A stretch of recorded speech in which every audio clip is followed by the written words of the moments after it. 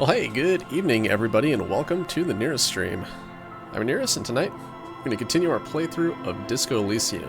This is part 9 of this game, which is kind of a lot considering it was not supposed to be this long, but I am playing it kind of slowly, I will admit that. Yeah, I don't think we have a ton yet to go, but I do think that, just judging by how much of the map is left and stuff, probably got at least 2 more streams to go on this one. Yeah.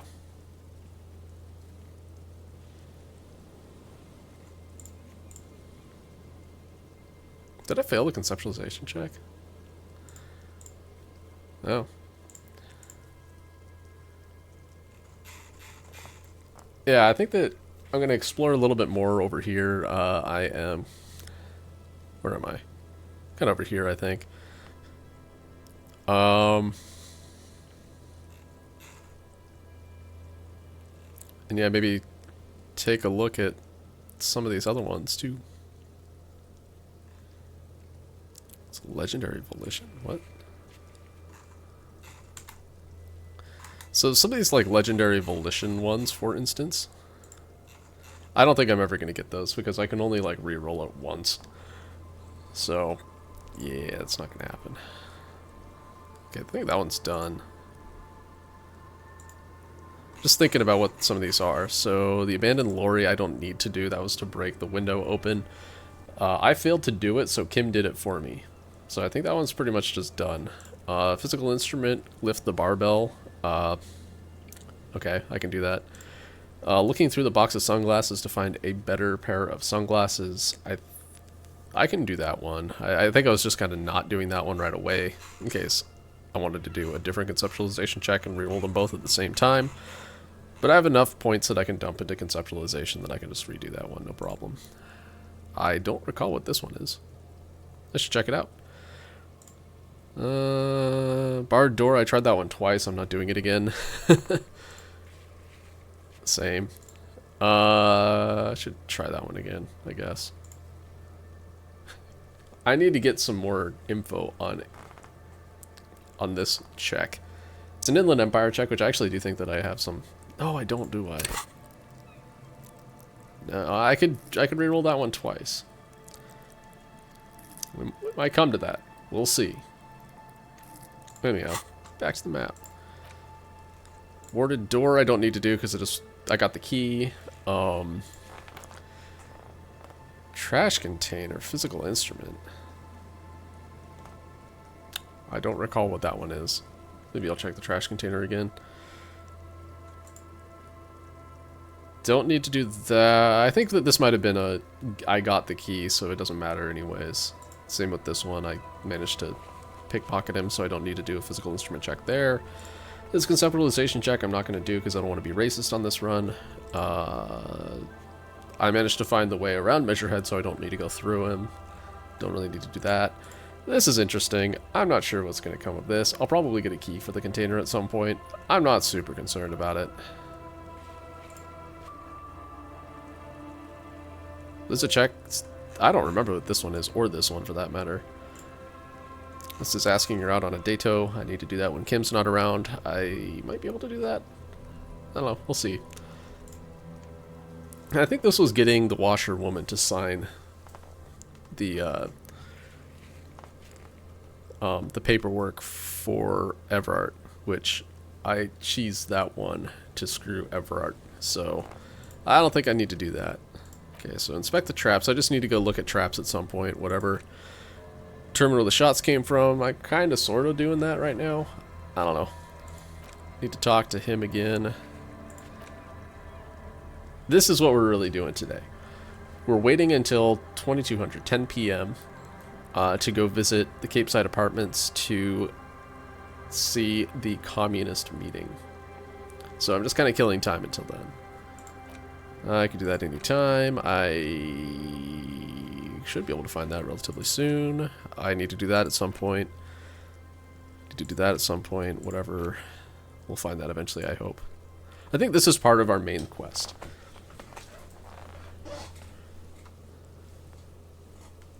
But we'll see. Anyhow, Last time when we ended, we spoke with the cryptozoologist and the racist crypto-fascist. That's what he was called. So that was a long set of talking.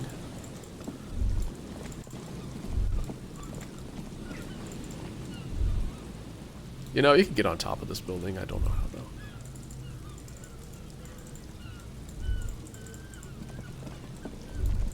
But yeah, it's 1850. I'm kind of killing time until,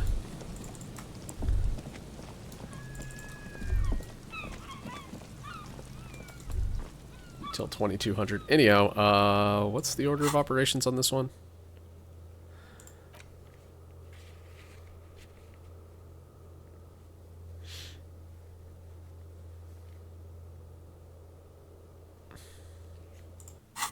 I mean, I could check the trap. There's a trap in the reeds at your feet. Looks like the same one you saw Morel set before. Same mesh, same wiring. Behind you, a ruined residential building looms over the reeds, shielding them from the wind. They rustle confidentially, in tune with the pitter-patter of the rain. When this district was booming, the reeds were kept at bay. Nothing obscured the freshly painted facades. Nowhere for drunks and adventurous teenagers to hide. Now only the wind blows. Locusts are crawling around in the trap, confused but uneaten. You see no carnivorous reed phasmid gorging on them. Big surprise. Anyway, 1 down, 3 to go. Kim.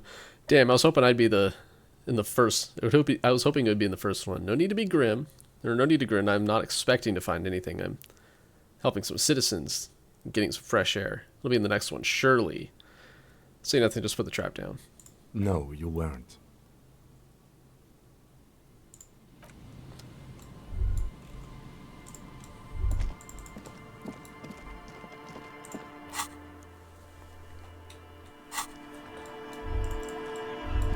I don't know why I came up here. This is the only way. Anyhow.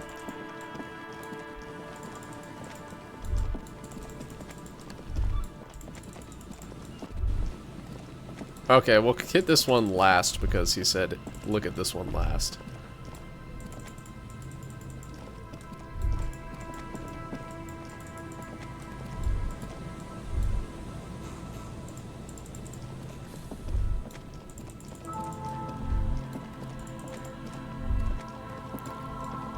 Alright, so we're looking for a pipe under the boardwalk, huh?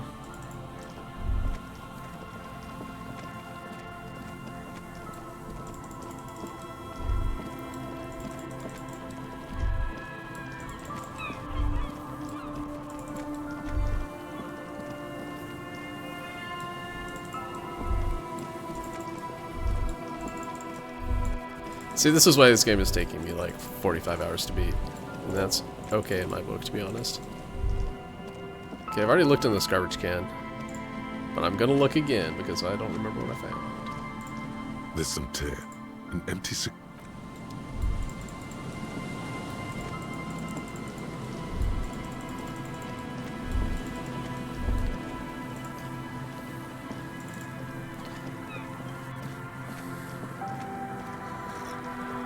Alright, so there's also this church. I haven't even, like, considered the church yet.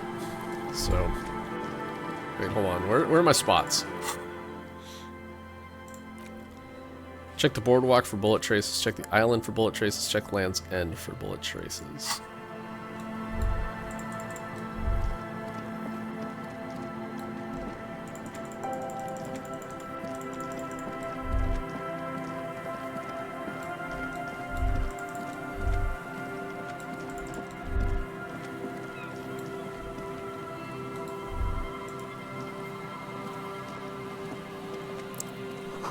This rusty gears used to turn the whole machine. The train trails off into the ocean to who knows where.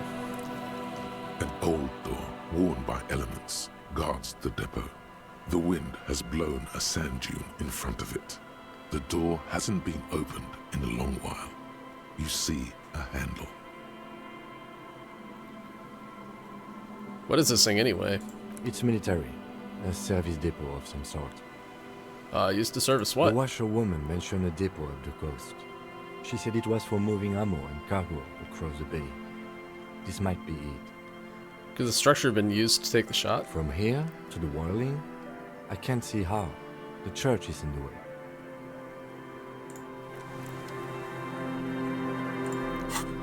Alright, interfacing time. So these actually give me interfacing points, which is kind of nuts that...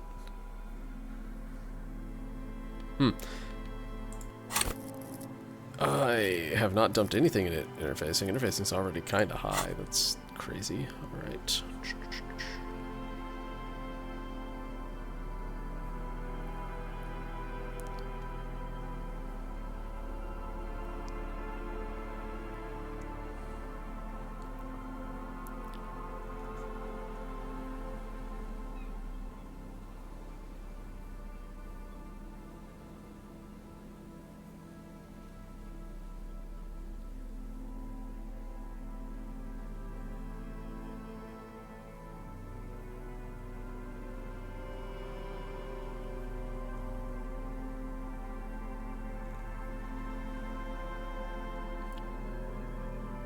Gives me more volition? Interesting.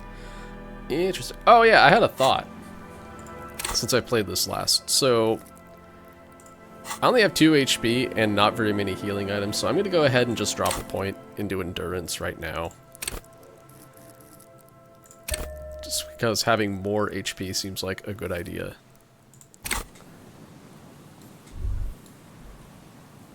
Okay, so I can increase that. I might come back to that later, but yeah, right now we'll leave that alone. What's this rock? Tell me more. Hello, rock. Oh, nice.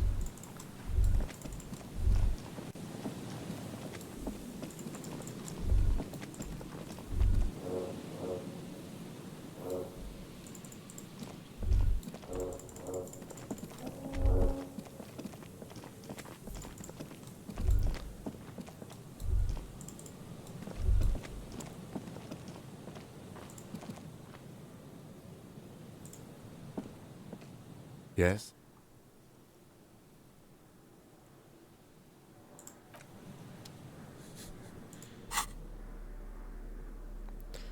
How about Inland Empire? Do I have any Inland Empire gear? I think I'm basically equipping all of it already. Esprit de Corps. Nope.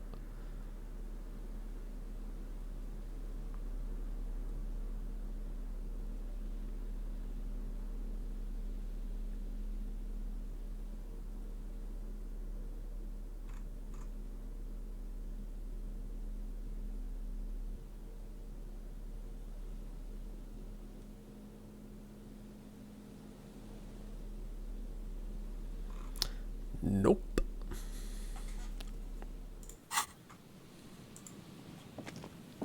A familiar apparatus lies among the reeds.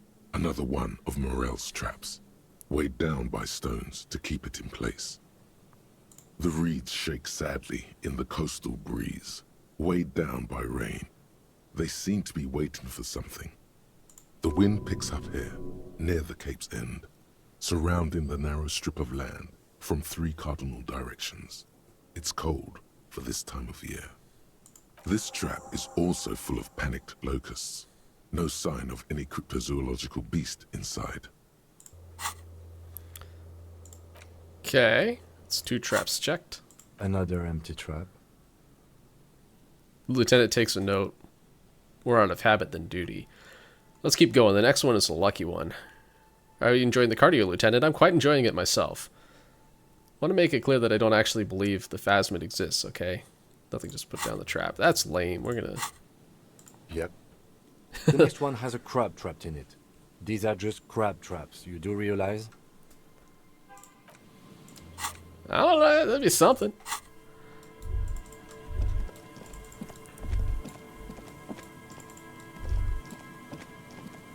Is there something here that would indicate a sniper used this place as a nest for taking the shot? Just some urban detritus, a bottle, and a dilapidated old comms tower. Wait, a bottle. Tell me more. That sounds like it could be terror. I don't see it, Lieutenant W. Freitor. I don't see a person take a shot here and hit something there. In the whirling in rags.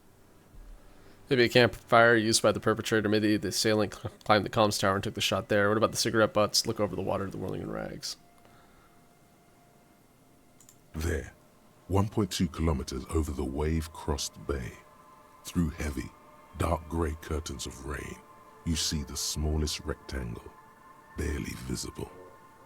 A glowing light on the third floor of the whirling in rags.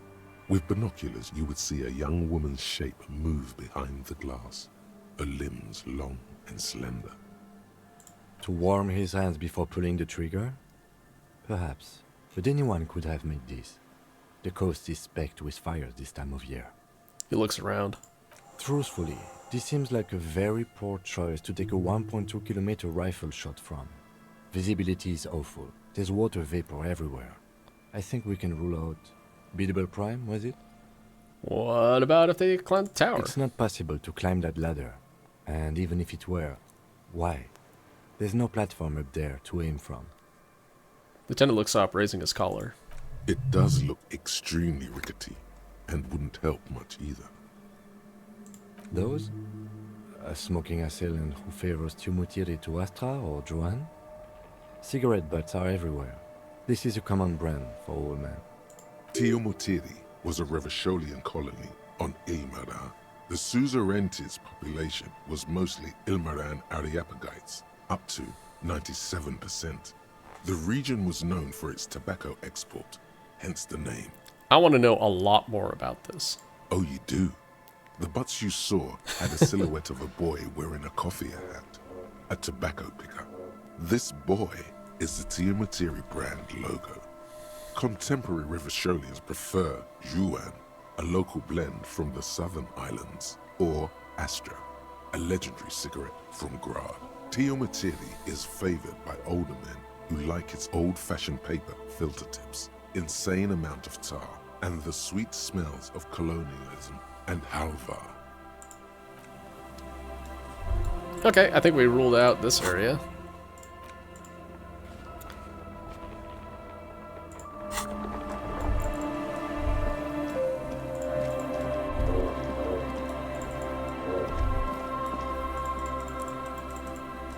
So how does one get to the island then?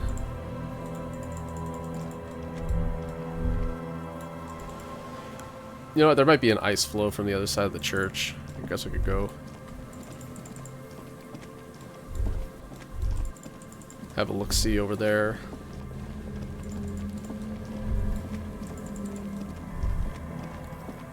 So I need to find a pipe under the boardwalk. Oh, wait, hold on.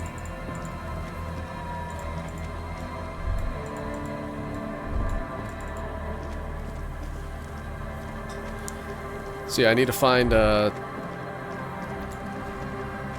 shit, Vortex's jacket.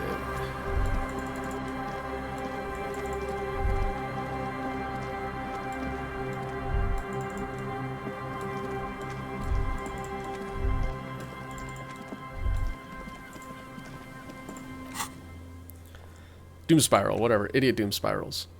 Shit, Vortex, same thing. According to the men, the jacket has been seen somewhere around the boardwalk, maybe at the abandoned fish market. Did I ever figure out what a fish market is?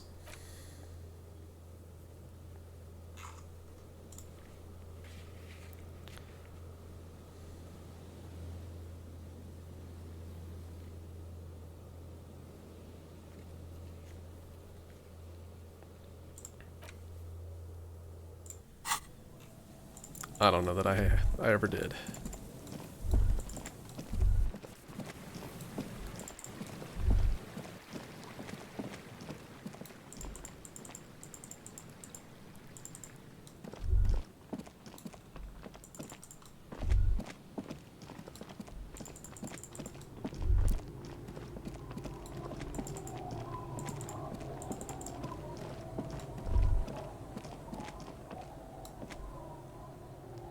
So yeah, this is the fishing village.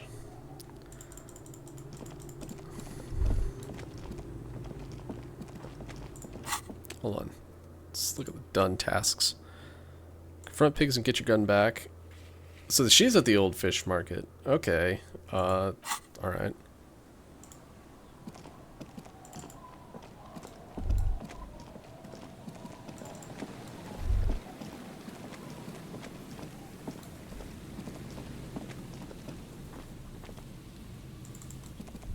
Wait, here's a pipe.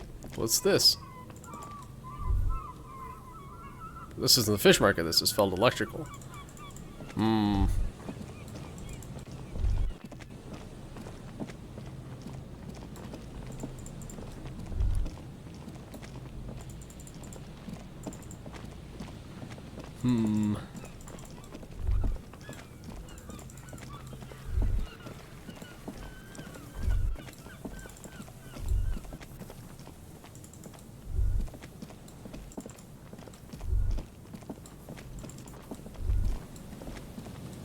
Alright, I could call people on the payphone as well. But I think that's something that would be better done. Not right now.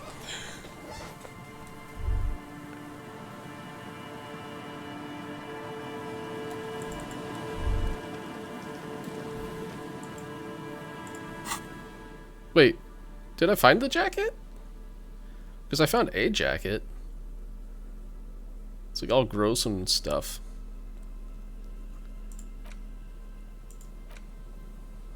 Filthy jacket. Oh, that's right, we got the sandwich. I forgot about that.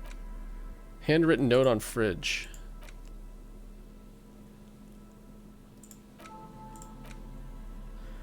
This filthy rag has been at the mercy of the elements for quite some time. Streaked with seagull shit and abnormally stiff from God knows what natural processes. Can't even tell what brand it is. As you hold it in your hands, it makes an uncomfortable crunching sound. Man, how'd this jacket get so disgusting? It's a sordid, filthy tale, not for the weak. Are you sure you can stomach it? Some secrets are better left uncovered. Don't even try. Seriously. No. We gotta find out. It's It important. occurs to you that you're not even holding the jacket itself, but rather the thick crust of jetsam and seagull shit that ensconces it. It smells like a dead sea creature, tangled in grey strands of seaweed. It must have spent quite some time in the water before the tide deposited it ashore. Gross. Why? Why did you think about it? Look at your hands. They're covered in muck. Maybe if I wipe my hands on my pants. What? No. Then it'll just be on your pants. This is a disaster. You'll never get the smell out.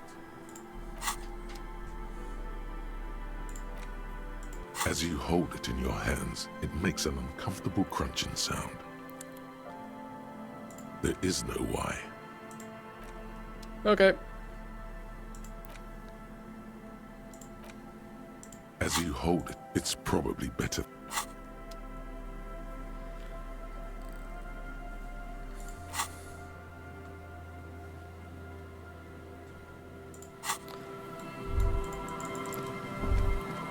I'm gonna go check in with Idiot Doom Spiral just to see if that is his jacket. 'Cause I don't know, I seem to remember there being a pop-up being like, oh hey, you just like got in tune with the city. Idiot Doom Spiral's jacket is at the, or is in a pipe by the boardwalk. I was like, oh, okay. That jacket that I just inspected, yeah, it was, oh,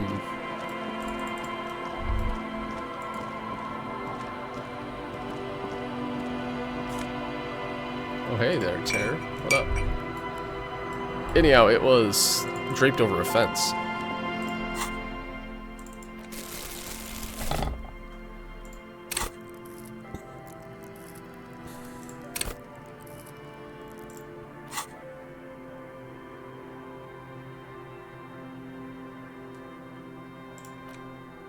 Didn't know that suggestion.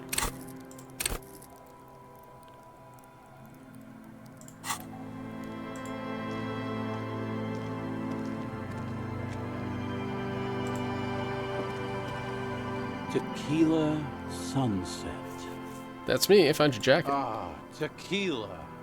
I knew you'd come through. That's fucking great, man. Let me see. What? This isn't my jacket. My jacket was beautiful. This is fucking filthy. What am I supposed to do with this?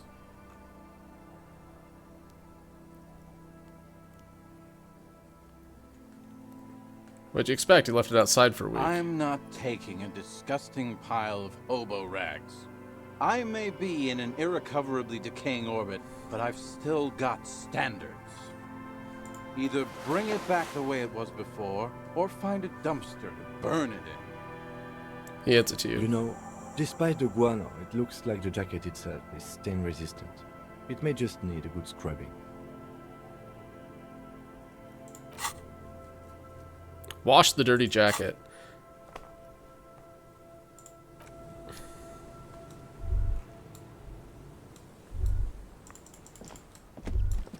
Oh, gotta sneeze. Hold on.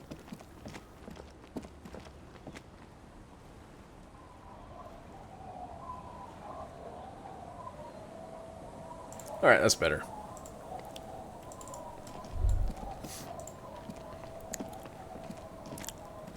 Our tenant, the policeman. Oh, I hey. hope the waves don't keep you up at night.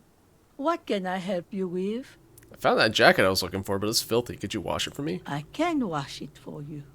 But it's going to take about a half an hour. Think you can stay put for that long? I could use a breather. It's been another track and field day. The lieutenant says, rubbing his thigh. Ah, yeah, whatever. Well, hand it over then, and I'll see what I can do. Must say, I'm proud of this one. It's pretty nice underneath all that filth. I hope you take better care of it than its last owner. Hey, Silent, what's up? What have you missed? Not a ton today. I've just, like, looked at a couple of cryptoid traps. Talked to a couple other objects. Not sure where I was last time you were on, though. So, maybe a bunch? I'm not sure. Alright, so I just had the washerwoman wash a gross jacket I found.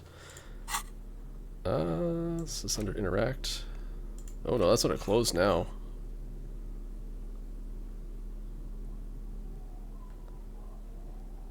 Oh yeah, okay. Yeah, that was last time. So I think the big thing is I found a couple of cryptozoologists that I've been looking for. Told them to go back to one of their wives who's been waiting for him. And also got this piece of armor that the other guy had.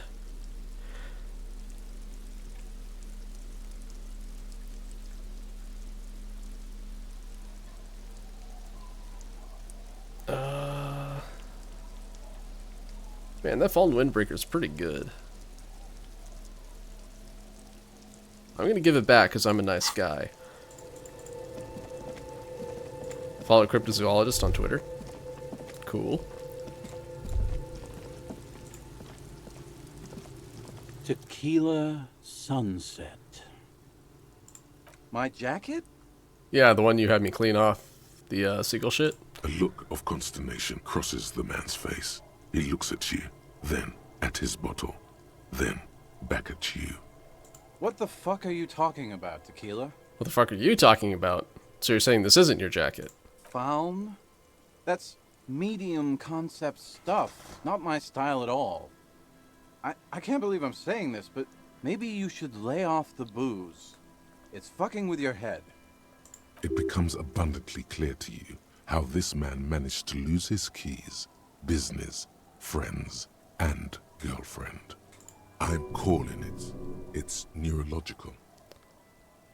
You're lost. I'm keeping the jacket for myself. I went through some dark shit to get this for you. Take the fucking jacket. That shit is so medium concept, I wouldn't touch it with a stick. But yeah, okay. I'm sure it looks great on you. It's an okay jacket, if you are into that look. Thanks, kid. What's in a name? Looks up to the sky as if pondering the question, then turns back to you. Hey, Spiral Boy, you gonna share that? One of the other bums interjects. Gurgles the near comatose man. Shut up, guys. I'm telling a story here. Did I get the jackets Something yet? happened Some to jackets. you. There's lots of them. Something happened to me, too. My actual name is George. But around here, you already know. I was once a reasonably high net worth individual, a founder slash junior partner at a high concept creative services agency. When my story begins, I had just landed a major contract. Oh yeah, I with did an get those insurance ones. firm. So you don't want to just hear the same story again? Okay. Okay. Huh. He looks taken aback. Laters. Okay, let's step aside for a second. I have something I want to talk about. All right, Kim, let's talk. Let's step aside, you and I, and speak. And why are you going that way? Whatever. Let's walk over here then.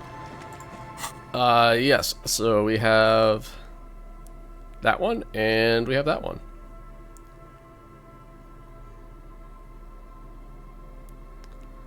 I offered one to Kim, but he's like, yeah, I actually don't want either of them.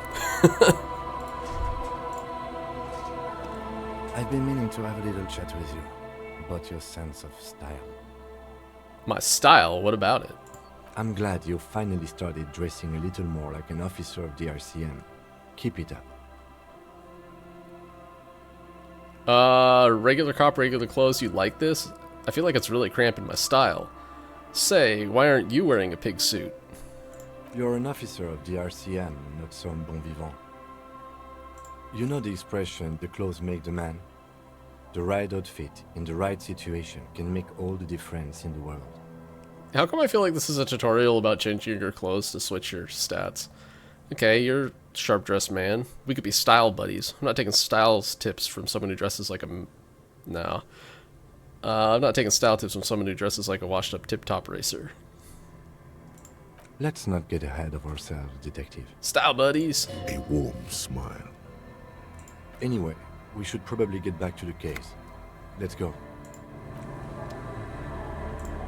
Okay, we leveled up again. Whoop. One of these days I'm going to spend my points, but one of those days is not right now.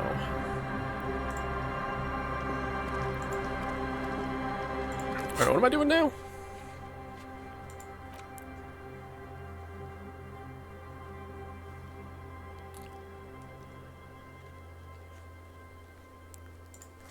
Killing time. I could go check out the church, I guess.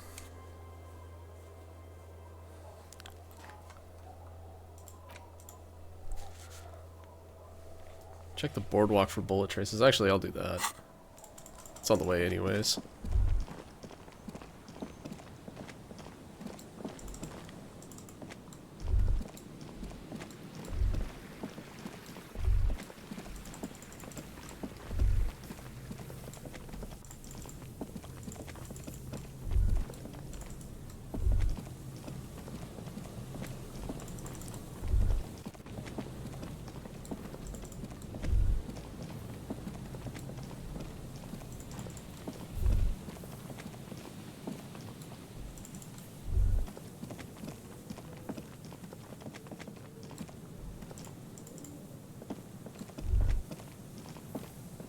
Wait, what? Oh, this is going below the boardwalk. Okay. I understand.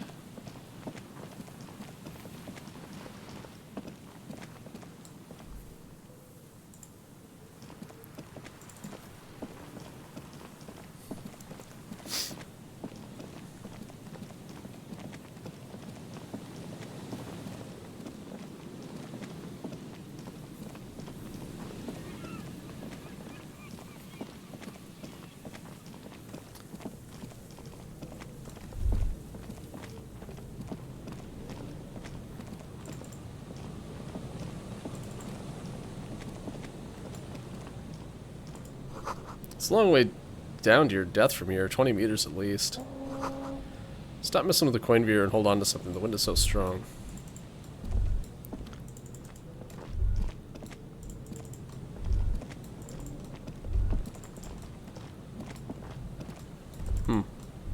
Interesting.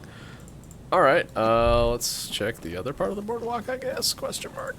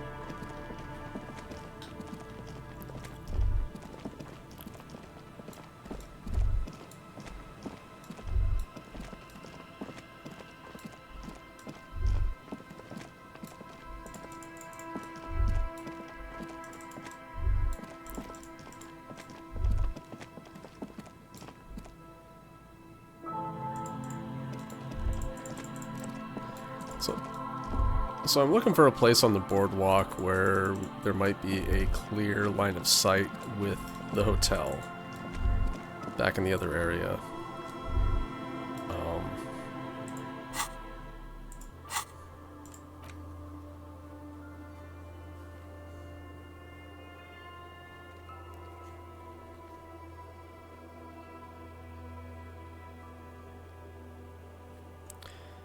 Seems like it'd be kind of in front of the power station. Alright, let's check that out, I guess. Try it again.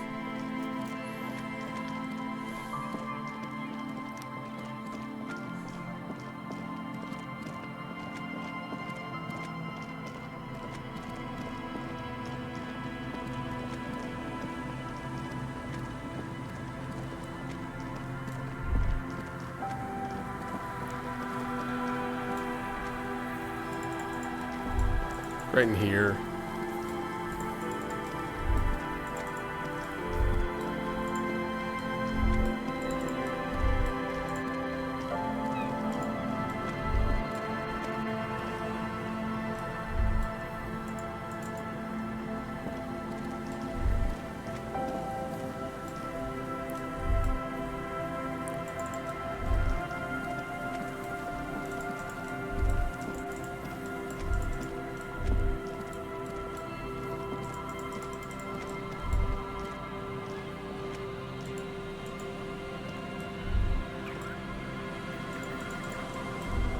Well, I'm stumped. Alright, let's go check out the other area.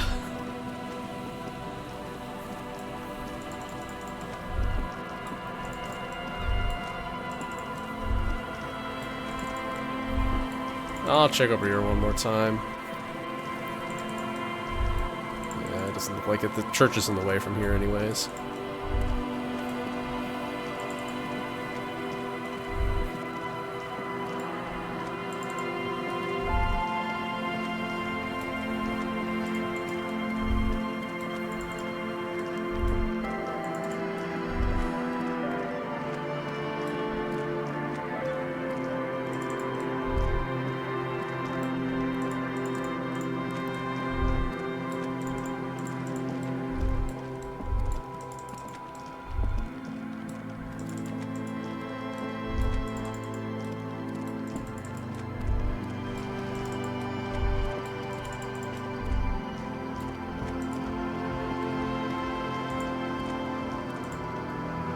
I've not spoken to this person yet. A shaggy-looking girl in her late teens or early 20s kneels on the ice with an electronic contraption in her hand. Hearing you approach, she looks up. It's cold out here, Oops. but she's not wearing a hat. She must be freezing. Dear child, it's freezing. Where's your hat? Huh? She looks up at you, distracted. Maybe she didn't hear you. A little louder. Thanks, Perception. I said you should have a hat on. So should you.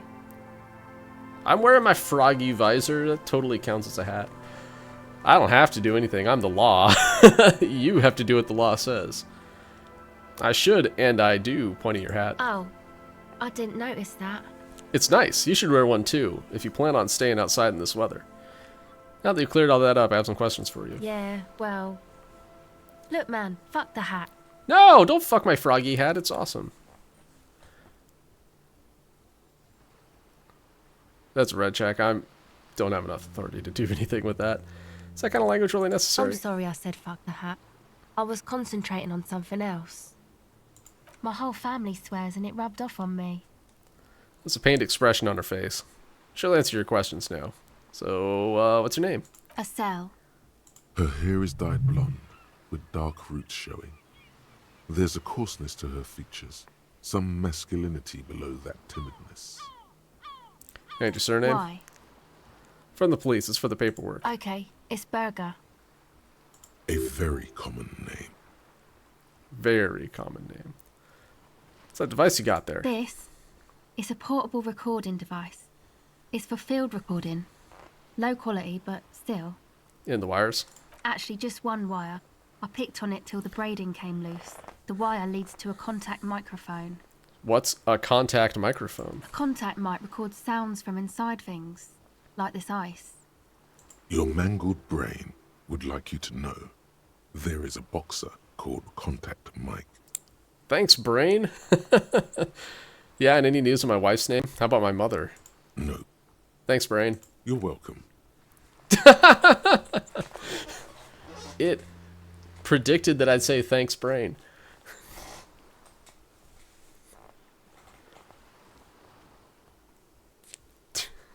That's awesome. Anyhow, does this have anything to do with Contact Mike?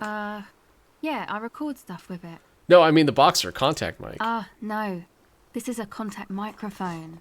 It's for recording inside of solid objects. Contact mic just beats people up. Oh no, we're gonna keep going down this train. Contact Mike is a role model. An entire litany spews forth. Yes, you heard right. You should try and be more like Contact Mike, a successful athlete and an inspirational figure who overcame social, physical, and mental obstacles. Second thought, screw Contact Mike. He's not a champion. You are. Look at you in front of your saggy tent, picking your nose to drug addict music. The world of sports is in awe of your faith and dedication. Sorry, I don't know why I said that. There's something else I wanted to know. Man, you are one weird cop. Yep. This isn't about me. This is about your lack of respect for one of boxing's greats and for yourself. What is it with you and this microphone? She pauses. The question is rhetorical. Okay, if it floats your boat, I'll be more like Contact Mike and less like me. Yes, does indeed float my boat. Self-respect is not meant to float any boats but your own. I'll keep that in mind for future use. She turns to check her tape recorder. Alright, we're going to need to thread this needle again because we're not going to do it right now. Oh my god, that's terrible. The litany of Contact Mike. Minus logic, minus conceptualization, minus drama. No pain, no gain. Push it, make it. It's time once again to turn to the 20 things you like to say about Contact Mike, the boxer who is apparently a paragon of open competition. Doesn't get any better than this. Any better. Both inside and outside the ring. Stop. Point at someone. Someone in the distance. Point your finger at him. He will point his finger back at you. Vaulting an implausible gulf of finance and privilege too. I'm curious, but not going to find out. How does that thing work? The mic? I don't exactly know. Somehow it doesn't pick up vibrations from the air. The book said it only picks up structure-borne sound, if you like technobabble. Where'd you get it from? Same place I got the recorder from, the Elysium. What's that? Oh man, you haven't been to the Elysium? It's the coolest place in this whole drug-addled shithole. It's a music club and a synthesizer workshop on Boogie Street in Jamrock. Musicians live there, like real musicians. I once saw Arno van Eyck. Sounds interesting. Who is this Arno guy? Oh yeah, guess you wouldn't know Van Eyck. Or really be a Elysium going kind of person. Why is that? Hey, didn't Piss and Fuck the World mention Van Eyck too? Is it like a skull thing? I get down. On second thought, let's go back to Contact Mike. A skull thing? Man, you sound like 100 years old when you say that. Yeah, and? No, you don't. She's mistaken you for an old person. Say you're cool. I get down. I don't know what that means. I grind. I don't know what that means either. Means I'm hip beyond my ears. Nor do I, but I have concrete evidence that I rock in the form of a wrecked tape player in a completely trash hostel room. Neither do I, actually, but I have no idea what I'm talking about. Get down? Grind? That's cool. She breathes on her fingers. Looks like she doesn't know what to say. You're right, time has deserted me. Never mind, let's talk about Contact Mike instead. No! Damn it. Give me a conceptualization check, dude. Fine. Sucks, man. Was there something else? About the Contact Mike, perhaps? Even the NPCs have to get me back on track. Like, Kim can't even save me from this one. Okay. What are you doing out here in the cold? Recording, I guess. And what is it you're recording exactly? I think I'm recording cracks in the ice. But there's no way to tell. Not without headphones. I think I just recorded your footsteps too. Not sure how that will sound. She scratches her forehead. What happened to the old headphones? What happened to your headphones? My boyfriend sold them. What for, I drugs? don't know, man. Things. Just stuff you need for life. A lie. They were probably pawned off for something suspicious. What are these recordings for? The cracks, the footsteps? The musicians in the Palaceum used them for making music. They looped the stuff, cutting the tapes together. They make music out of cracks in the ice and keys jangling. Crazy sounds like that. It's hard to explain. Just nod. Anyway, I thought I'd make some too. It's supposed to be, like, a music place anyway. She rubs her shoulders and looks around. I don't really know what I'm doing. They use synthesizers too. I don't have a synthesizer. The sharp drop in endorphins is almost visible, like a warm blanket has fallen off her shoulders. The wave of chill, the quivering jaw, indications of a drug high. Take this, your code. The lieutenant begins to take off his jacket. No, man, fuck that, I'm cool. I'm sorry I said that. I'm sorry about the fuck. It's okay. Now this is where a hat would come in. I'm not giving her my froggy hat, the hell with that. Yeah, maybe you were right about the hat. Said it's supposed to be a music place. What is this? That? The boys think it could be a place, like the Palaceum or something. Stupid. It's really not gonna be a Palaceum, that's for sure. And who are these boys? The boys. Yeah, Andre and the guys, they're inside, in the tent. Oh boy, more conversations to be had. And why is that? Why are you freezing out here while the boys are inside? They got too much stuff crammed in there. No room. Stuff like what? Heroin? Music stuff mostly. Like this tape recorder, but bigger. And there's piles of it. You mean like those headphones your boyfriend sold? Why not just leave some of it outside so you don't have to freeze? Yep, they were pretty. I'm sorry we sold those. That stuff is more expensive than I am. More expensive than any of us, really. Doesn't matter. I can take the cold. Go ahead.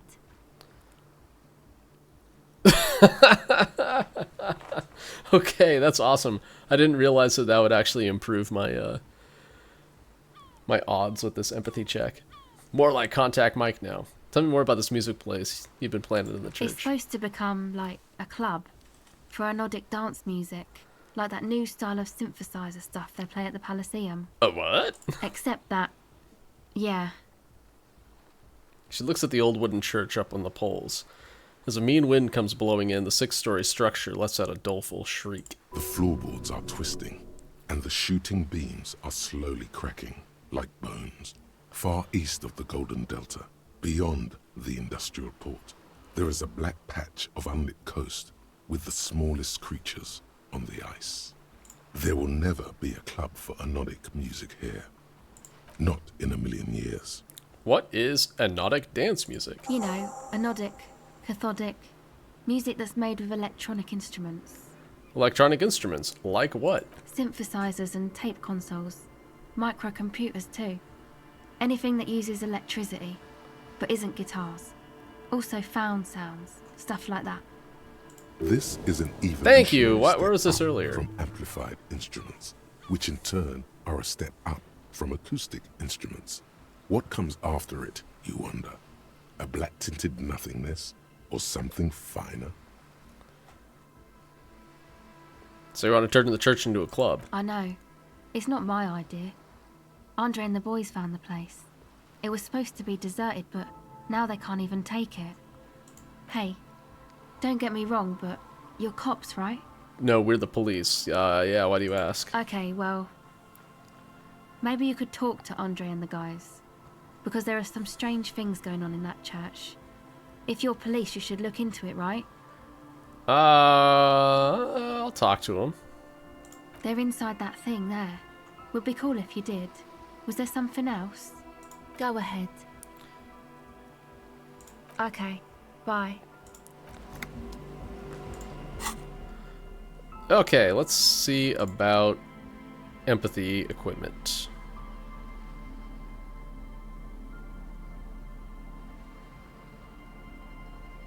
I know I have some, because I've made an empathy check by switching equipment around.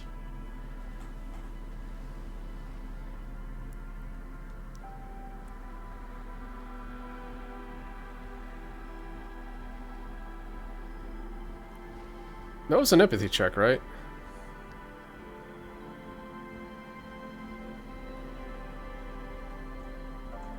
Oh, maybe I don't have any. Maybe I've already got it equipped.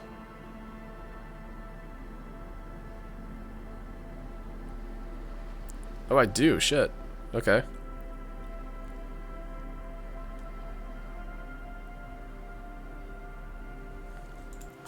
Oh.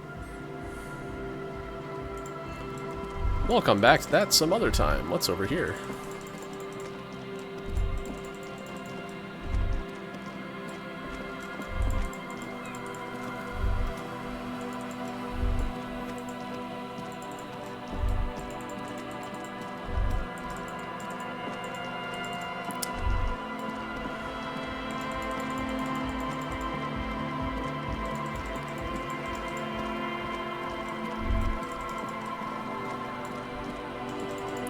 I think the other side of the church is just the path that leads to, yeah, it is, to the lighthouse.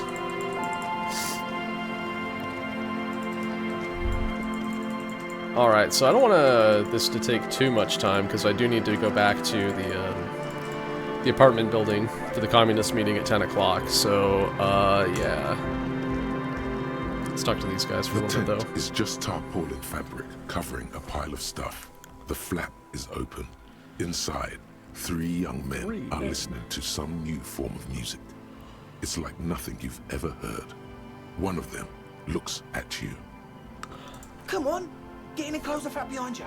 The warm stuff's getting out. Sorry, you barely have room for one. You go ahead. I'm too old for this. I'm actually too. not, he thinks. I just dislike delinquents. Oh. I'm sure you will feel right at home. I'll keep watch. He gestures for you to squeeze in.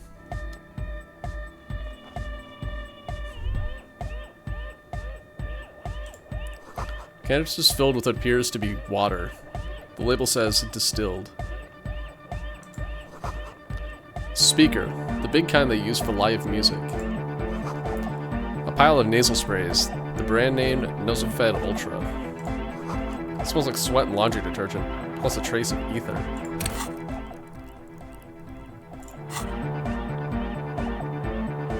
Oh man, so many conversations to be had. Oh boy. Start with A you. young man with peroxide blonde hair holds up a Harman Welshi tape player, nodding along to the music. He looks at you with a knowing smile and says, Hardcore! Is it? It's hardcore! You're just gonna keep saying hardcore, aren't you? Egghead? Skibbity, skibberdanger. I am the rearranger. Oh, he's German, okay. could there have been a right way out of this garden of forking paths, you think? Oh, my fourth wall. Just to be some way to talk to this person, you just haven't found it yet. It's definitely not just about signs. But if you try again, find your way out of this maze of things to say. Alright, we can come back to this one later. Go speak to Andre. I'm just annoyed. Strangely dressed young man says without looking up from his toolbox. What if I want to speak to you first? I suck at socialising, man. If you go speak to Andre, I'll have time to tune in. Get a reading on your side. Before he's finished talking, he's already turned back to his tools. That's ridiculous. See? It's already going wrong. Sign is off. Young man picks up a thin metal saw blade and examines it. Scared, angry. It's hard to say which this man is. Alright, sync signs with Annoyed. Annoyed doesn't want to talk to you. The signs are not in sync. Guess you'll need to help him and his friends out somehow. Prove that you're one of the crew. Who knows what he'll tell you. You see a youngish man bleaching the tips of his hair with a toothbrush. He puts the toothbrush down and extends his hand in greeting. Hello, I'm Andre. It's a pleasure to meet you. There is definitely something futuristic about his hair, aggressively so. You get the sense that this is what the future will look like. Imbecilic, yes, should the future ever come, it will look deeply imbecilic, like this guy. His grip is strong, sweaty, and warm. He's trying to project and inspire confidence. This is my posse. Noid. The young man with earrings looks at you suspiciously. And Egghead. Egg! The tape player high above his head continues to blast what is probably hypnotic music. Together with a Settle Burger, who's out there right now, doing some seriously progressive sonic experimentation, we like to think of ourselves as music venue organisers. Wait, how many music venues have you organized? We have many in the pipeline, officer. That means they haven't set up a single one yet. Why are you here? You see, we've been all over Jamrock North, prospecting for real estate to establish a new venue in. Also for talent. Yeah, thank you, Egghead. And while there is no shortage of raw, unfettered talent spinning tapes in Jamrock, we've had rotten luck with the real estate part. Place is a shithole. I apologise for my friend Noid's potty mouth. I realise this is not how you speak to a police officer. He has authority issues. It's no need, the place is pretty bad. Next time, watch yourself. Was there something you wanted? Your friend DeSalle said there was a problem with the Ah, church. so you've met her. Good, good. He nods. Yeah, it's a matter of occupied ecclesiastical property. I bet you've noticed the derelict hive of Narcomania on the coast. What are you talking about? I'm talking about the church, and I'm not exaggerating. Even a place of spiritual refuge can become a magnet for all sorts of dopeheads and burnouts if left unattended. Dopeheads.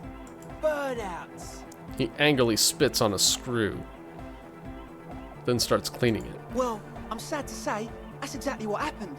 Sad because we were just about to put Martinez on the map with one of the maddest dance clubs in Jamrock. Nah, strike that, in Reversholt. Strike that. The word. Yeah. And sadder yet, because the dopeheads and burnouts hold up in there are the worst kind. He leans back a little, watching you with a steady, serious gaze, letting you imagine just how bad those dopeheads and burnouts really are. Good. This calls for an opinion. You're an expert in those.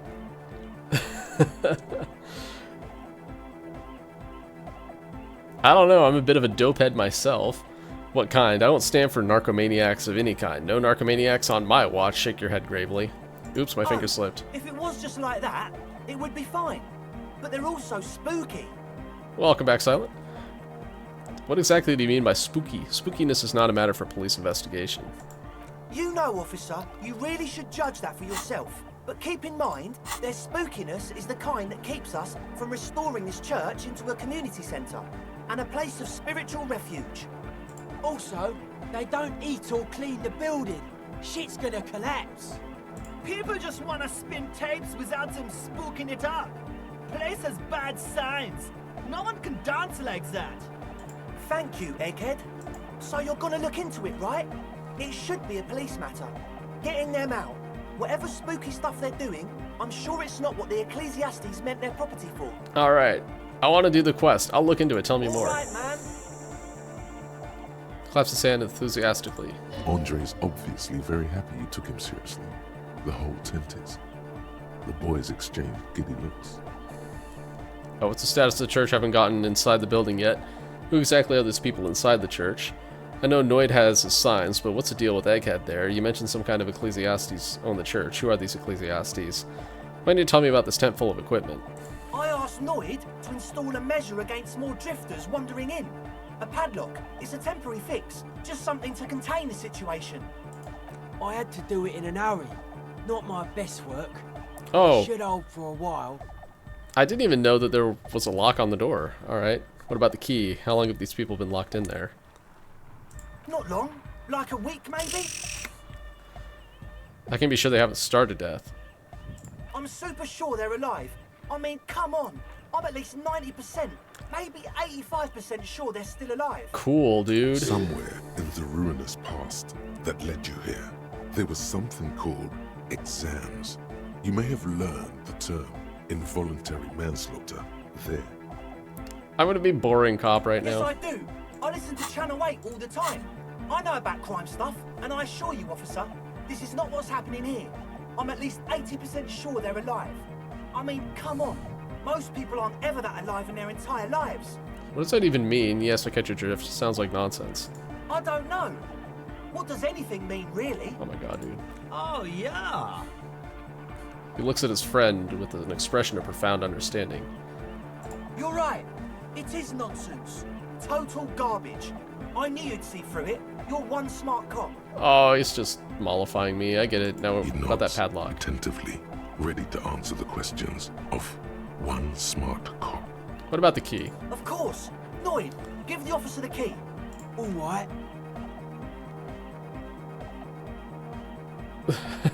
Be the cool cop. Catch the key as it flies to... Okay, sorry. The speed freak dips into his belt pocket and produces a yellow key. Then he makes a sudden cool-infused move, tossing it in your general direction. So I can be the cool cop, catch it as it flies toward you. Let it fall to the ground, then pick it up like a normal adult person. No, we're gonna do this. You sense the trajectory of the little piece of metal and plastic. The object makes a small ringing sound as it approaches. Just the tiniest chime to your left. Ka-ching! The key hits your palm. The speed freaks nod to you approvingly.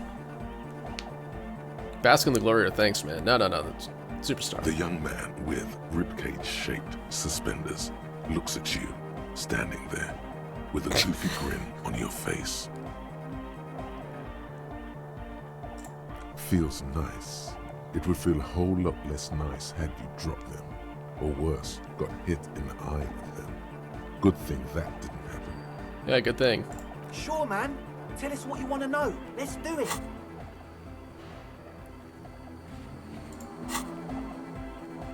Who exactly are the people inside the Truth is, church? I don't really know. None of us do. I don't even know how many there are. All we've seen are glimpses. You haven't even seen them and you want the police involved. Better safe than sorry. Anything more you can tell me? Well, there's also the machinery.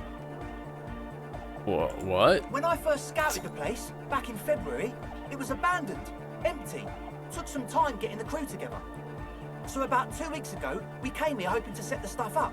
Suddenly, there are all these strange machines lying around in there. What kind of machines? One of them has wires running into bowls of water. Wires into water. Never seen anything like it. Andre, tell him about the feeling. Oh, and it felt like there was something in there with us, watching us from the dark. No, the other one. Which other one? I'm not as in tune with my emotions as you are, Ed. Felt like silence. Awful silence. But you haven't physically seen anyone. Not exactly. We've just seen someone who we think is a woman go in and out of the church. Yep. A couple of times. And we felt someone or something eyeing us inside. But that's kinda it. What was that about something watching you? Like you aren't alone, you know? It wasn't quite human, if you know what I mean. Not human, as in a ghost.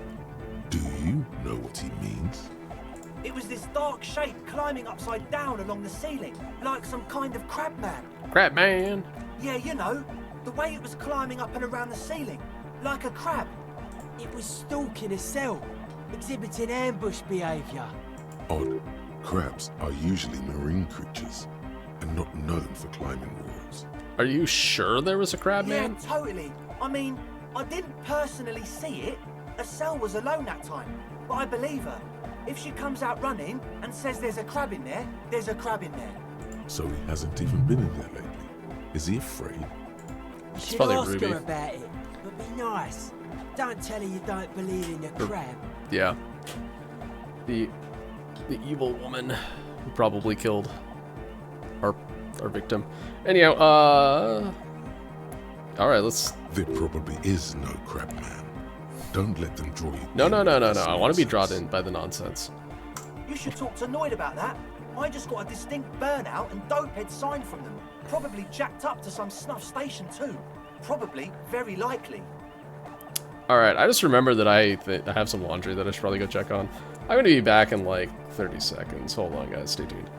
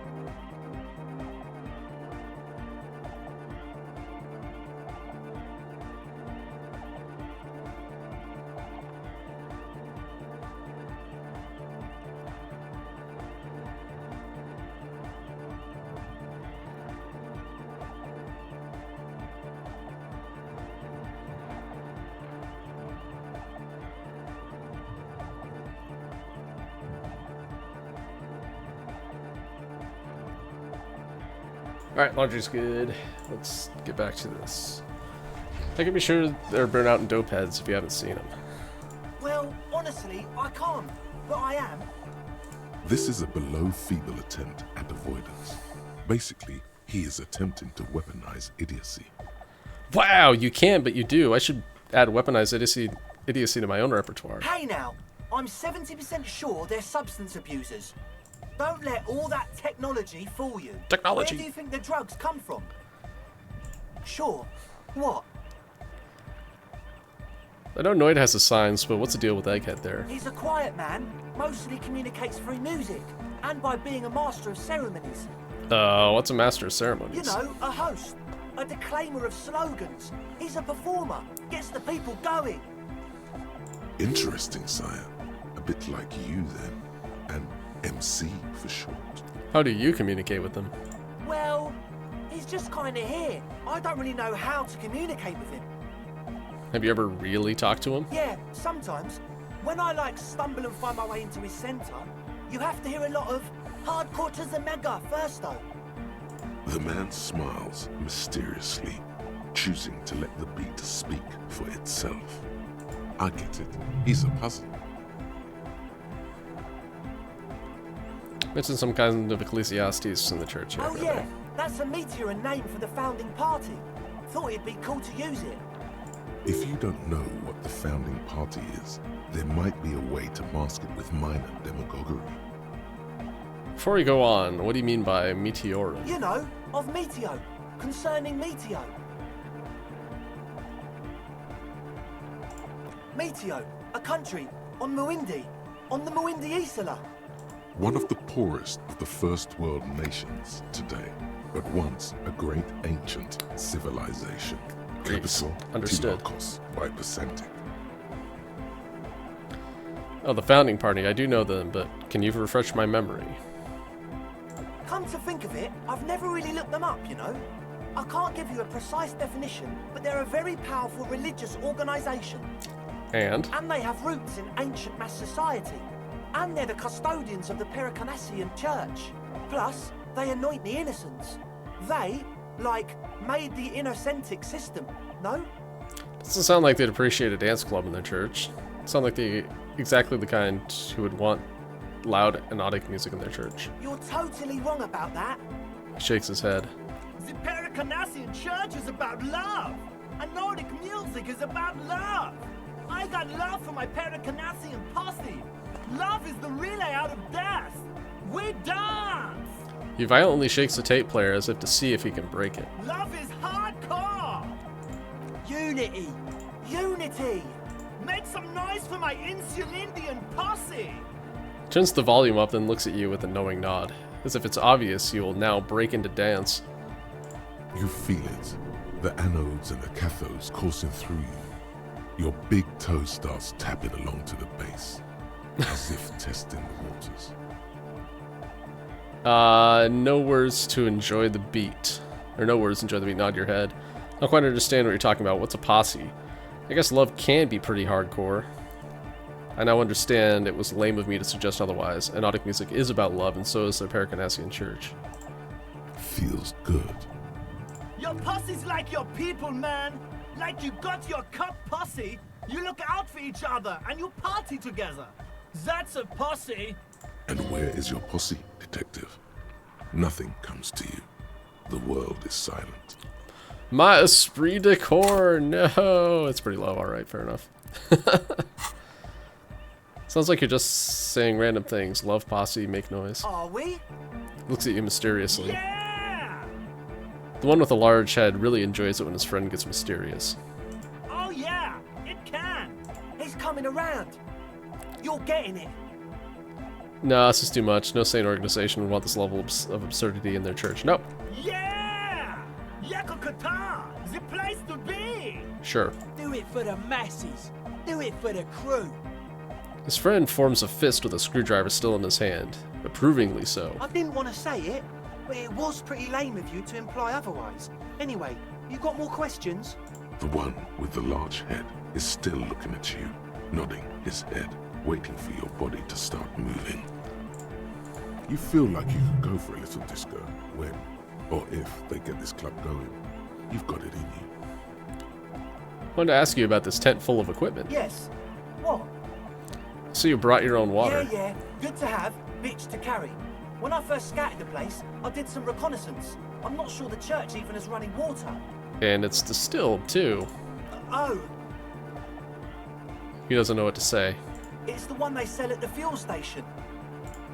It's like he's lying to you, my liege. But he's slippery enough that there's nothing for you to grab hold of. Yeah, they're making a meth lab in there, by the way. Anyhow, it tell you about Reeks' sweat in here. It does, doesn't it? Told you we have a smell problem. Picks up a piece of telephone cord and inspects it. Wait, I also smell ether. Why?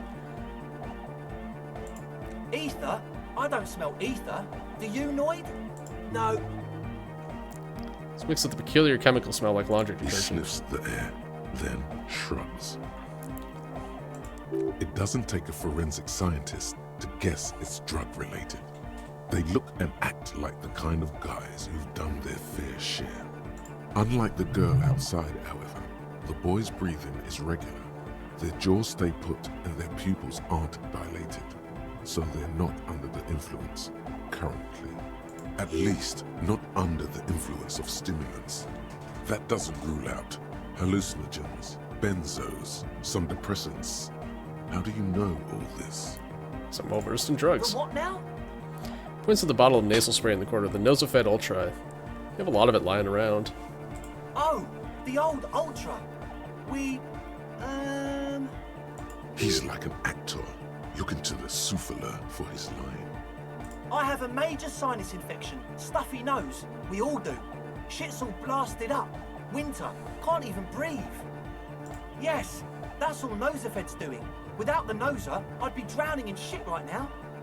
Nosofed is the shit. Can I have some too? I have some nose problems.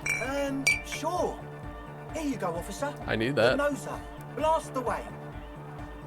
Alright, enough of He this. nods enthusiastically, no doubt a little relieved. Maybe everything isn't quite as you've been told. Take a moment to analyze. Oh no, they're definitely setting up like a As meth lab. always, we'll be right here, waiting patiently for the news. Yeah. Alright, I know that I have some negative logic stuff. Let's see, what have we got?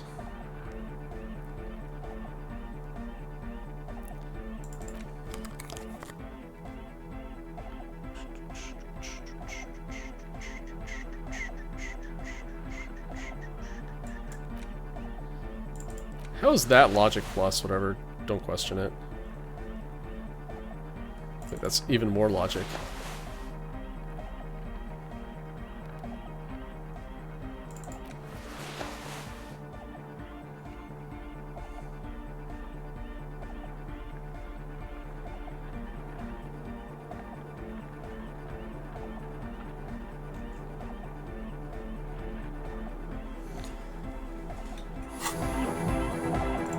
Hi again.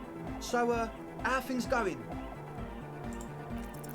A number of things don't add up. Let's take a look. How about gather around, kids? Got some bad news for you, Andre. Things don't add up. The young speed freak puts down a busted capacitor and looks at you.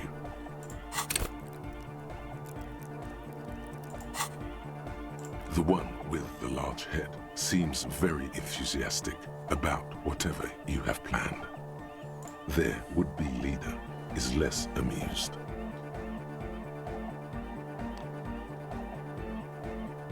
Sometime in the past, I'm not sure when and where, but betrayal was involved. I fell sick and became a shadow you see now. But before that, I have reason to believe I was a police detective. But you still are. Thank you for your kind words, but everyone in here sees I'm a disgrace to the uniform. I was good enough in this job to be awarded the rank of Lieutenant of Freighter. Could have been a captain. Imagine that. I was even entrusted a firearm, believe it or not. Tap your holster. A free, real fire lance. What happened? Egghead looks serious suddenly. Disco happened. It smells so impossibly sweet. Life tore me a new asshole. I did. I happened to myself. I don't know. I I've been trying to say we need the next step in dance music to happen fast. Shut it! What? I have! I've said that! Now, obviously, that might as well have been 1,000 years ago, but there's still some detective left The in you. young speed freak is silent. Your girl is sell as high as a kite out there. It must have been hard for you boys to keep sober for this meeting. This isn't a meeting club. This tent is full of laboratory equipment for manufacturing drugs. We don't need drugs to be hardcore. Shut the fuck up, Egg.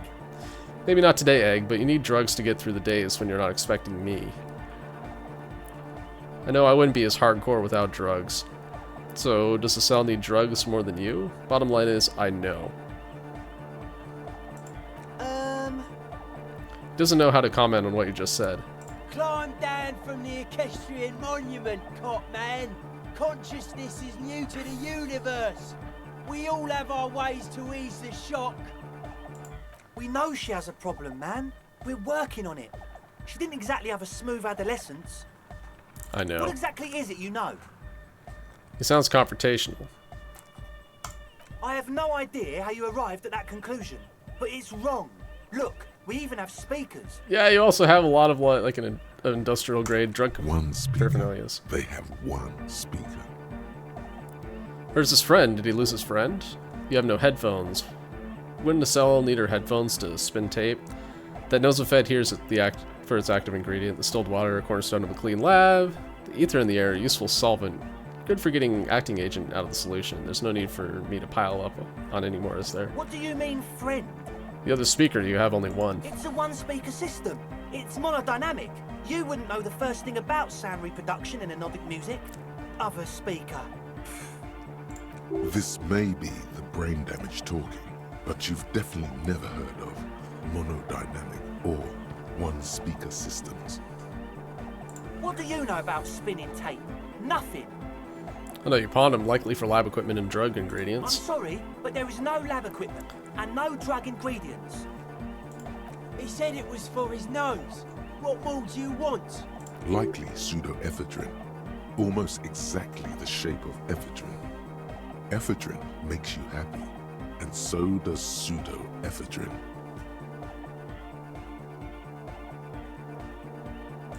And of all cellular-based life, what's your point, Lawbringer? Make up your mind. First it's the sweat, then it's the ether. Smiles nervously. Meth lab Oh, time. shit. Short, you tried to use a police detective to set up a drug lab. Come on, that's... Punishable by summary execution? It's not. His eyes are wide with fear. So what are we gonna do with you? What do you mean, do? There's resignation in his voice. He's almost ready to drop the act. It wouldn't take a lot of pushing. Oh man, that's not great. Do this lawman style. First you tell me everything, then I pass judgment. Or else? There's an audible clank as he lets a wrench drop in his toolbox, or else I blow your fucking brains out. Guess I'll call backup and haul you all back to the pen. Or my cut will be 100%. Haven't heard you heard I'm the dirtiest cop this side of the river. We'll see, now speak. He thinks for a moment, then opens his mouth, but closes it again. Then finally raises his hands. Things are just way too hard for an entrepreneur in this city. It's not like we're not going to turn the church into the wickedest club in East Reversholt. Because we are! We totally are!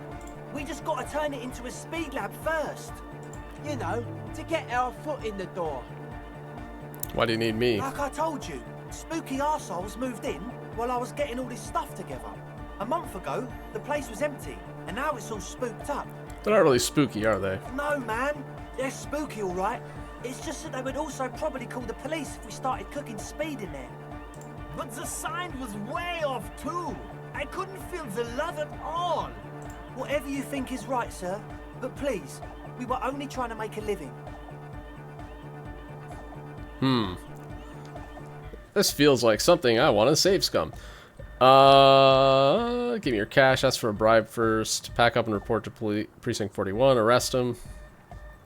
Get lost, I don't want to see you again, evict them. Let's do this clean, no speed lab, just a club for anodic music, proceed with the club. It wouldn't work without the lab. Do what you have to keep the club alive. Proceed with both.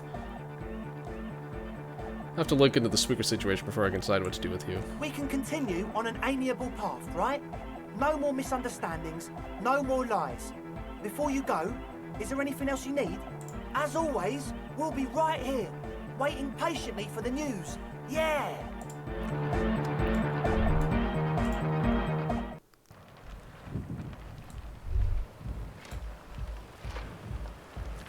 Alright.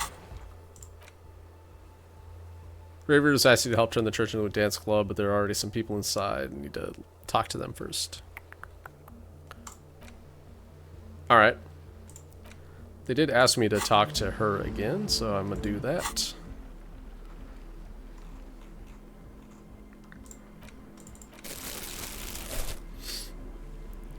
Let's see. She had empathy, so...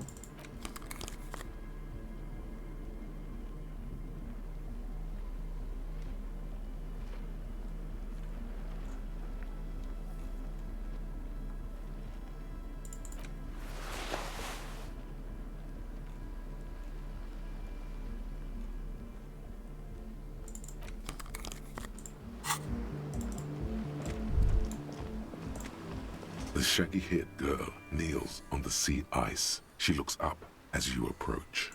So you talked to my associates, right? Are you going to help us? With the church, I mean. Can't say, I gotta ask questions first. Shoot. Associates tried to use me to set up a drug lab. I'm guessing you knew of this plan. I did, and I'm sorry. For what it's worth, which isn't much. This is why I didn't go into the tent. Typical delinquency. You don't get to choose your posse, they choose you. Mine are idiots, but they're mine. I tried to talk Andre out of it.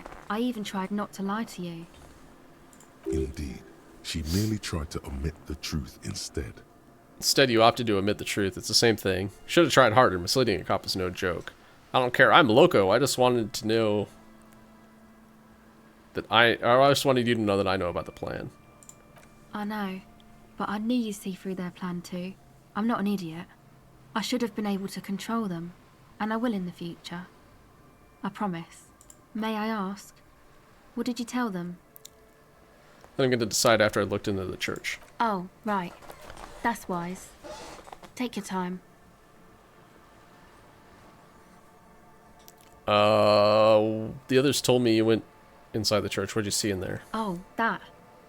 You're not going to believe me. There's no point in me telling you. Tell me anyway. She's less prone to blurt it out, Crabman, than the others. We'll see. Go ahead and tell me. You're right. Let me ask you something else. Okay. I went in and I saw a woman next to one of those machines there. Noid calls it a mainframe. She was dressed like someone who's been raised by their grandmother. You know, strange old clothes. Had this absent expression, didn't say anything, just stood still. Go on. And then, you know, right behind her, a man crawled down the wall. Upside down like a crab, down the church wall. I think the woman didn't even know he was there. He was completely silent. He stopped right before he got to the floor, then just hung there like that, looking at me. Right at me. I fucking turned around and walked out. End of story. Like a crab, you say? Lieutenant nods. His face is stone. What did this crab man look like? It was too dark. I couldn't tell exactly. Come on. She obviously could. She already went into detail. Come on, quit stalling on me. What did he look like? You're right, I don't believe you. You're wrong, I do believe you. He looked like a banger, okay? He was all muscular and stuff. Had a mesh tank top. I know it sounds ridiculous, but that only made it scarier in a way. I have a mesh tank top. Was it me? A crab and a banger? The lieutenant raises an eyebrow. Yes, a banger. As in a mess gang member. I know what it sounds like, but that's what I saw. A gangster crab man. Yeah, I don't believe you. I don't blame you. I mean, I wouldn't believe me either. I'm surprised Noid did. Andre I expected, but Noid... She shakes her head. I'd like to know more about your associates. My associates? I haven't got much to say about them. Just answer the question, please. Sorry. I just don't tell people about my friends and who they are and so on. I don't provide information on them. To the cops. Maybe I'll ask later about this. What about you? Tell me something about yourself. I'm a silver bird. Aha, okay, maybe I'll ask about Don't know this what later. makes you think it'll be any different later, but...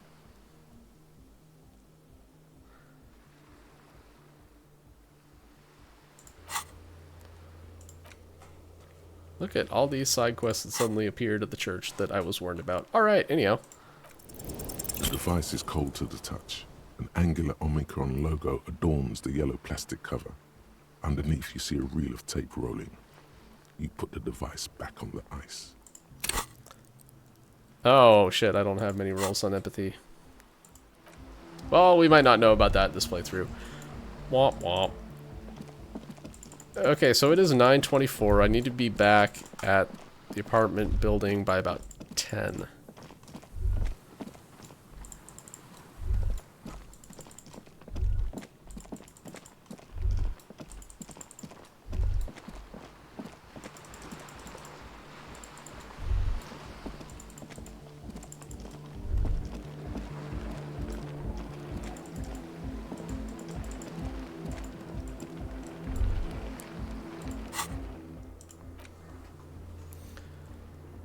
Okay, so church is here.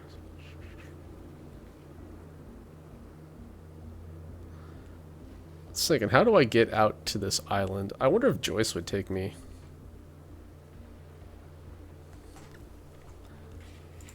Good check.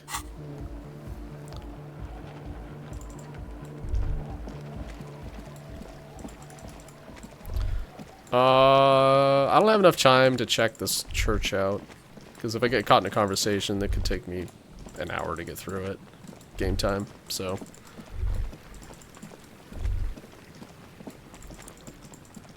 Yep, we'll come back to that later. Just check the traps and head back, I guess. Check the trap near the canal you crossed, southeast of the village. Alright.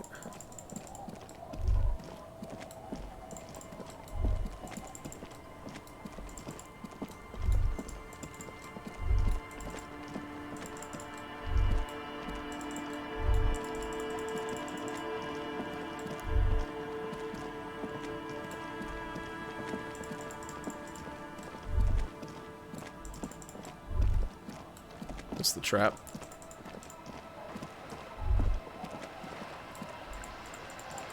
So I'll grab this, then I'll grab the other trap. That way all the traps are grabbed.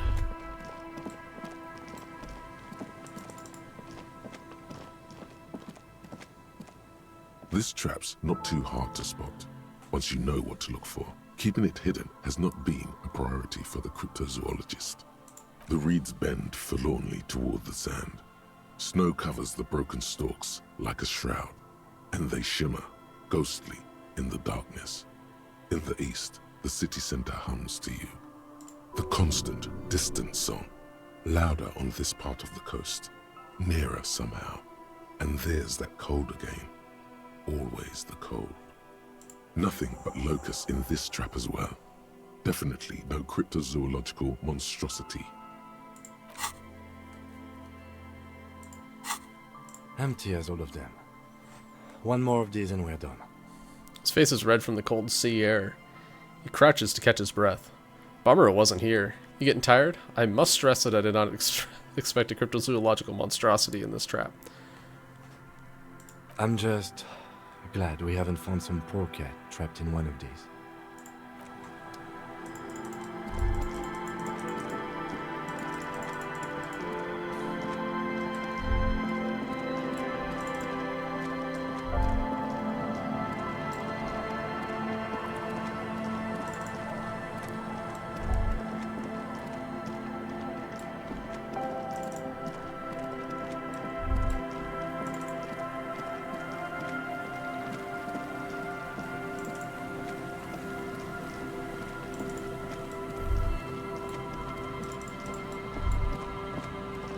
And one more.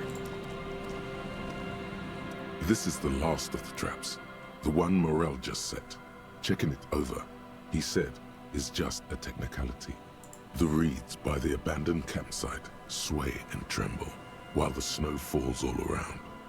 It's good the cryptozoologists left. This isn't a very cozy place to stay night after night. The later it gets, the colder. Remnants of the camp can still be seen in the sand. The fire that's gone out. You feel strange, somehow.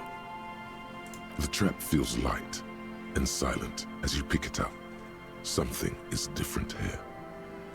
Oh? No locust. What? No phasmid either, but still.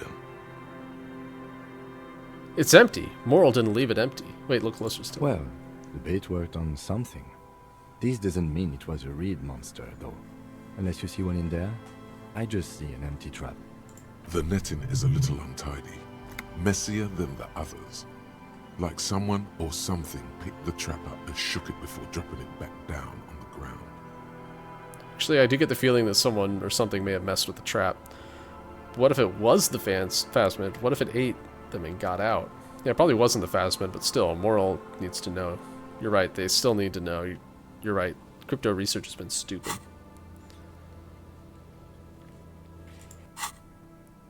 Perhaps our cryptozoologists have competition in the form of an actual entomologist, or someone else is sabotaging them. I could present more theories, but then I would be taking this on as a case, which I'm not. Right. Anyway, that's for the cryptozoologists to figure out now. We are not cryptozoologists. We are cops. You're no fun, Kim. Whatever. Okay. Let's see. Can I quick travel over to the place where I want to go? Can I quick travel at all? That's always kind of the questionable part of this game. That's quick travel functionality that works sometimes. Alright. Doesn't look like it.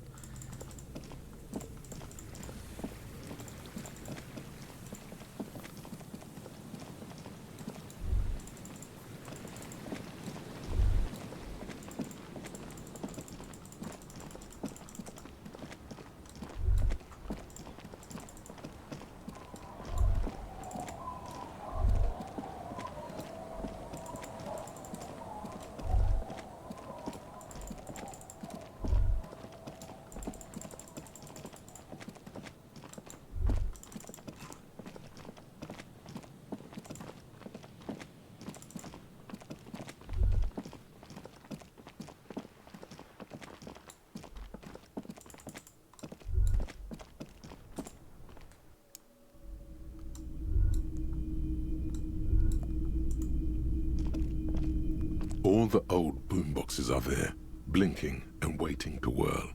All but one. Yours. A typical Martinez streetlight sits among assorted floor and table lamps.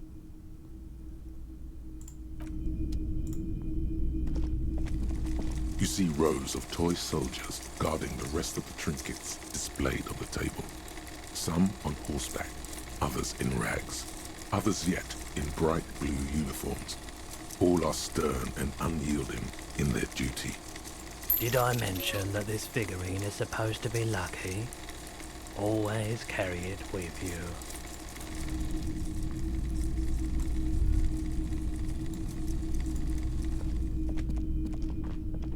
Hello, hello. Let me know if I can help you with anything.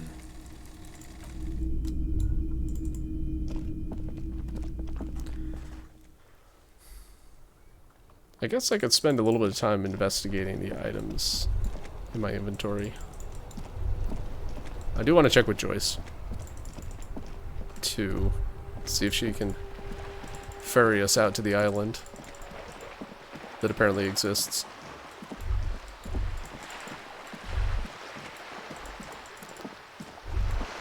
I might be able to use the coin-operated viewer as well.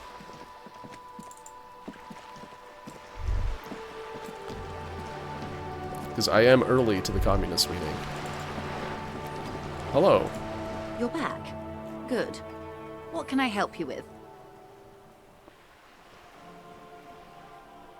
What would you like to know?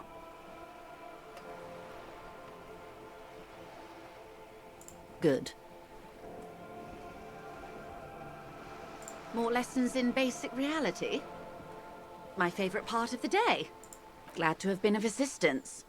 The little that I know. Anything else?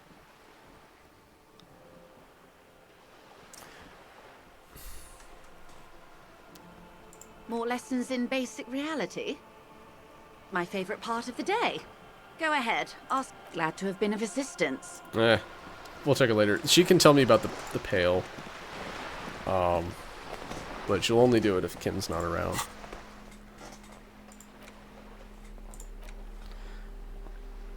Plastic headless fallen rider sits atop an equally plastic bowl, his posture indicating either depression or pride. Comes with the infamous fallen cap for which he lost his head. Head is not included.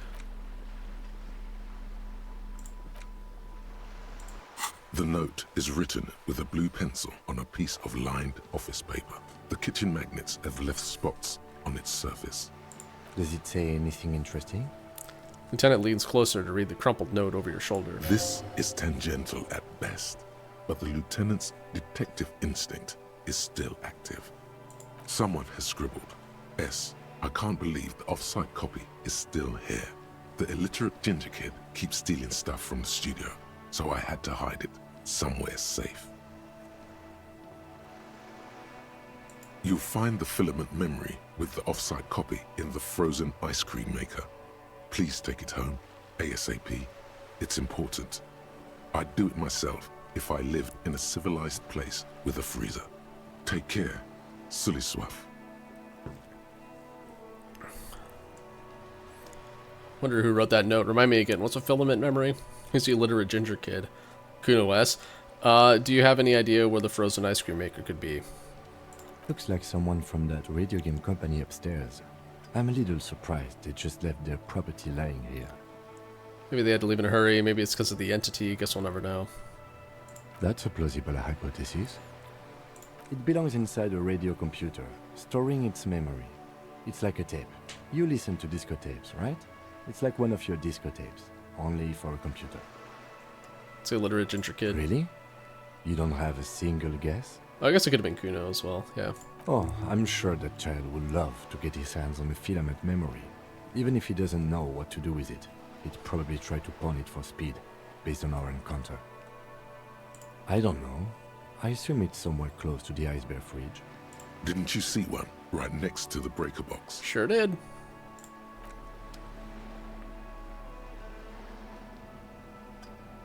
"16 days of coldest April."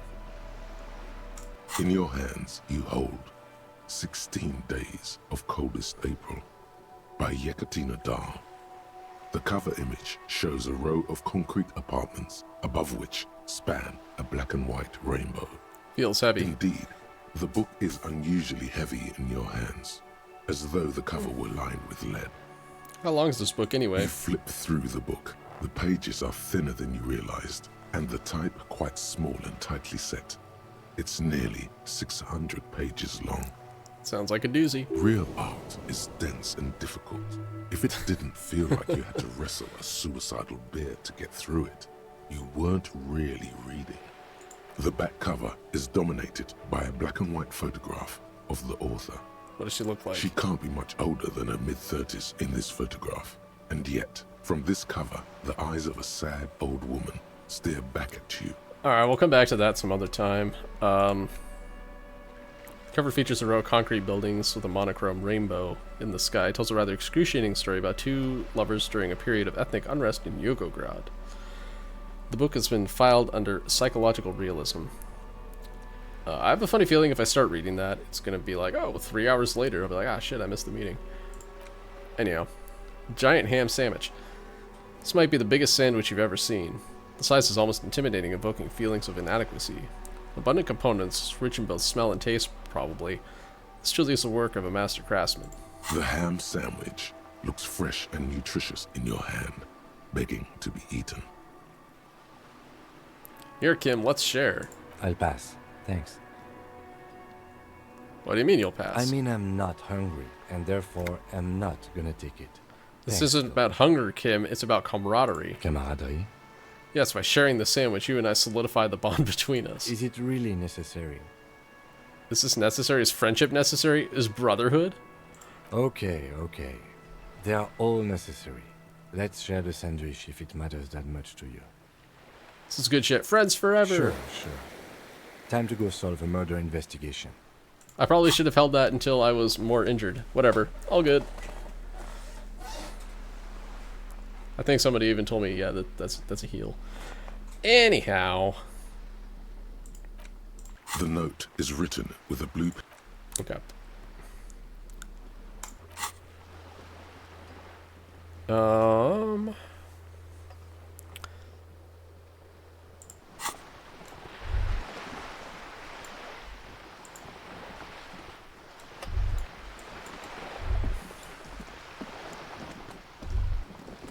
Like 20 minutes to kill.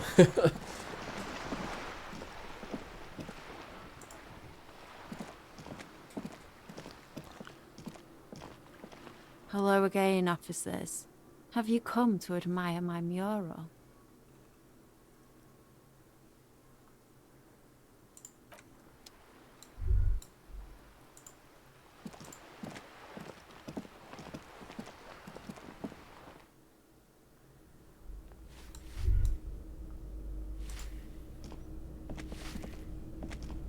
Give me a moment. Know anything about a secret meeting happening tonight? No. Nobody tells me anything. Would she understand if they did? How about unusual activity taking place after hours, say after 2200? If it ain't my business, I'll keep my nose out of it. Oh, She shakes her head and mutters to I think herself. we'd all be better off if people kept their noses to themselves. Okay. I'm gonna go talk to Kuno, see if he knows anything about the computer filament.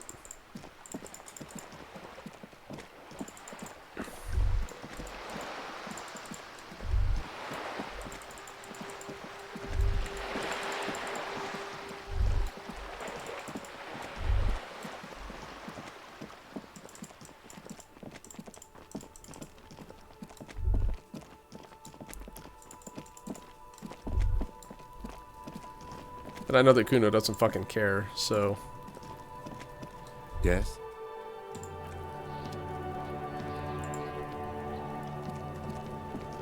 Fuck does Kuno care?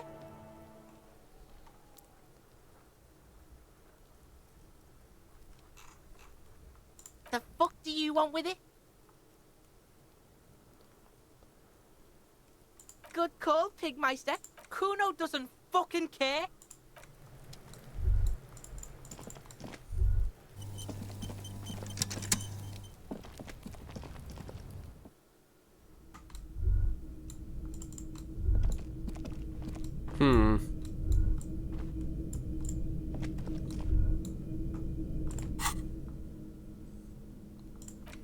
The note is written with a blue pencil on a piece of...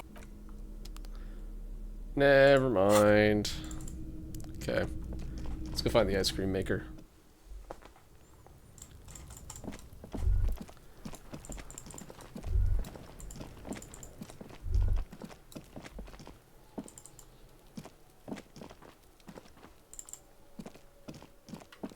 Oh, I need to equip the flashlight for this.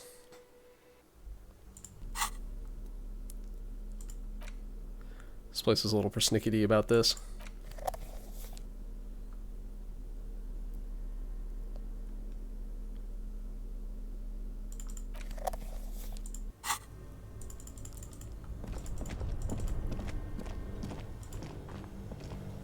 This orange machine is buzzing like an old submarine.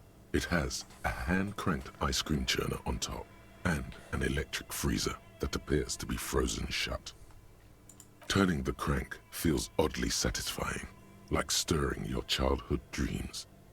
In the distance, you hear water dripping. You slip your fingers under the frozen lid, but the ice is too cold for you to get a good grip. A pry bar would come in handy here. No, this is going to need something else, some kind of super pry bar. Don't even try to open it with a regular pry bar. You're just wasting your time. If you want to try again, then you need to have the pry bar in your hand, detective. Equip the pry bar by going to the tool stand in your inventory. From there, you can equip it to a held slot. But I want to use my boombox instead. Boo. This orange machine is buzzing like an old submarine. It has a hand-cranked ice cream churner on top and an electric freezer that appears to be frozen shut. Oh man, hold on. What if I equip some physical instrument stuff?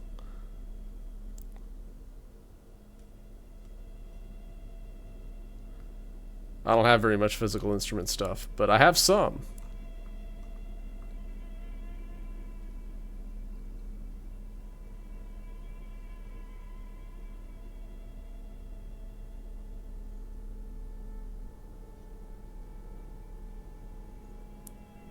So the answer is nothing's going to happen. I need to have a super pry bar, which I don't have.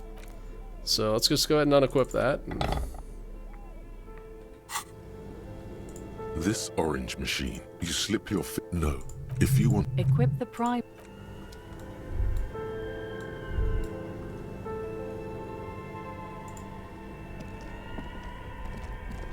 Two cables are plugged into the breaker box. The red one leads to the ice bear fridge, and the black one to the ice cream maker nearby.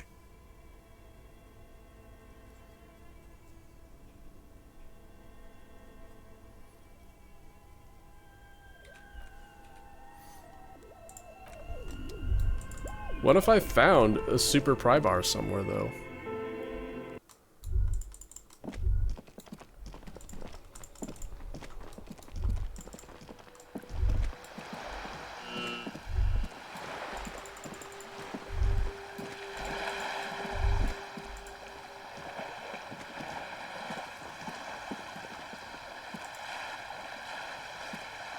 This coin...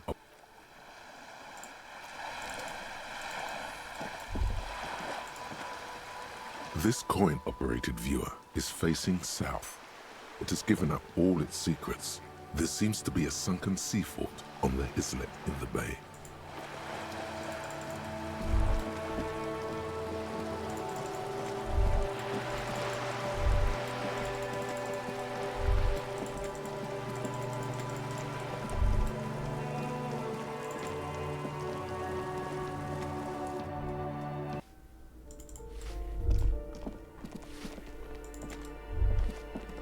Just dawns on me, I don't actually know which room I need to go to in here. Go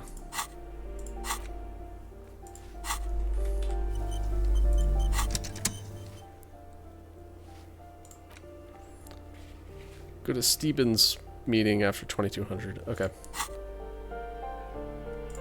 Well, I'm gonna interact with my ledger of failure and hatred. In the trash, a cabbage of papers hanging from the board, with the permeables drawer inside. It's barely held together by a clip, then made complete by the faint smell of urinal cleaner. Oh, and an incredibly cool piece of kitchen tissue is stuck to the back. Without resistance or sound, the two panels move against each other. The compartment is now open. Inside, you see two ticket stubs and a handmade postcard. The words just crossed your mind somehow. Who are they for? Who do you think? It's slightly, ever so slightly, difficult to breathe once you've done so. The drawer is locked.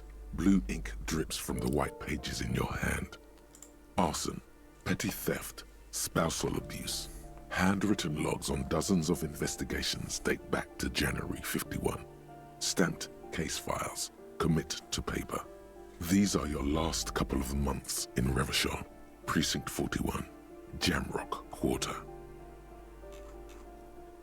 You don't exactly close them, so much as distance yourself from the smelly papers. It takes about half an hour to piece one together, using the system you've devised. Which one do you want? The unsolvable case. AKA Leslie and Burke. AKA the public indecency drunk and the property damage drunk is a cursed case. It has been passed from unsuspecting officer to unsuspecting officer for 10 years. On January 29, the unsolvable case made its way to you. Why you accepted it, it is unclear. Every officer, and indeed most civilians in Jamrock, know it's unsolvable. Leslie will always take his pants off when he's drunk. Burke will always trash everything. It's just what they do. It is their nature. You cannot change the nature of a man, and you can't lock them away because public indecency and small-scale property damage are not punishable by incarceration. The only way for Leslie to stop displaying his genitals and for Burke to stop attacking things would be for them to stop drinking alcohol, which in their 40s or 50s, it's hard to tell because of their distorted features, is a medical improbability. Can we just keep them off the streets? You would think that, but you're wrong. Where's the fun in exposing your genitals or breaking stuff in your own home? No, Leslie and Burke are on the corner of Main Street and Perdition, because that's where the action is. Can you keep yourself off the streets? Nope. Threatening, fines, dragging them to the station, locking them up in the hellholes they live in, locking them up in the station, hypnotherapy, even trying to get the local gang of Zemyaki to take them out. The Zemyaki gave them ethanol, so Burke and Leslie would expose and rampage even harder. You tried it all, and still the complaints wouldn't stop, as they hadn't stopped for 10 years. It's plain to see from the files that you, Satellite Officer JV, and Special Consultant TH had more important cases to attend to. You uncover cross-reference to several ongoing investigations, each brought to a standstill every time you drive down Main Street. Because there they are, on the corner of Perdition. And what is Leslie doing? Leslie is exposing himself. Good, you're learning. If the files are to be trusted, that's all there is to it. That and Burke breaking things, and the fact that they're both drunk. But then again, so are you. The case becomes considerably less comic one day when Burke takes a swing at your ledger. He must have it confused with the property he likes to damage. But the joke's on him. The officer is also drunk. Way more drunk than Burke there. And let's be fair, you also have party eyes. You slam the hardened plastic board in his face, then proceed to beat him unconscious with it. In the process, the ledger sustains damage. The compartment within, reserved for permeable documents, is jammed shut. You stop your assault on the now unconscious Burke to open it, but are unable to do so. The officer began to cry, reports Leslie, who, at this point, is tending to Burke. He came at us, and at us. I think he was trying to kill Burko. While trying to kill Burko, you slowly come around. The permeables compartment is open. You've smashed it open on poor Burko's kneecaps. The good news is, Burke can't walk anymore. Mischief managed. Can't get out of his apartment, an invalid. With Burke to tend to, Leslie cuts back on the indecent exposure. Maybe he flashes his genitals to Burke, who knows, but both drunks are off the street. The complaints stop. The unsolvable case is solved. Oh, okay. Which is also why the officer responsible narrowly escapes a disciplinary hearing. The end. Do you want to read another one? Not right Much now. has changed in the meanwhile. Alright. So we're in the Cape Side Apartments. Let's go find out where this meeting is. Hopefully we didn't miss it.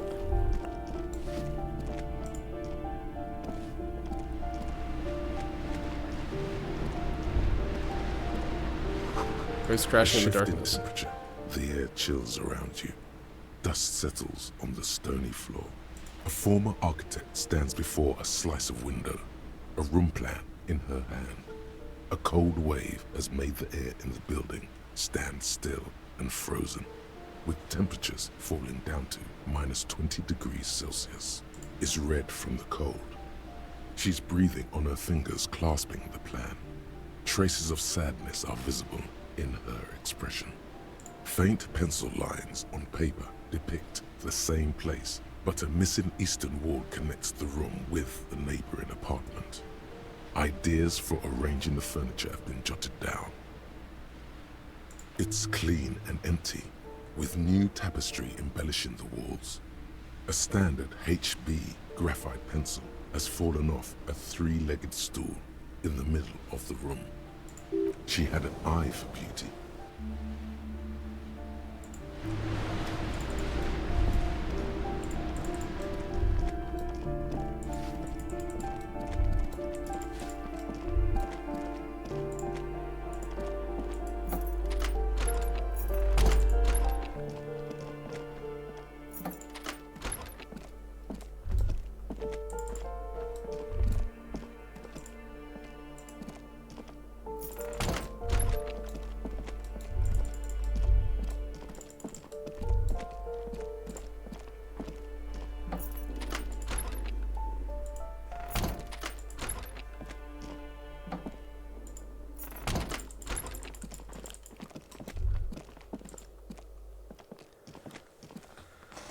Okay.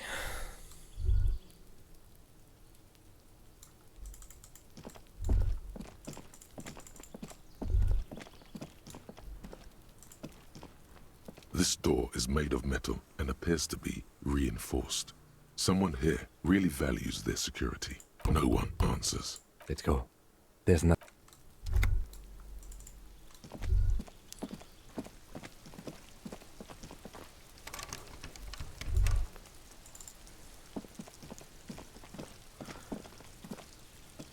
There must be somewhere I can go at this after 2200 o'clock time. I mean, well, there's two more doors here.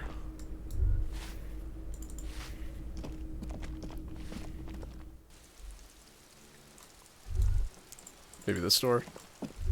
Wait, no, this is just a boiler room. Versus...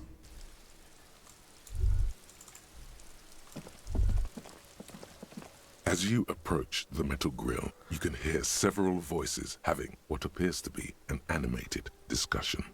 This must be it. Beyond this door lies the beating heart of radical communism in Martinaise. Somehow, the night air softens the smell of trash and sea brine. As the breeze pulls through the canvas like a shuttle through a loom, you catch a hint of something unexpected, something earthy, warm and burnt. The acrid smell of failure. No, that's just slightly burnt coffee. A smell you would recognize anywhere. Just look at these pigs sniffing about after hours.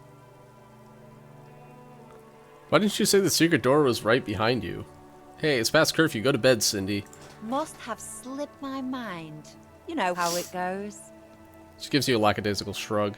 The metal grill is cool to the touch. You notice the lieutenant is looking uncustomarily anxious. His posture is rigid. His right hand hovers near the zipper of his jacket.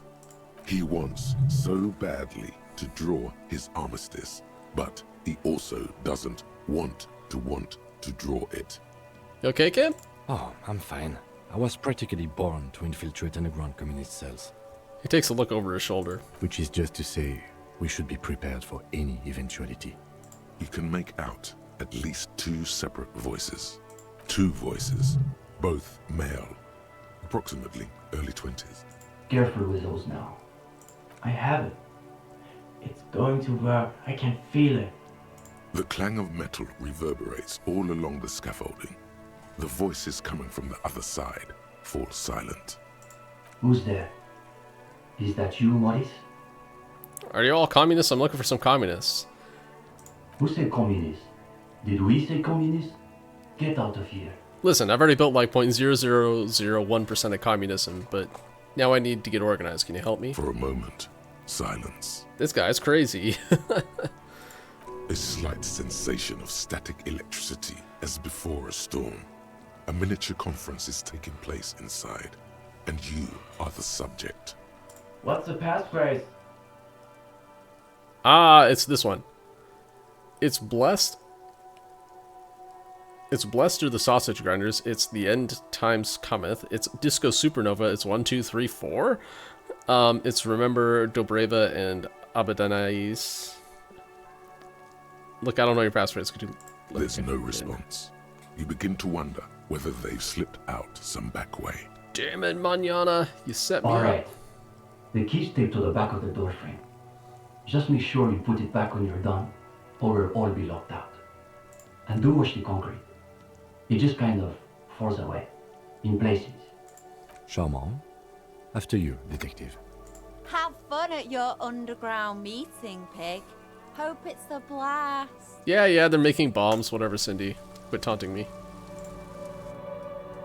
The two young men are either oblivious to or ignoring your entrance.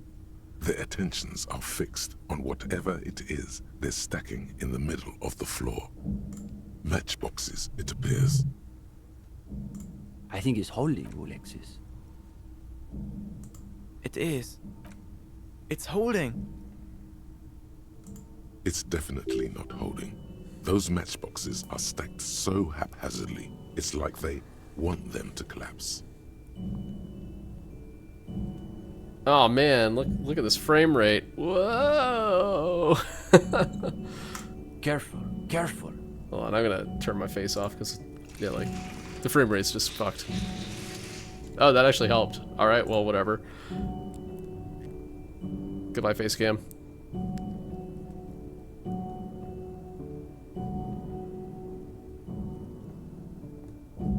Damn. Hardly any difference. Wait, was that really the thing that was, like, making everything messed up? Alright, well, whatever. Too many objects in motion. The young man shakes his head, and then looks at you and the lieutenant with barely concealed irritation. You two. You are late. They should know the meeting starts at 10 p.m. sharp. His companion looks up at you and squints. There's a great deal of tension in this young man's shoulders, more than someone his age should bear. Meanwhile, his companion inclines toward him, eager to catch every word that dribbles from his friend's mouth. Just a moment. Could this be the former owner of a certain jacket you acquired recently? Don't let them see you flustered, sire. Play along.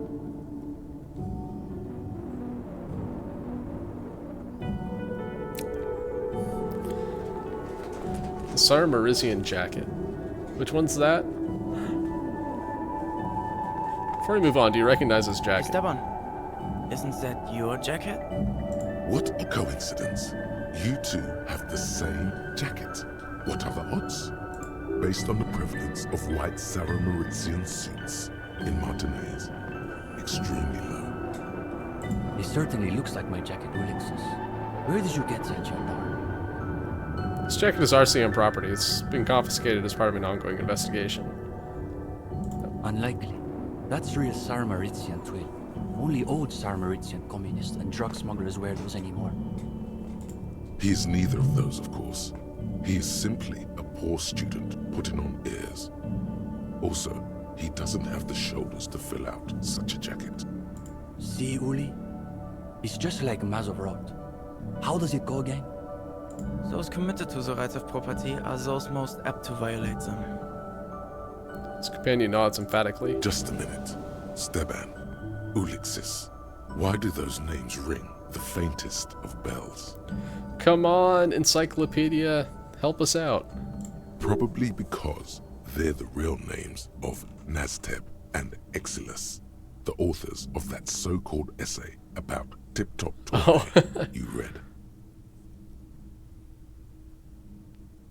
You should get to the bottom of this when you have the chance. Side quest? I assumed it was Maurice who broke into my room to play a trick on me. I didn't think I'd actually been raided by the RCM. So, do you want your jacket back? Absolutely not. You have to keep it. Why? Can you imagine the look on Morris's face when he finds out the RCM has been kicking my door down? He'll shit himself. Positively. That sounds like fun. Let's do that then. And now they've shown up in force to break up our meeting. He rubs his hands together excitedly. Something tells me these young men are not very experienced with law enforcement. Hold on, we're not here to break up your meeting. We want to join your meeting. The RCM wants to join us? Not the RCM, us. We do not represent the RCM in this matter.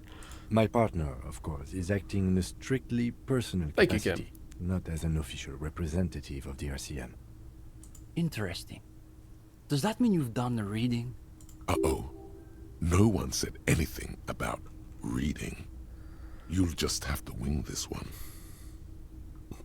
You have? Excellent. Let's hear your critique then. I like the characters and the plot. I imagine that's the wrong answer. Thought the themes were interesting. There were too many words. They always say that when they haven't done the reading. God damn it. Well, this is getting awkward. I'm not sure what you're expecting to find here then. Maybe they can explain themselves.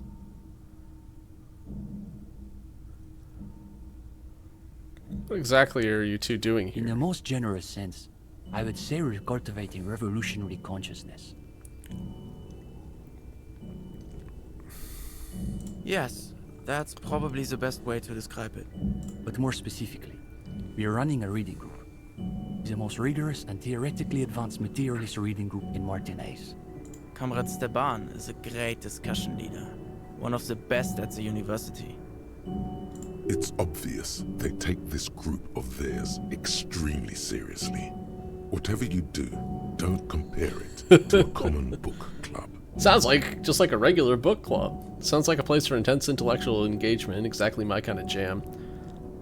Is this where I can score off in theory combat? We have been known to get into some spirited debates, but it's always in service of our larger intellectual and ideological project. Precisely. We are not interested in senseless parroting. We like to read critically. Within the contours of Mazovian historical materialism, of course. Didn't realize I taught radical Mazovian theory in the universities. Okay, so what does your group actually read? I think I get the idea. Let me ask about something else. Huh. As though you can call that Pablum teaching. One thing you learn quickly at university is that you're not going to find a real education in any lecture hall or discussion seminar. We are post-attendance, basically. Exactly. The only worthwhile part of the so-called École Normale de Revachol is the library. That's where we've made our greatest critical strides. What's your group we read? Study all the foundational texts of Mazovian theory, of course. Just last week we finished the second volume of Puncher and Watman's Innocence of Capital. It's truly extraordinary. And before that we spent 6 weeks on state and plasm.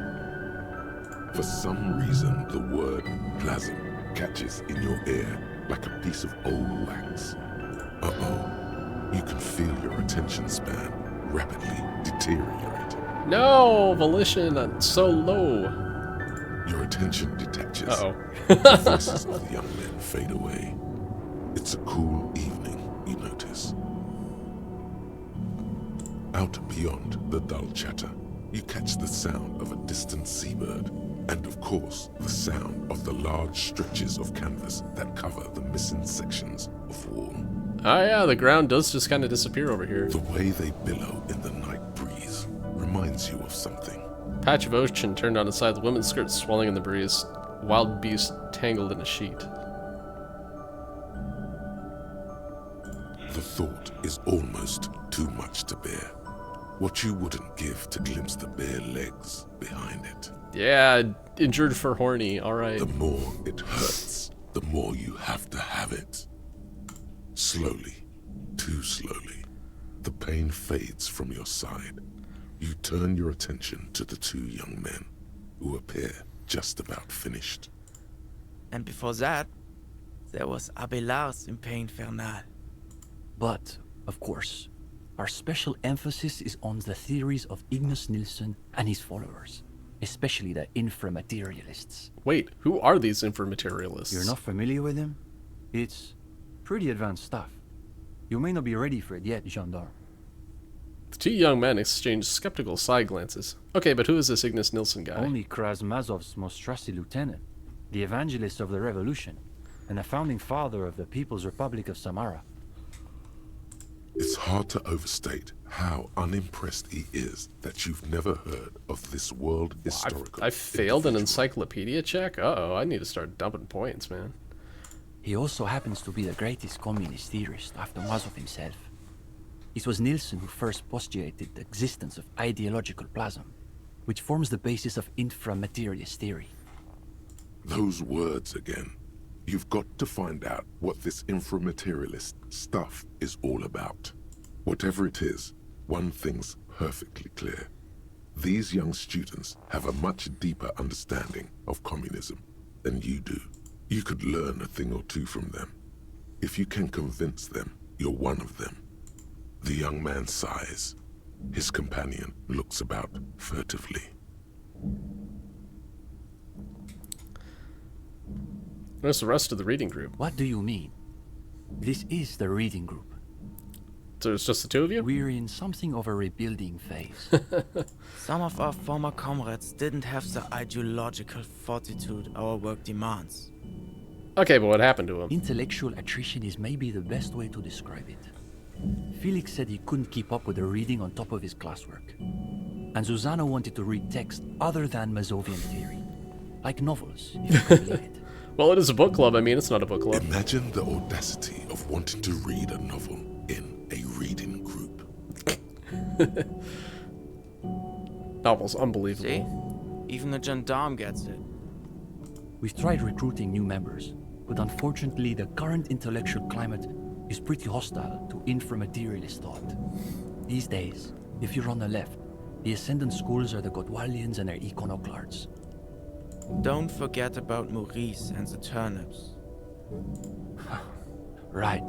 Then there was the whole turnip debacle. So bad about the Godwaldians. They're the most depressing school of communism. They love writing long books with a patina of Mazovian theory to cover up their cheap psychologizing. A gang of cheap psychologists and intellectual midgets. Typical Gottwalders, in other words. It's okay for Uli to say that, because his dad is from Gottwald. Sure. So depressing about the theories. The Gottwald school believe that intellectuals as a class are capable of sparking revolutionary change. So all they can do is critique capitalism from inside itself. In other words, they have lost faith in their own relevance.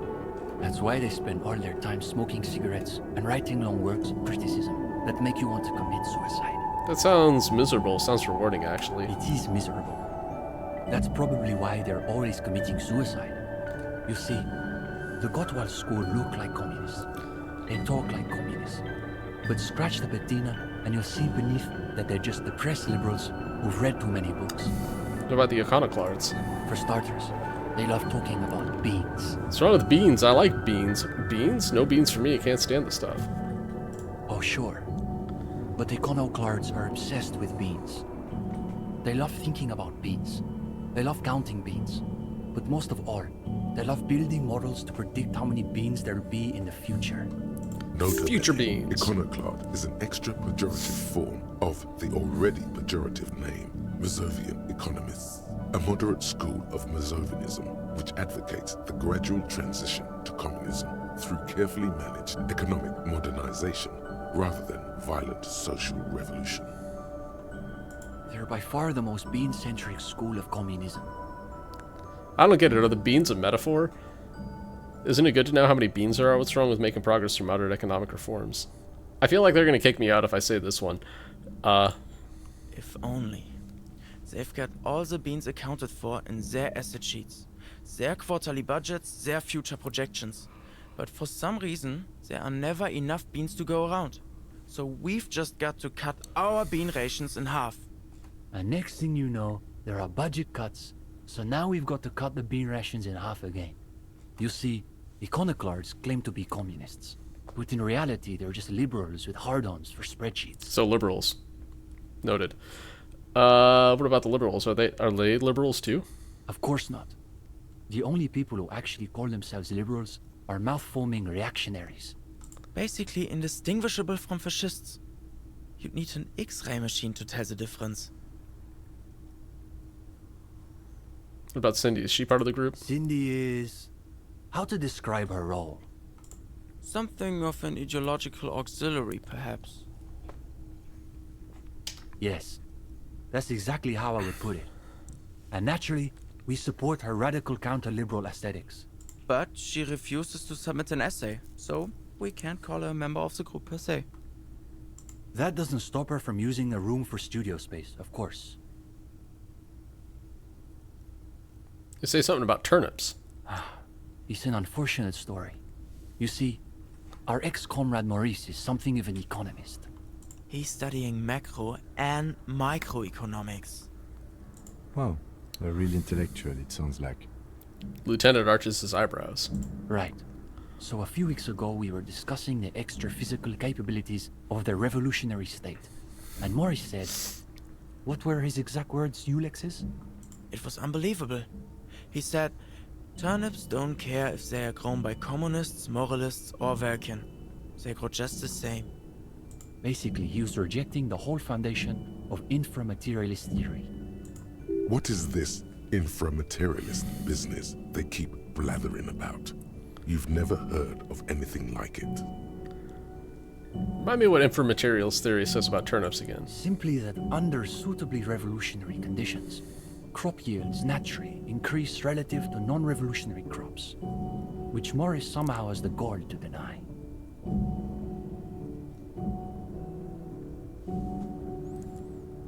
Susanna said that he has been hanging out with some non-communists lately. How dare he? For us, the question boiled down to, if you don't even accept the basic ideas of Nielsen and inframaterialist theory, why are you in the reading group? You expelled Maurice from the reading group over an argument about turnips, and the other ones are about understanding. It wasn't so much that he was expelled. He just quit coming. We haven't seen him around for weeks. Go ahead. So there's a lot of stuff going on here. I'm going to go ahead and take a quick break here. We'll continue this heavy conversation in a couple of minutes. Yeah, because there's quite a bit left to go here. So I'll be back in a couple of minutes, guys. Stay tuned.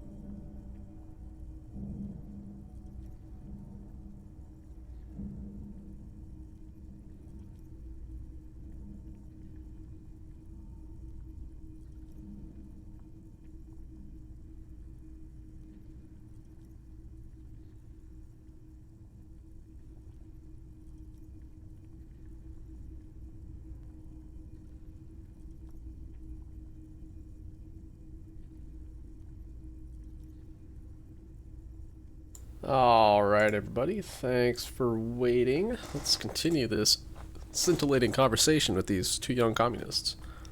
Whatever this is. Cinching? No.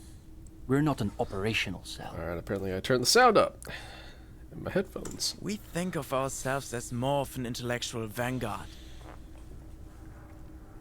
Are you sure? My working theory is that communism killed the hangman. To be clear, communism is not an official suspect in this investigation, because it's not a person, you see. Seems unlikely from a strictly inframaterialist perspective. Comrade Ulix is right. The amount of plasm required to strike down an ideological enemy outright is enormous. We're talking second-level effects, at a minimum. Or even third. What are these levels they're talking about? This doesn't sound like any communism you've encountered before. In any case, it's not like the SRV has established a party line on the subject of lynchings in Martinez. The two young men look at one another. Though historically speaking, the SRV has supported direct action against right-wing paramilitary squads, especially when they are doing the Indo-tribes' dirty work. Good point.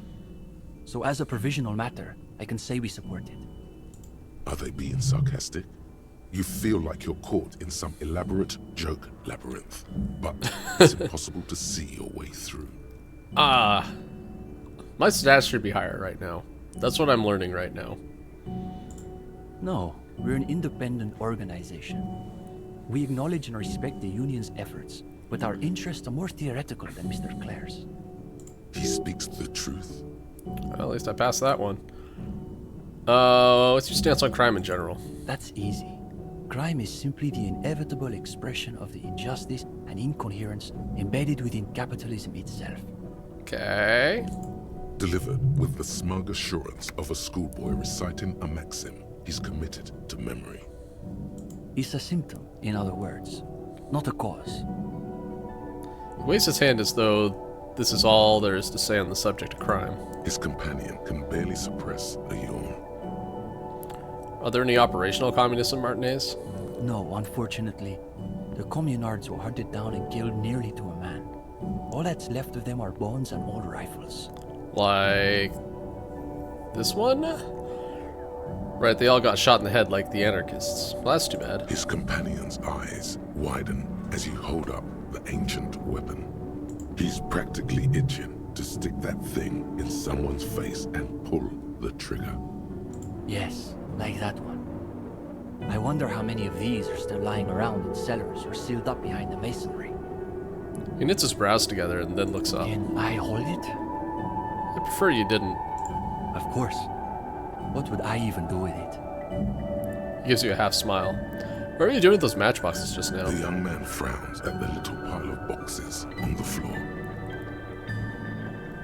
Nothing, just messing around until the meeting started. They're watching those matchboxes awfully intently for two guys who are just messing around. It's almost as though they were trying to create the most unstable structure they could, with predictable results. I don't think so. Unless know you've YouTube been hanging somewhere? around the Cultural Studies faculty at the École Normale de Revachol. Perhaps he subscribes to La Fumée. Of course, they're the ones who produced that overall critique of Tip Top Tournée. Aha, you wrote that piece about motor carriage racing. Wait, you guys wrote for this? You've read our article. For the first time since you met the young man, words seemed to desert him. That I did not expect. His companion is blushing now, a sheepish grin on his face. The energy in the room has shifted ever so slightly in your favor. They're afraid they've somehow embarrassed themselves in front of you. Well, don't keep us on tenterhooks. What did you think of the essay?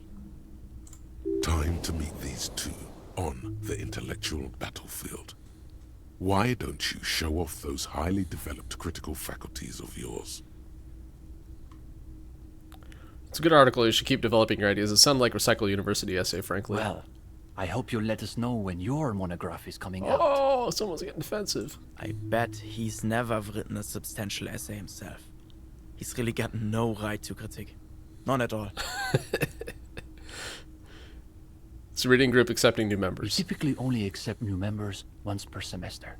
There's this whole process with essays and presentations on assigned topics. The young man turns to his companion. But given that we have some extra seating at the moment, I guess we could be convinced to expedite an application or two. Stepan, you can't be serious. For these gendarmes? I am serious. As materialists, we've got to adapt to conditions as they are.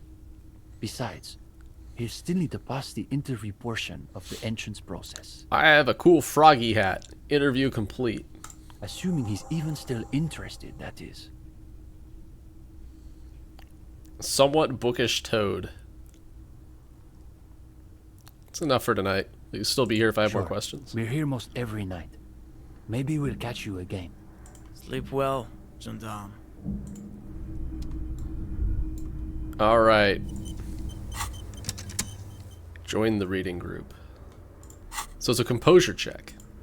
I think I have things that are actively, never mind. I was supposed to say actively reducing composure, but I don't think that's actually true.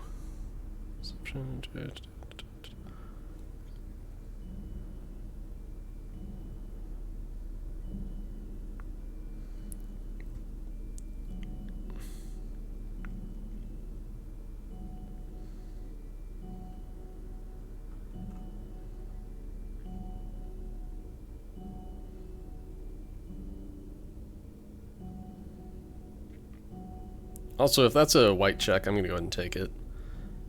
Right now, while I'm thinking about it. While I'm here, and they're here. I do not have things that increase composure. Alright, cool. Wait, do I? I do. Hey, what's up, Speed?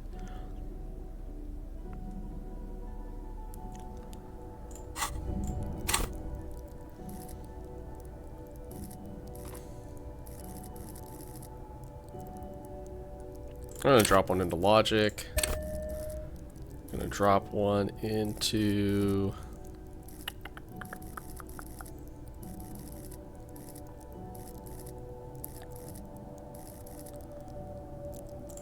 Whoops, not physical instrument. Electrochemistry.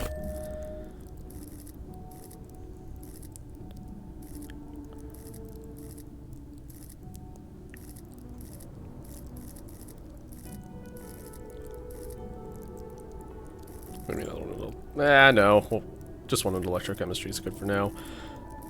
Suggestion I'm not going to do yet.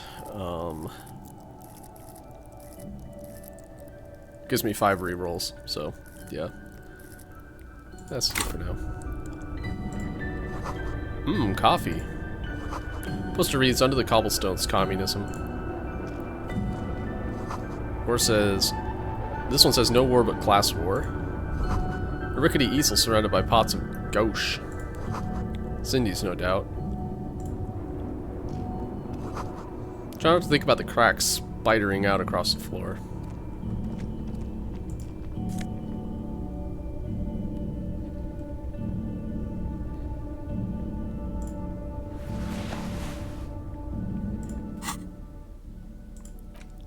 That's a clothes.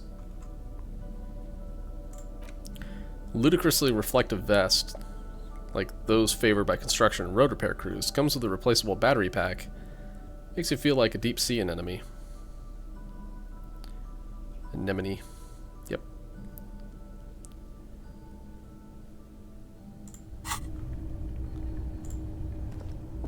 The gendarme returns. What do you need? Guessing those pots of gauche belongs to Cindy. Yeah, it's hers. She just sort of moved it all in a few months ago. She said if she's going to make truly radical art, she needs a suitably radical workspace. And I don't think she could afford rent at an actual studio. You like her art? Oh, sure. It's definitely interesting, I would say. Interesting? Isn't that just Bino Claude for, I don't have a real opinion? I thought interesting was what people said when they didn't have anything real to His add. companion's eyes widen with interest. He has a cold smile. If this is what the Union man meant by theory combat, you've just scored a decisive blow. Come on. It's not that I don't have anything to say about Cindy's art. It's more that I'm still working out the details. It's a complex question. You've got to take your time with it. I guess you could call her latest stuff a sort of counter-bourgeoisie calligraphy. She's got a real taste for radical slogans. It's too bad she hasn't developed the theoretical foundation to do truly radical work. I think she'll get there, though. She's still looking for a subject equal to her ambitions. I'm wondering, what's the deal with this place? The deal? At a fundamental level, I guess you could call it the shattered bones of a dream crushed by capital. That's really good, Steban. You should save that for an essay. Thanks, Uli. When the idea is sound, the words just sort of flow. Yes, now keep developing the idea. This place is the Shattered Bones. That must make us the Bone Weevils. I've heard these used to be luxury apartments. Million real views, that sort of thing. Yeah, that's not bad. Not as good as Steban's original idea, though. Go ahead. Alright, let's do... okay, it's a white check. That's good. Take a deep breath. You've done some reading these past few days, but you also know there's more to life than what you find in books. Now, chin up. You've got this. This is just the group I've been looking for. Where do we start? Oh, you want to start now? Sure, we can manage that. You've caught him off balance. The momentum is already in your favor. Go ahead and take a seat. Since we haven't had time to prepare an exhaustive questionnaire, I think we can keep this interview more freeform. Why don't you tell us a bit about the books you're interested in? And we'll just see where the conversation goes. For me, it's about finding the right thing for the right movement, or for the right moment. Look, guys, I gotta be honest. I may not have read many books, but that doesn't mean I don't have stories. Okay, we'll bite. What sort of stories are we talking about? How about a tale of adventure, intrigue, and daring do? Let's say a human body starts to do some weird things when it's been in a tree for 7 days. I'll tell you about how I infiltrated the wild pines for my investigation. I'll tell you about the time I woke up and completely forgot what money is. Oh, we're getting into the psychiatric pathologies of life under capital. Let's see where this goes. Yes, I'm rather curious myself. You've got them. They're starting to loosen up. You're relaxed and in control. You deftly weave every piece of the story together. I'm just trying to imagine what it would be like to wake up with no concept of what money is. If you encountered it in a novel, you'd say it sounded like a plot contrivance or like a fantasy. Listen, I wouldn't believe it either, but I swear it's the truth. But isn't the point of money itself just a collective fantasy? Perhaps. But it's a fantasy that pays for things. Like your hostel bill. Ah, I don't have to do that anymore now that I found that kind old woman who lets me use her shack for free. No. It's just like Mazovro. The freeman of the future will be he who awakens in perfect ignorance of capital. Wait, Steban, are you saying the gendarme is some kind of future communist? Goddamn right. Another quarter of an hour disappears. Oh shit. The It actually conversation did. bounces back and forth. Whatever their pretensions, it's clear these two have been craving something real. Now you can sense things starting to slow down.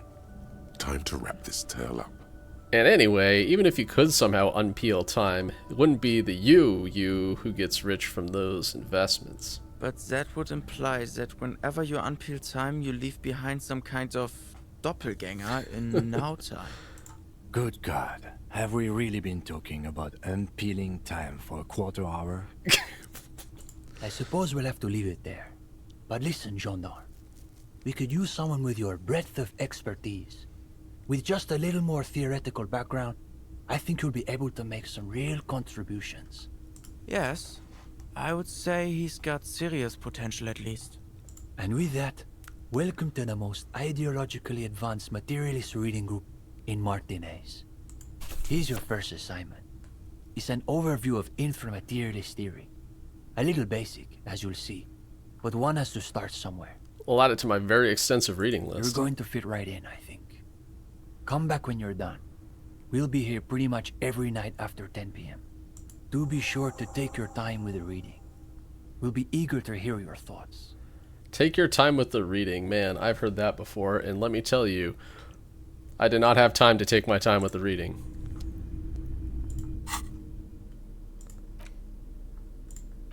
Concise introduction to inframaterials theory intended for general audience. You can tell this particular copy has spent a lot of time in someone's back pocket. Alright. Well, let's get Kim to bed because... Let's get Kim to bed.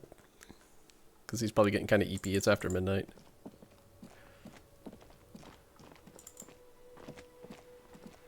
Wait, do I still have the key? I should probably give that back. Whatever.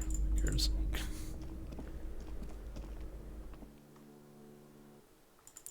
Low on morale? Put some points into volition. I can't.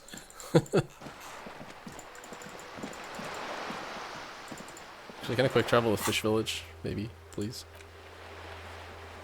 No, fine.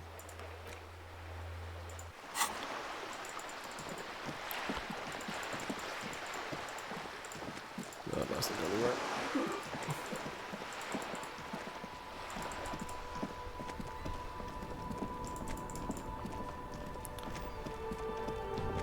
Thing is I'm gonna need to run back over here.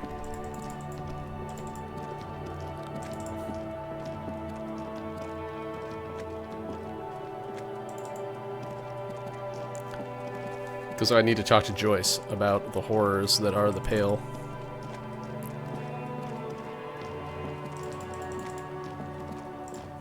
And this is why this playthrough is taking forever. That's okay, I'm really enjoying this game.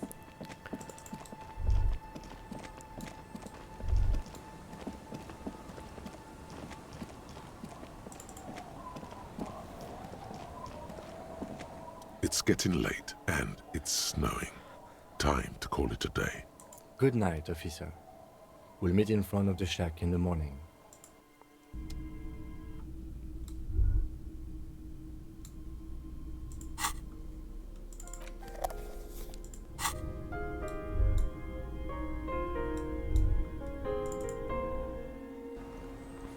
Okay.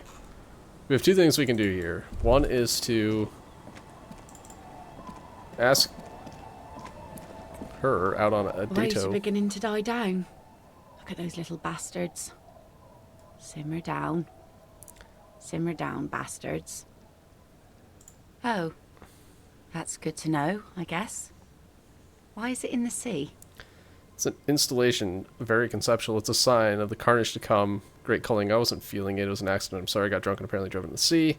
Official investigation has been launched by me to determine just that, ma'am. An installation. Us poor people are stupid and don't get installations. All I see is a heap of trash. This actually calls for a funeral, I think. Alright, you are suggesting we honor the carcass of my former motor carriage. Well, that sense of sentimentality, inanimate objects don't have souls. I'm actually in the middle of a murder investigation right now. Feels deserved, don't you think? Falling in the line of duty like that and all? But not thought. Maybe I should. Why odd? Our things are part of our life world. They're made with our human sweat and they share human history. We should care about them as we care about humans. To some extent, at least. Life world. Someone's been reading up on last century Gottwaldian philosophers. Play it cool now. Alright, I'm in, but organizing a funeral takes a lot of time and effort, doesn't it? Oh yeah? You won't even be able to get it out of the water before early June. And where are you going to bury it? Who to invite? What music to play at the wake? Take it from someone who's been through a few funerals. It's easiest to just leave them there and let nature take care of it. It's going to be quite a few years before nature is able to completely take care of a motor carriage. You could always come back in a few months and see if you still want to give it a proper send-off.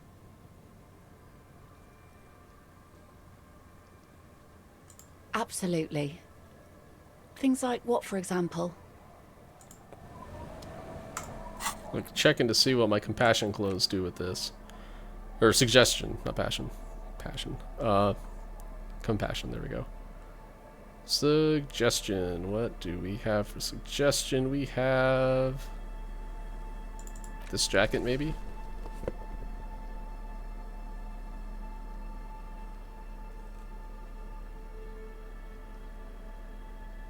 Apparently I'm doing this right now. Maybe.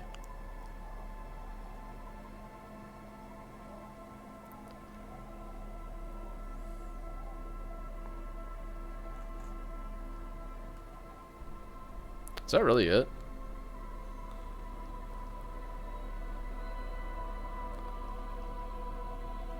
Huh. Alright. Wait, hold on. Do I have any drugs that make my purple stuff go higher?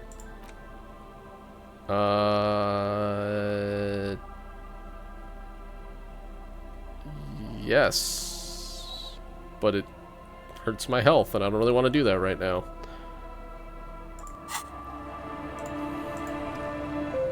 The waves are beginning to die down. Look at those little bastards. Simmer down. Simmer down, bastards. She needs to go on a date with another drunk badly. Oh yes, she does. You need to get your drink on. There is no other way for human beings to procreate. Not after 6,000 years of yeast cultivation-based mating rituals. Okay. So it's a roll of 15 and I only have a +1 modifier.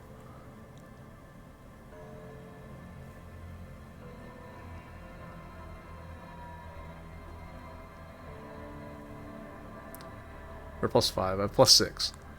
So I need to roll a 9 or higher. Oof, that's rough. Anyhow, I like you, but I'm afraid to be around you because you're a woman. I want to get close to you, but there's one way to influence you. Since the dawn of man, Al Ghul has watched over the reproduction of our species. Lay with me. Let's celebrate this. Alcohol makes closeness possible. Let's connect. Alcohol? Connect? I'm not sure I'm following you. There's confusion in her eyes. Get hammered with me on a date, drunk date. It'll be nice, I promise. That's a good impression. You really cracked me up, officer. Now, how can I help you? She doesn't even understand you asked her out. Perhaps you're too sober to pull it off right now. Try again later. Okay. Let's see if there's any other suggestion rolls that I can fail. There is one, but I don't need it. So let's Do we drop a point in suggestion? Not right now. Let's see what tomorrow brings.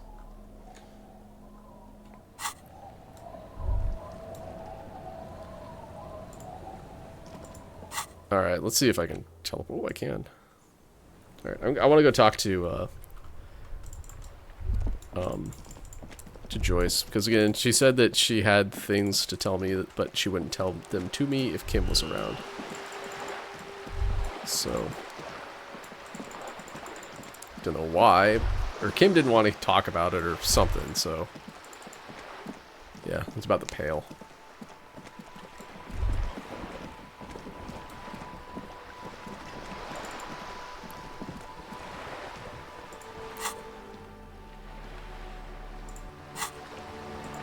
You're back. Good. What can I help you with at this late hour? It's night. Don't you ever sleep? Matter of fact, I don't. That's good. Why is that? I have a medical condition of my own. Nothing unusual, though. I'm old, you see. Old people can't sleep. It's a thing. Didn't she have another medical condition? Were you not overexposed? Does that not cause insomnia? Very keen of you, officer. I do also have sorderic syndrome from overexposure to the pale. It makes me roost in the night, like an owl. I almost never sleep anymore. If I do, it's for an hour. 4 tops. Go ahead. Ask me some questions. They are the only cure. I fear I've told you all I know. Is there anything else I can help you with?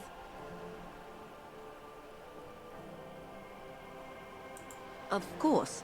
Anything to help.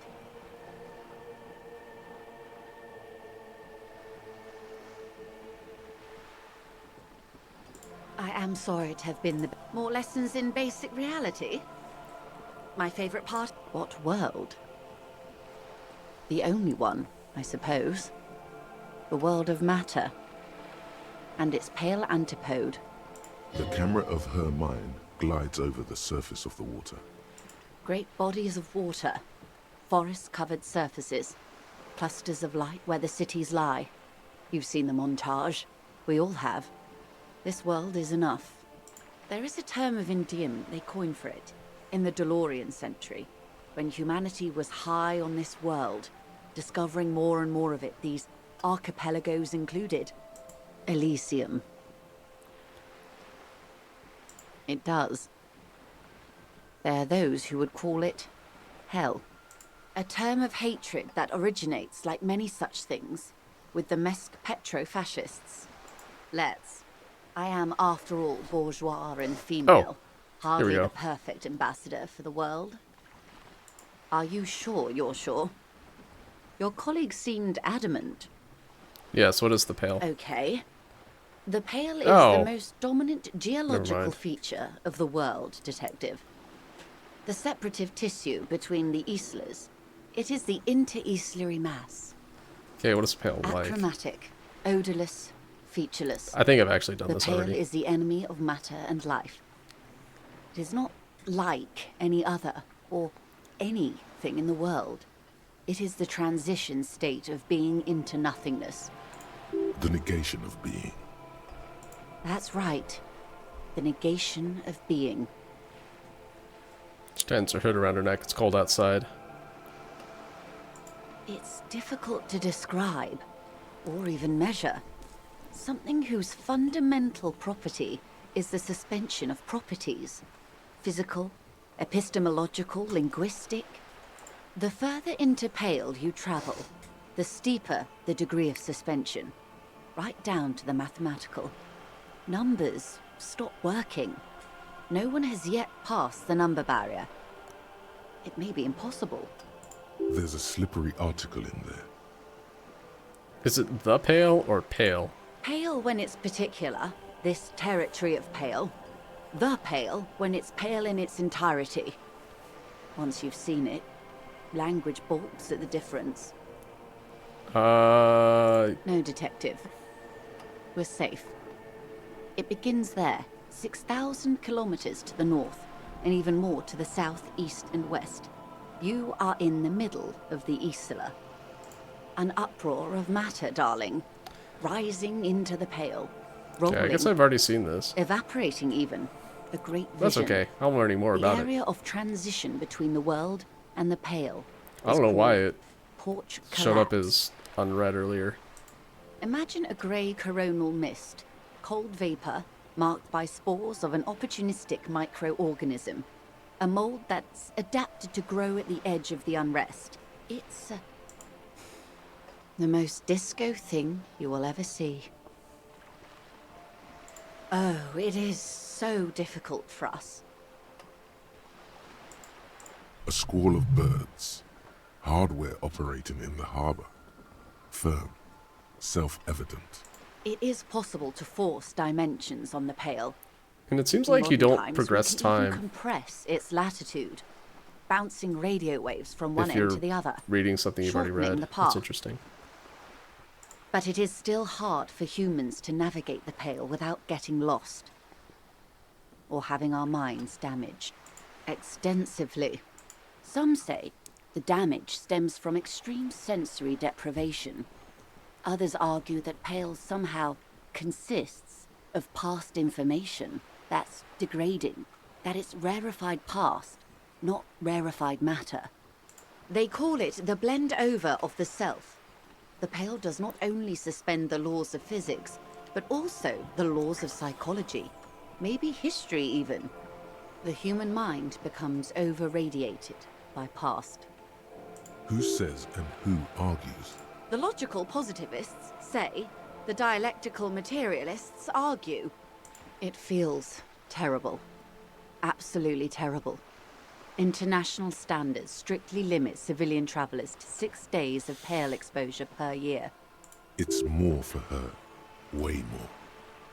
She's looking out toward the sea. What at? It's hard to say.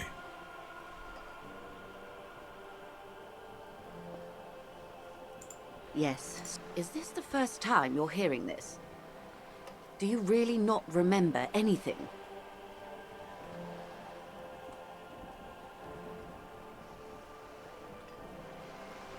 Then tell me, what do you think of the pale? It's terrifying, you're right. It's disco. It will end all life. We continue to persist. That all is a testament to our faith in one another. Its advance can only be stopped with immediate, total, ruthless communism. It's a powerful anti-communist force, perhaps too powerful, but still, they have it coming. I'm worried, I have to say, it doesn't sound very liberal to me. I know you survived it all. With it, it's a huge accomplishment. Mm-hmm. Rise tense. Crow's feet radiate from them. She observes your bloodshot eyes. You really didn't know. This does not spell good for the investigation, Detective. If you don't know even this, then I hope so. I truly do. If I may suggest, hold on to your colleague. You have me. Glad to have been of assistance. Alright, so I'd already actually read that. Anyhow, let's read for a bit and then go slap, I guess. Seems like a plan. Wait, hold on. Can we quick travel to Fish Village? That'd be super cool. No, not.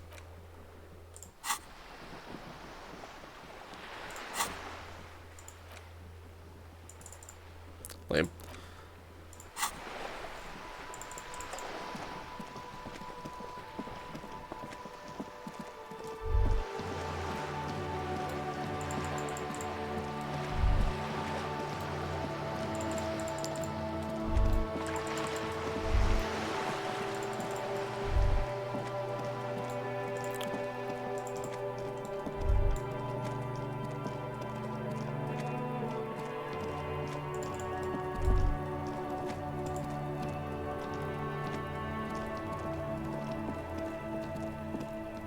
The trash container stands in the spring snow. The smell of rotten food rises to greet you. You see soggy cartons, dirty rags, and organic waste.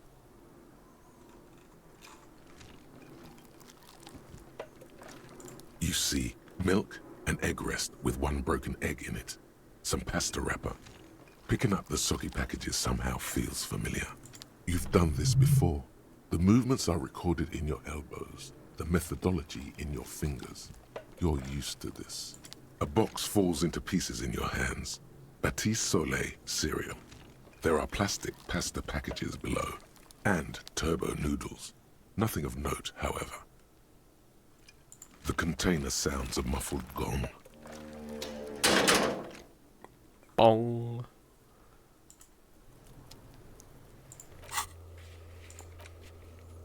Fine.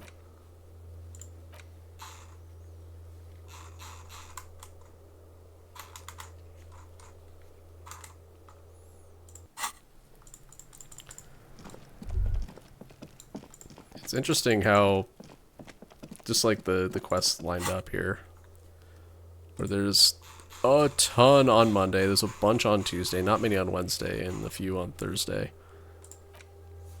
But I think that's just because I spent a lot of Tuesday and Wednesday clearing quests from Monday.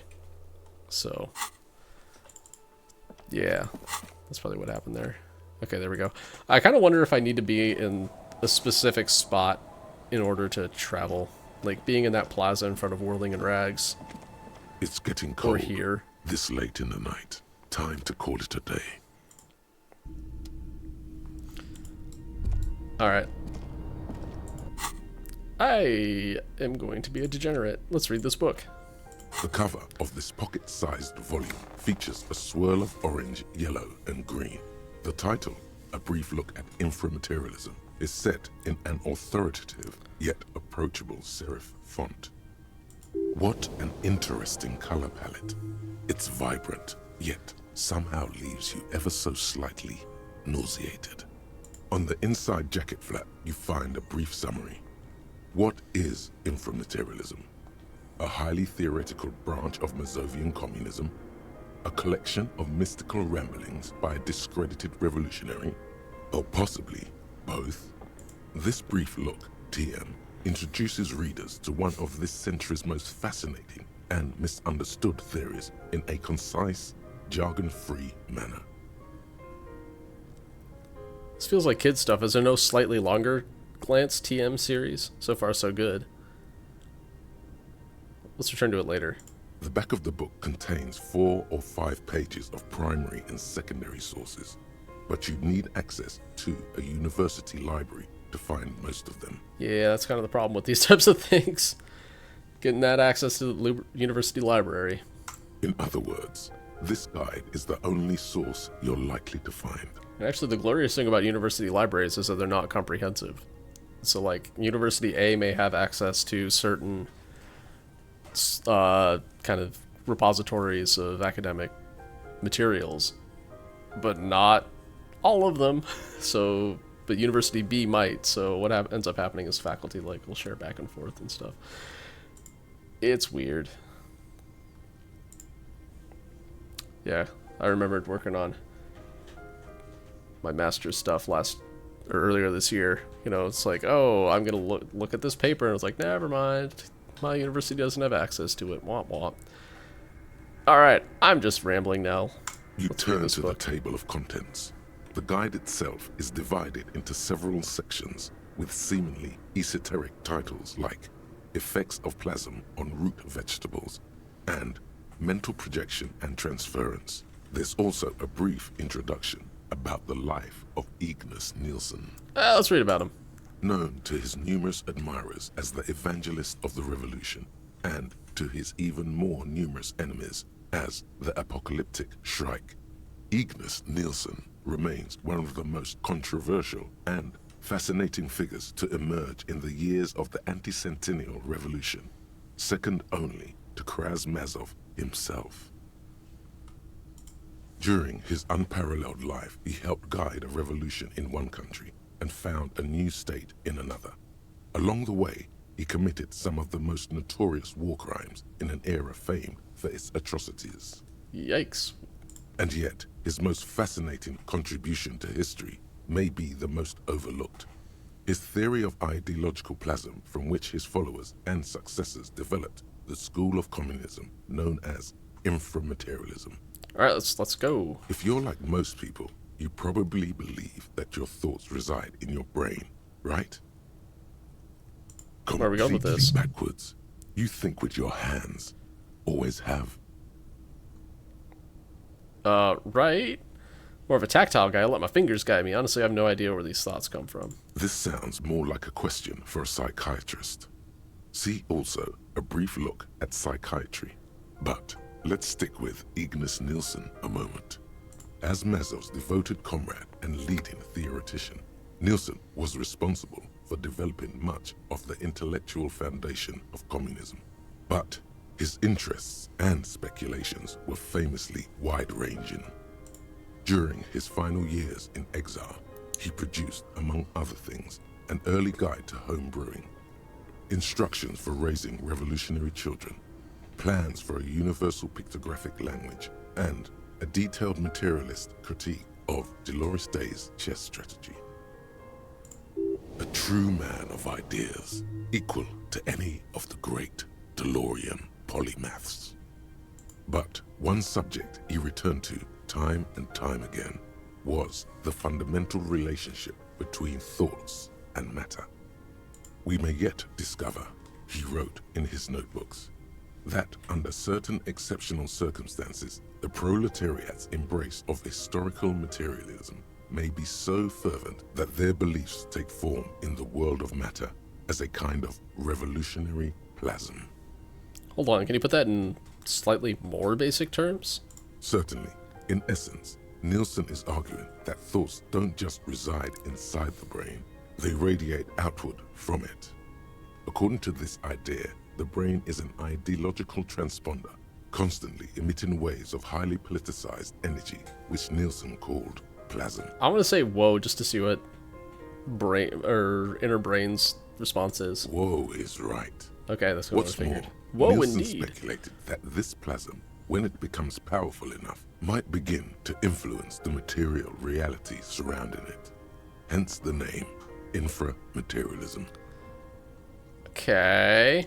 Unfortunately, Pseudoscience? Nielsen passed away before he was able to develop these initial ideas into a full-fledged theory. That work was left to subsequent generations of communist theorists. Building on Nielsen's basic insight, these theorists reached a startling conclusion that a sufficiently revolutionary state might begin to exhibit certain extra-physical effects based on the amount of plasm generated by its citizens. Wait, so this isn't even Nielsen's theory, it's his followers? This doesn't make any sense. I'm completely lost. So these people are just saying that if people just believe in communism, it'll come true? The actual theory is highly technical, but for the purposes of this brief look, TM, that's a fine working definition of the concept. That's because this is absolute idiocy, not even worth engaging with. You're right, it's not. Let's continue. Inframaterialists divide the extra-physical effects of the revolutionary state by the level of plasm required to achieve them. Okay. At the lowest, or first level, revolutionary plasm is believed to stimulate or invigorate matter without altering its essential properties. It sounds like that business with the turnips. Precisely, though plasm does more than increase vegetable yields. I mean, but if you're going to increase vegetable yields, the physiology of revolutionaries themselves. do it to a better vegetable than turnips. Turnips taste terrible.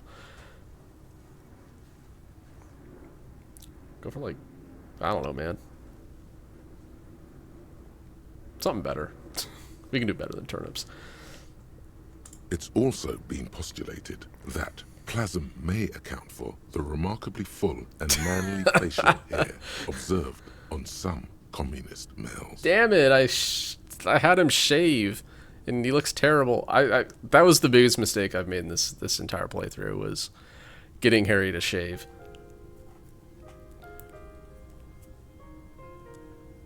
Horrible mistake. Stroke your bare chin. Don't. It's embarrassing. Your hand feels clammy against your bare chin. You wipe it along the back of the book and keep reading. Of course, inframaterialists argue that revolutionary plasm may stimulate human physiology in other ways as well. Oh, tell me more. In fact, reports from the revolutionary period claim that the most radically devoted communards were able to engage in vigorous intercourse for up to 8 hours at a time. Tantric sex? Okay, let's go. 8 hours? There's no way. your equipment would be mashed to jelly. 18, that's quite the roll. You need at least 6 in order to get to that point.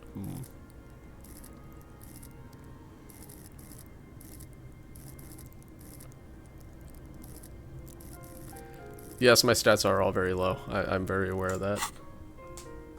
No wonder the communards couldn't shoot straight. They were too shagged out.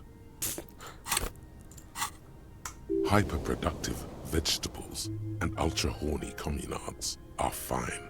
But this theory hasn't quite gotten strange enough for you. Oh yeah, let's keep going. And on that note, you feel like you've gotten the general idea of inframaterialism. Wait, was that a enough thought? to carry No, on okay. a basic conversation, at least.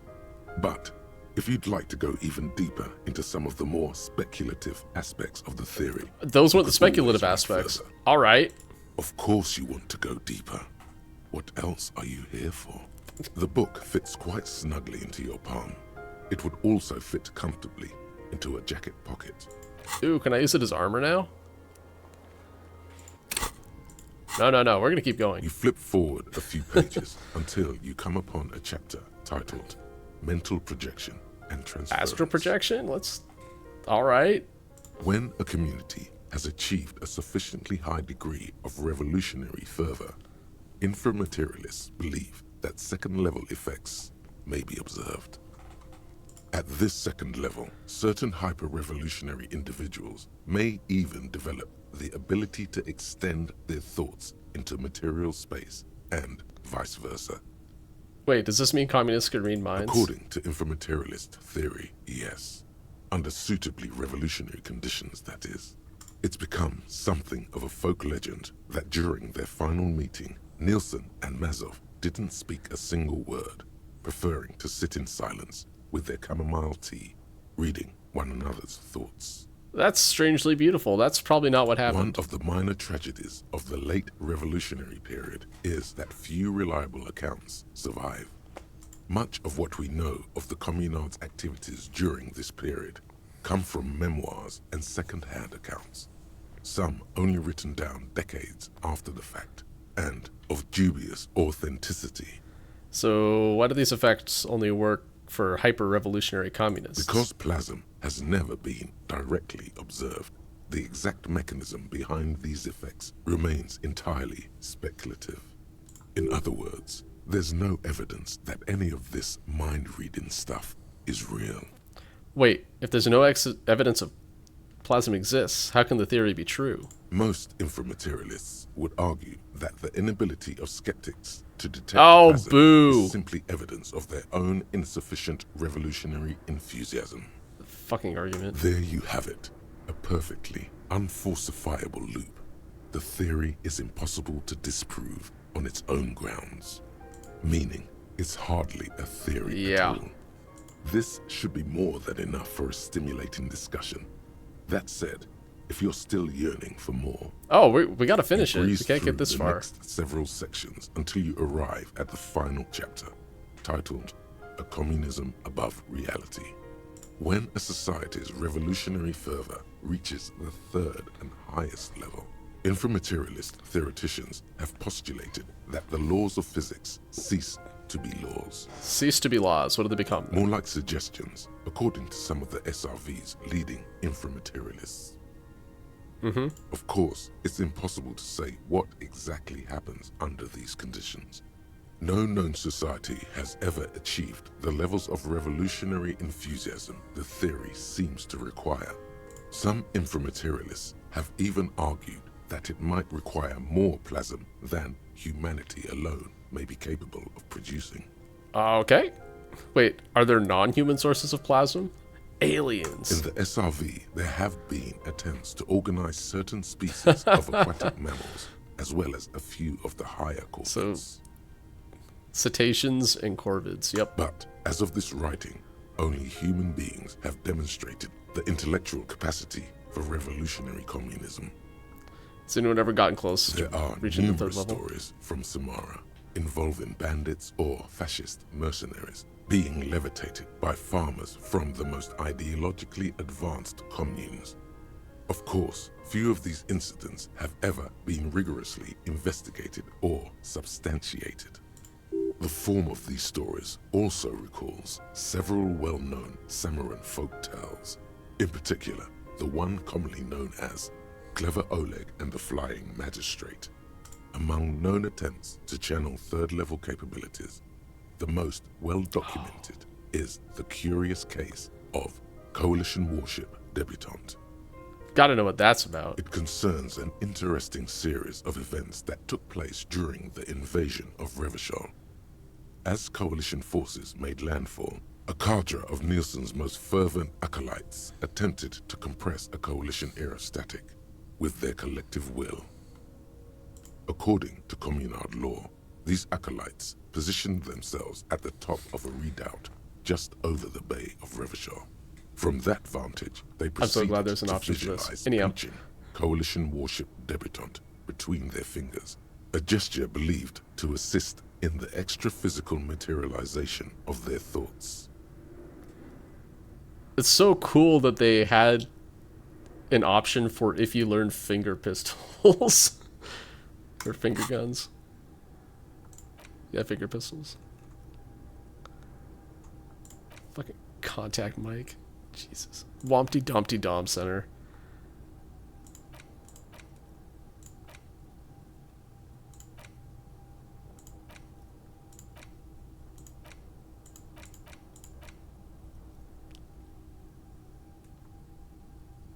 Wait. Oh, I must be clicking into gap. Okay.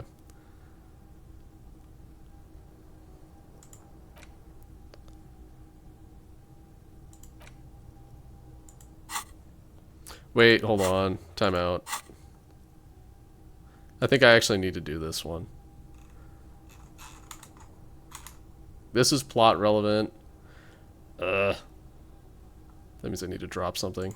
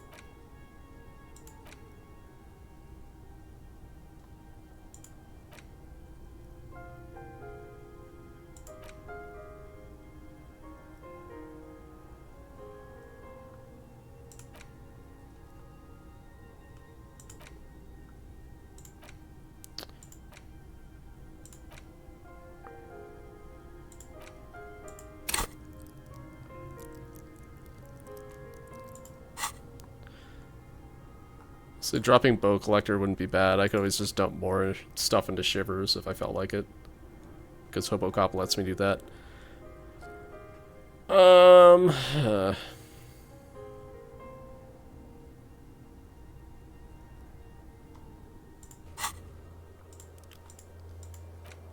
So I gotta say, ultra rare tear has not shown up on the map yet. Yeah, anyhow, date of birth generator. That just feels like it's, again, plot relevant. Most of these other ones don't.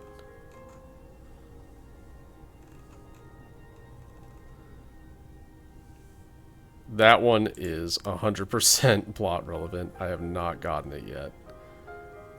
Let's see.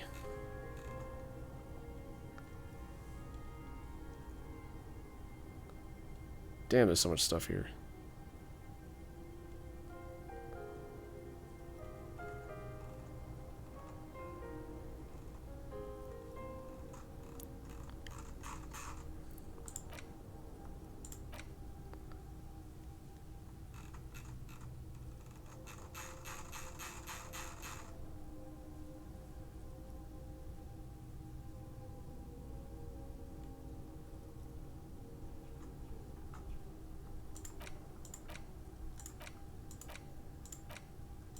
Because, yeah, if I drop one of these now, it's, like, gone for good.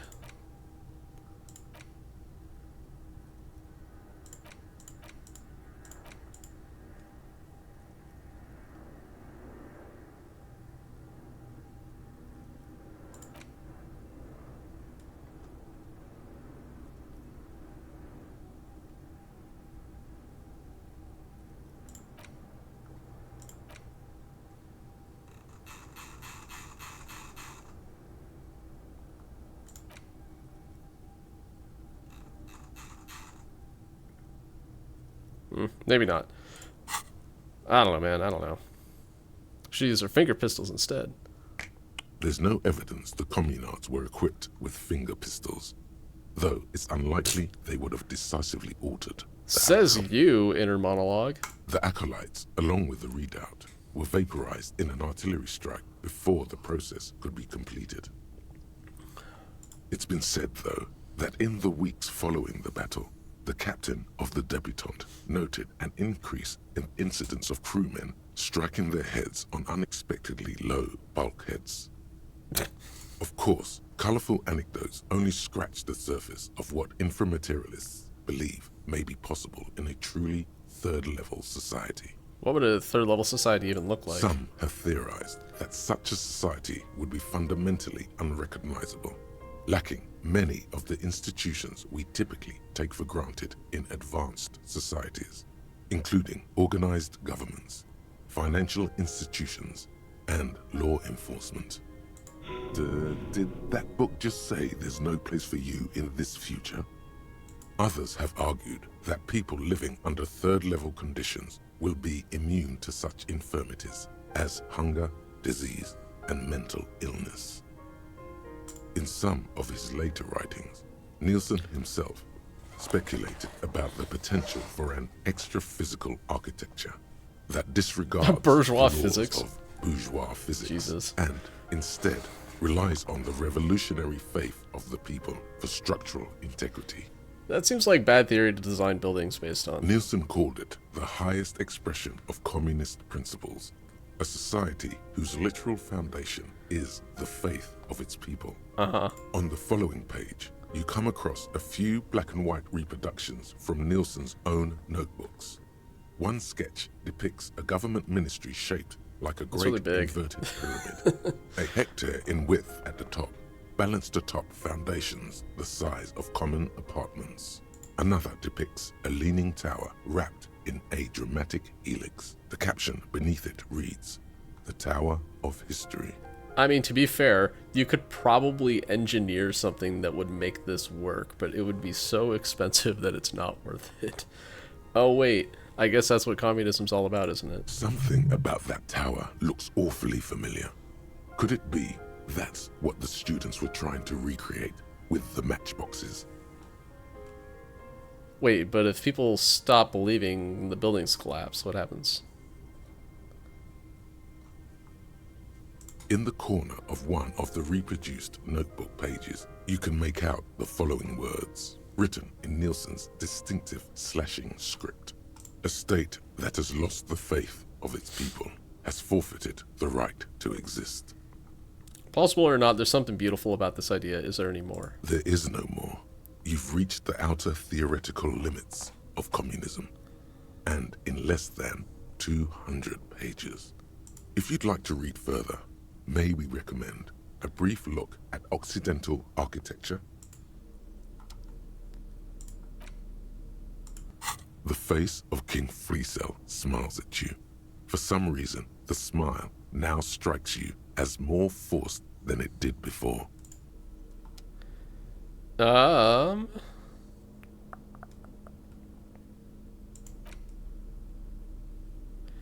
Yeah, I need to talk to the strikebreaker about that, about the tattoos.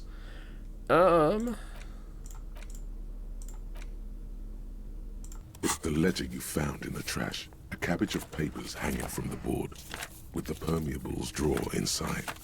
It's barely held together by a clip, then made complete by the faint smell. Oh, and an incredibly cool piece of kitchen tissue is stuck to the back. It's a pretty cool piece of kitchen tissue. It's made of dark blue plastic Hard enough to beat someone with your hands. It takes about half an hour to piece one together, using the system you've devised. Which one do you want? The square bullet hole murders, obviously. It would be very interesting to read about these, wouldn't it? I mean, there seems to be a square-shaped entry wound in the victim's forehead. She's been sitting there for weeks, on her rocking chair, with a square hole in her skull, staring at the wall, her mouth agape. But? That's all you got. From the half hour you spent piecing it together, all you know is the entry wound was square-shaped. You never found the bullet. And then another body showed up, also with a square hole in his forehead.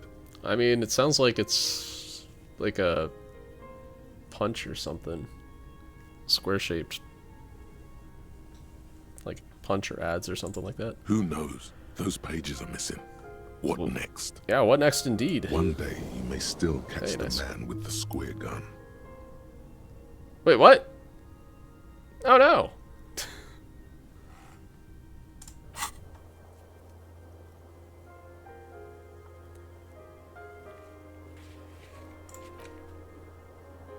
Okay, we never did find the boardwalk or island bullet trace areas. Couch in an unexpected location. Some assholes brought their couch outside and hung out on it. How dare they? In the middle of the street, on the roof, on the hillside by the motorway. You know, at an unexpected location. They were young, and they thought they looked cool on it. They actually look like assholes. They look really cool like models. They look really cool like a rock band. Yes, as you said here, insufferable rock and roll assholes. Young people are the worst. So anyway, you got a complaint about the damn sofa, or couch, or whatever it was. They were leaving it out in all these unexpected and whimsical locations. They took it to where they also took photos of themselves on it, and smoked cigarettes, and drank coffee because they felt it's intellectual. Cigarette butts, coffee cups, stupid couch. You had to clean it all up, and you did. So congratulations to you. Case solved. Did I ever catch those guys? No, you didn't have time for that. These notes show that you have what is called a real goddamn job. You don't have time to be chasing down the couch assholes. You have a real job to do. What next? These are getting kind of like... not great. Anyhow. Murder. Tum Tum Tum at the hookah parlor was a case originally assigned to an officer called Joseph Mills, who is now dead. Of circumstances completely unconnected to murder at the hookah parlor. Wait, how? Beaten to death by a throng of Villalobos gang members when him and his partner J.M., only initials mentioned, answered a call one night. It's a sad story, and it isn't really represented in your case files. Stop stalling and get to the murder at the hookah parlor. Okay. Joseph Mills was on this case that he just couldn't solve. Was doing it solo. Said it was a real nutcracker, a real brain twister. Was on it for, like, a month. The captain got impatient. Shit or get off the pot, Mills. Mills didn't get off the pot. Not yet. He kept at it for a couple of weeks more, racking his brains, running with every theory, as outlandish as they seemed. Still couldn't solve the murder at the hookah parlor. Tough case, he said. Toughest he's ever had.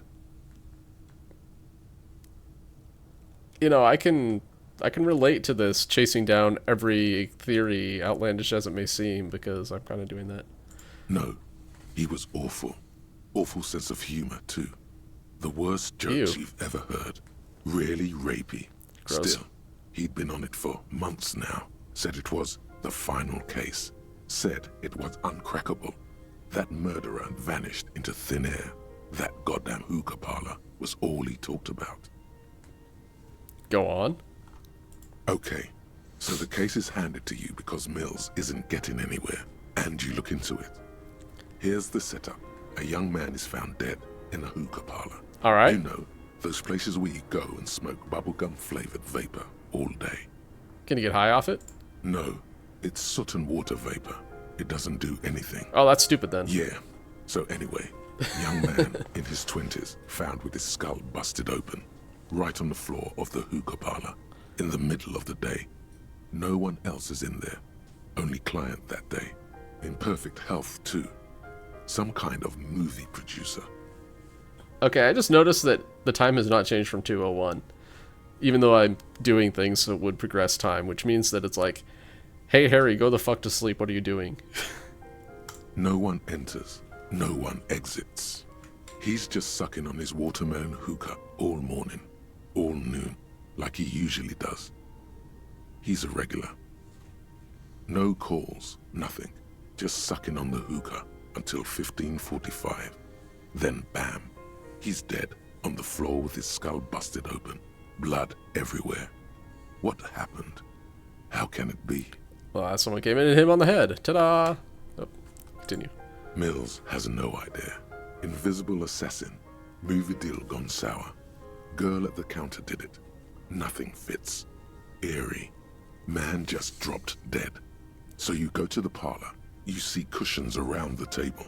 Table's low, heavy, really sharp edge.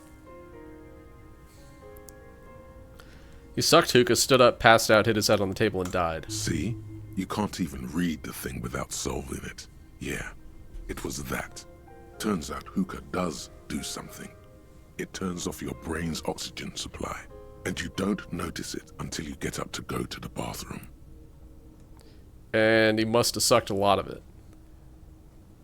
What was he doing there for 6 hours? Smoking hookah. Didn't you hear? I don't know. Trying to come up with a movie script, maybe. Anyway, that was Murder at the Hookah Parlor. Joseph Mills wasn't a good detective, and about 30 minutes has passed, piecing it together. Next. Not much has changed in the meanwhile. A bunch of sodden paper. Alright. Okay, I think that the game is like... The bed is comforting, if a bit run down. Actually, I wonder... Still, Hold on. You've earned a rest. Can I leave?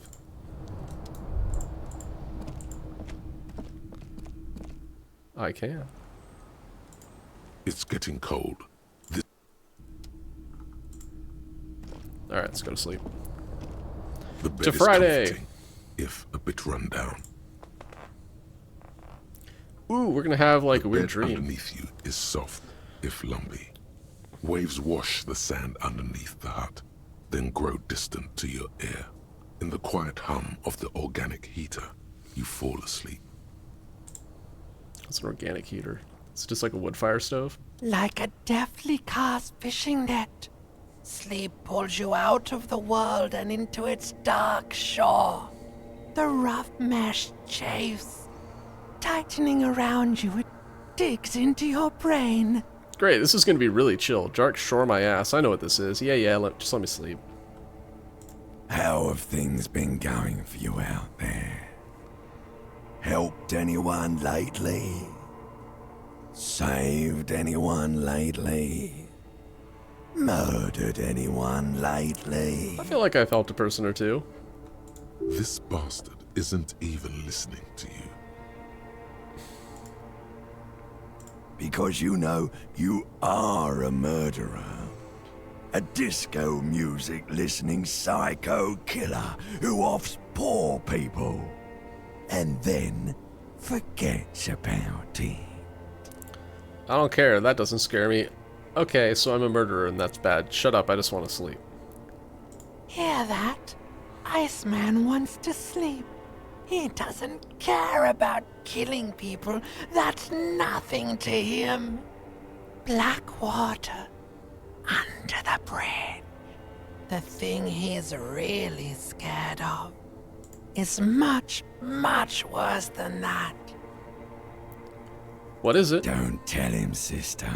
It's too bad. No, please tell me. I need to know. Why are you doing this? I just want to sleep. I can all see the door. We're trying to help you.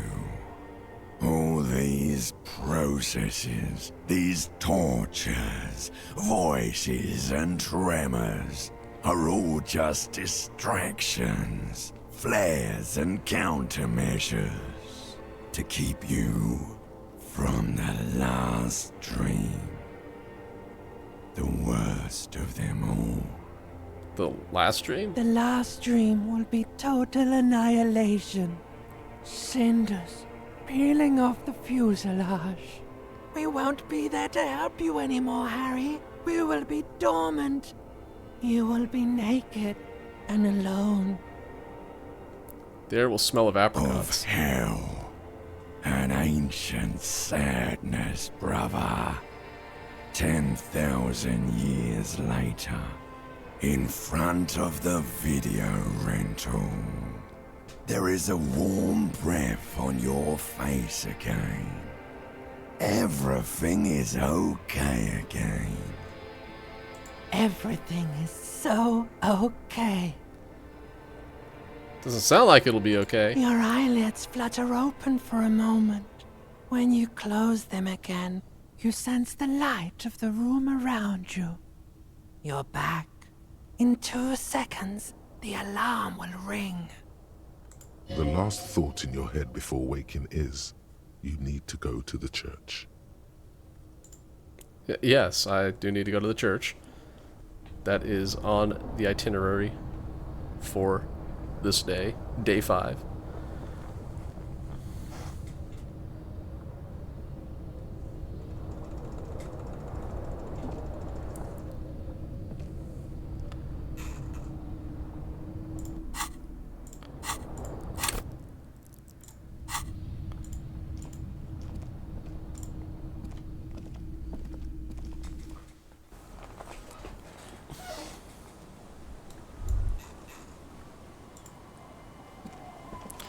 Good morning. Yes?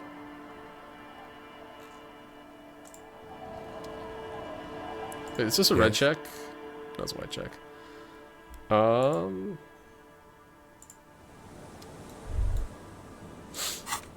what do we got going on? Okay, let's go ahead and turn this one in. The trap is empty. Return to Moral in the Whirling with News. These are all kind of at the church. I guess if I'm over there, we can talk to Titus about stuff.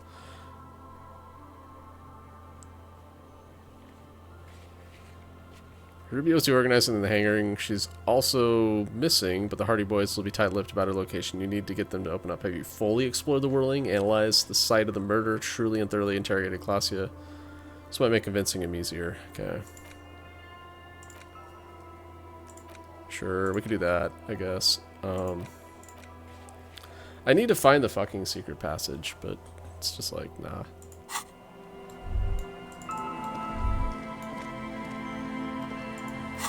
See if we can quick travel. We can.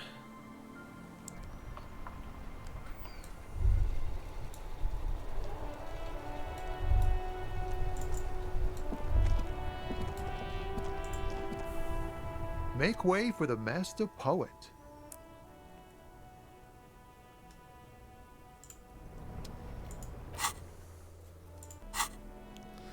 Okay, empathy check. We need our empathy build, which is...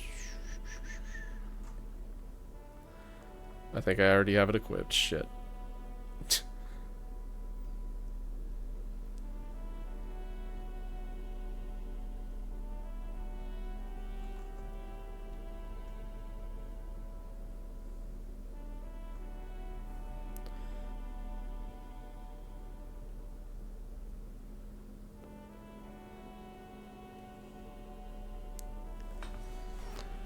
Never mind.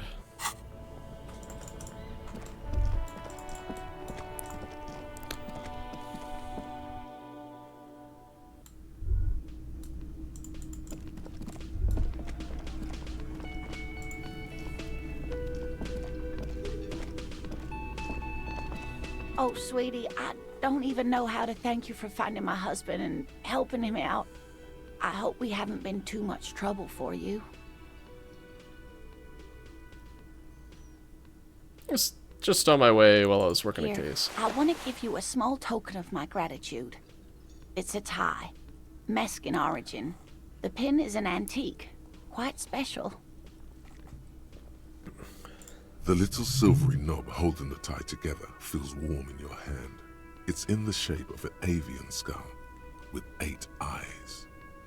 You could ask her about this when you get the time. It's probably a cryptid, but the phasmid, of course, is more important. You never told me you've seen the phasmid. Oh, you don't want to hear about some old woman's ramblings. Incorrect. Ramblings? Nonsense. Your description of the phasmid is the most precise I've ever heard. But darling, I didn't even get the size of it right. You were a child, my dear. Really. It's extraordinary what you were able to describe. Now go on. Tell our friend about it. He's proven his interest in the field. Reflexively, the lieutenant read his familiar notebook. Well, it was summer. I was building a racing track out of sand on the beach near a tall stand of reeds. Quite a tall one. Many times my height, I remember. When, all of a sudden...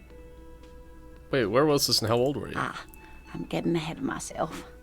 I was 5.5 in Betancourt in the suburbs. My grandmother had a summer home there. Betancourt got bombed in the war. It used to be quite near, circa 20 kilometers from here. What happened? The strangest moment of my life. I looked up and one of the reeds moved. Not like a plant, but like a living thing. It stood up and looked at me. Its body unfolded like some antique toy. I've never seen anything like it. I didn't know this can happen, so I reached my arm and touched the thing. It felt just like a stalk of reed, but it moved, swaying, towering above me. After a while, 20 seconds, a minute maybe, it left, went into the reeds. Did you follow it? I tried, but I was only a child. There was mud and high water. I couldn't see it anymore. I was just standing there knee-deep in mud, looking around me. I ran back home to my grandmother and asked her if reeds could walk, and told her they were looking at me. Of course, she just laughed at me, but I knew what I'd seen. For years, it was a story I told at parties when I wanted to impress boys, that sort of thing. Of course, most people just took it as a strange, amusing anecdote. So did I, honestly. But then I met Morel. We were on a date. Can you imagine? She tells me a story, and it's the most detailed report of the Insulindian phasmid I've ever heard. The sounds. She told me it hissed. So that's how they met. This is beyond significant for them. It did, yes. Like reeds in a gust of wind. The way it moved, the colour, how some of its limbs were white, like marble. It matched perfectly with what I know from other accounts. It was amazing. If it weren't for Lena, I might have given up hope years ago. It's no exaggeration to say that she restored my faith in my profession. He looks at her with admiration, forgetting a wide smile on his face. You're on a date? Our first, yes. The old woman looks at her husband tenderly. The glance is tender, yes, but tempered by something else. A thought she can't express, even to him. Interesting. Slims were white? Not all of them. There is some white coloration reported, along with beige, where the camouflage ends. How big was it? It's hard to say how big things are when you're quite small yourself. To me, it seemed to be taller than I was then, but that's probably not the case. What do you think of this kid? It was a wonderful story, man. He closes his notes and gives her a simple smile. How could she? Who imagines this? She didn't know about the phasmid. This is the main thing here, what makes it a confirmed sighting. She had no previous knowledge of the insect. So she couldn't have made it up, or imagined it. That's true, yes. I'm almost certain neither my mother nor my grandmother knew of it. It was only when I started telling my story as a teenager that boys would tell me, Lena, She lowers her voice, imitating a boy. You trying to tell us you saw the Insulindian phasmid out there in those reeds? Get out of here. They just give me a cider and ruffle my hair and tell me to stop dreaming. But I saw it. Thank you for sharing this with me. You're welcome, sweetie. I do appreciate the chance to relive it whenever I get one. It was just such an impossibly sunshiny day. So warm.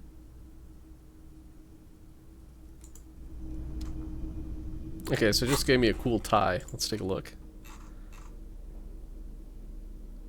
Oh, that's Inland Empire and Volition. Give me that. Slender bolo tie held together by a unique clasp in the shape of a bird's skull. The skull features 8 cavities for eyes. It's disturbing, but you can't look away. That gives me more morale. Yeah. I couldn't possibly shower thanks on you as enthusiastically as my wife has, but I am grateful for your assistance, officer. He tries to play it cool, remain professorial, but inside, this man is itching for some news on those traps. So I checked all the traps. Good. Okay. And one of them was empty. Completely empty? Yes, there's nothing in the traps. No locusts, no phasmid. No locusts? No phasmid either? That's not ideal, but... He rubs his chin. The empty trap was one at your campsite. Maybe this factors into it somehow. I definitely left that one stocked. Right from the campsite? Just means the Insulindian Yep. phasmid is even more clever than we thought. She's engaging in a well-known self-deception called motivated reasoning. You should correct them. Of course, more clever. You're dealing with a subject near and dear to their hearts. It might behoove you to tread lightly. Yes, the Phantasmadeia picked off the locust and escaped.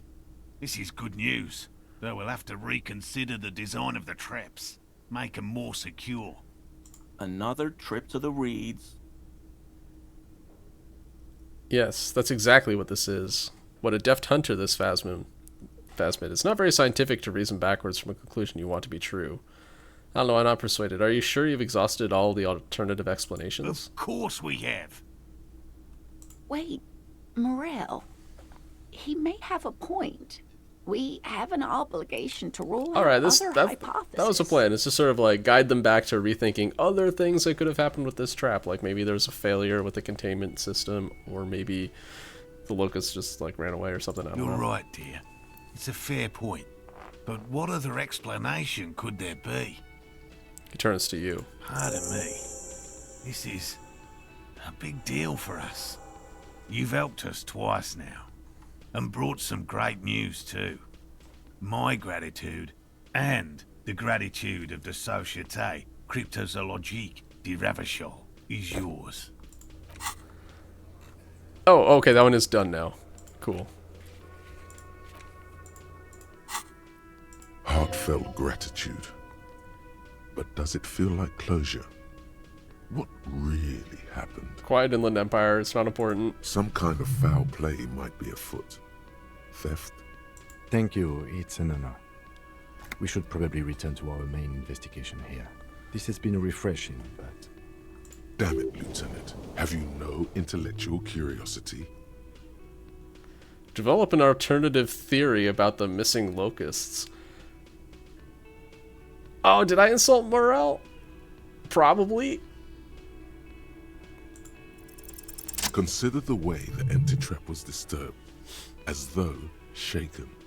Most likely the hands of a young person. Hands small enough to... Kuno got us again! You should ask the red-headed boy, Kuno. I think a little hooligan called Kuno may have stolen the locusts. A little hooligan? But what would a child want with bags? Sell them for crack? Oh, my dear Morel. You've been an old man for too long. Kids love to torment insects almost as much as they love to torment old folks. I'll talk to the little gremlin and see if anything comes up. Delinquents. My favorite. It doesn't sound like it's really his favorite. Oh, you've been such a dear to us. Please, let us know whatever you turn up. I have a feeling we're getting so close. Well, I see you've got all the help you need. I'll see you tonight at my place. Let's play suzerainty, but no more field trips for me. After this is your last chance to talk to Gary. Really, Gary? We're getting somewhere here. I'd love to play suzerainty, but... Lena, I'm sorry, but you're not getting anywhere. It was some kids. I know the little mutants around here. Leave anything out in the open and they'll steal it, even if it's bugs. He looks at his tea. Morel, it's been fun, really, but I need a bath and I have deliveries to handle. When this tea is done, I gotta run. No need to apologize, Geary. You'd be more than helpful. We'll have to take a rain check on that game of suzerainty today, though. We're gonna follow this through. I do like how the game told me Gary is gonna disappear now, so talk to him. He keeps the language unemotional, but it's in there. Disappointment. Did you know Gary was hiding the armor? I had no idea. And I'm still cross with him, to be honest. It's not like him. He's got his quirks, but dishonesty, disloyalty are not one of them. I don't know what got into him, officer. Thank you for letting him off easy. He won't forget it. We'll make sure he won't. Alright.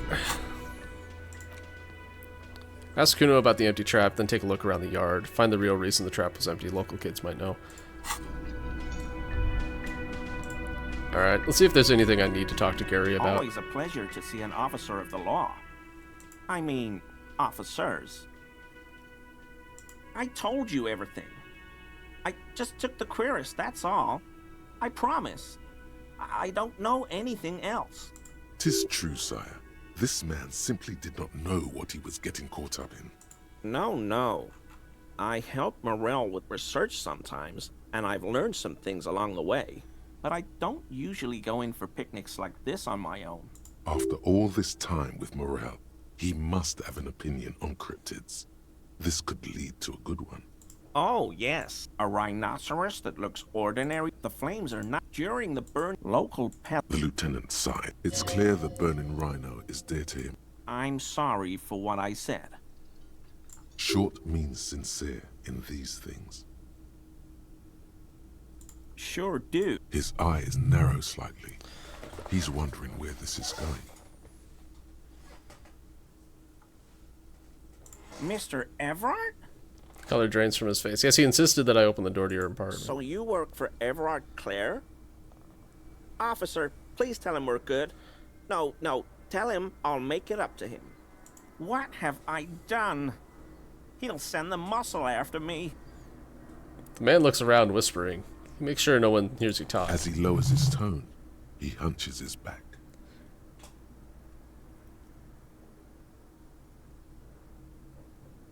Yeah, I don't know what it was, but he doesn't like you. I was probably talking too loud in the whirling the other night.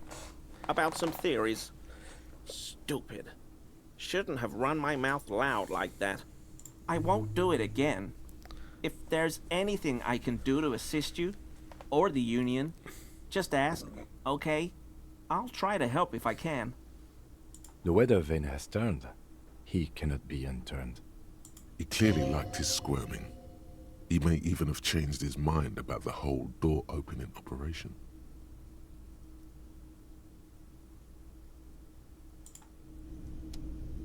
Always a pleasure. I mean, officer. Okay. Autosave. Hey, was there something you needed? Another thing. Great. I love those.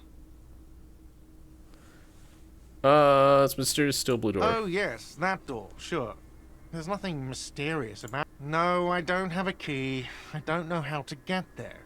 And I don't care either. It's not like I've been wondering about it for 10 years. Or some boring storage space with a bunch of old junk. He's attempting to maintain an air of indifference. It's absolutely not convincing.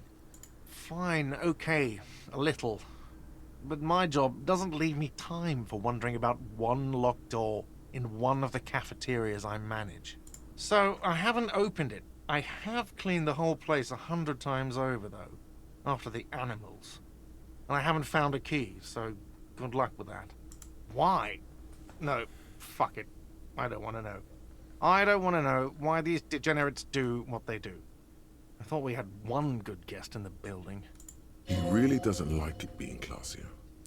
Yeah, I bet you didn't want it to be here. Well, anyway, mystery solved. I don't like loose ends. You have Lena. Lena's a good customer. Yeah, well, she's not a guest, is she? What? Did someone mention my name? We were just paying you a compliment. And finding out a degenerate from room 3 nicked the phone line. Everything is okay here. He yells and turns to you. Good thing that guest pays for her stuff on time. I'll forward her the bill and be done with it. Was there anything else? Yes? Hey man, I found alternate accommodations, so we're good.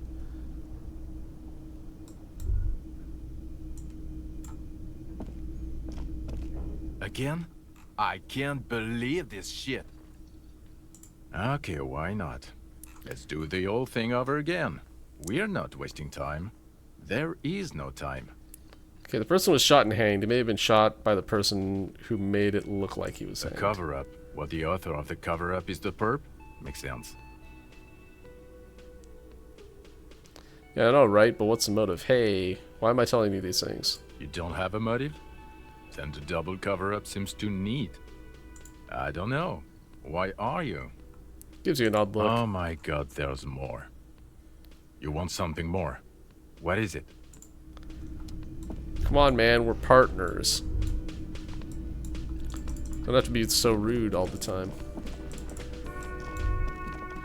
You see a heavy steel door, the cobalt blue surface, old cobalt paint, rough on the fingers. It leads to a side building, adjacent to this one.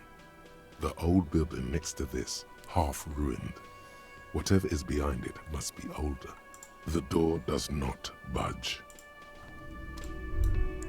Okay.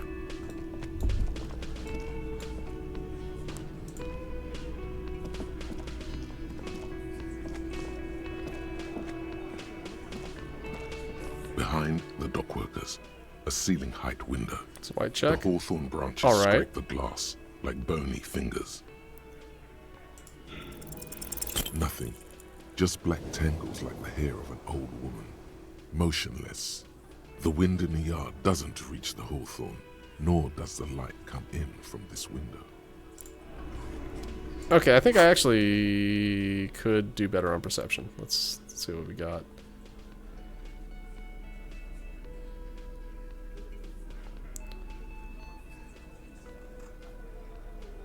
Perception.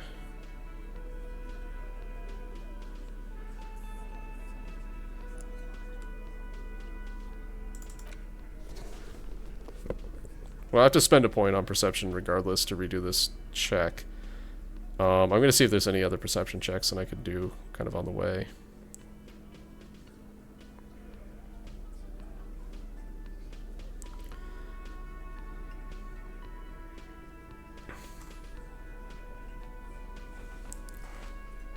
Let's make sure there's not any negative perception stuff. Nope. Okay. Alright, so perception.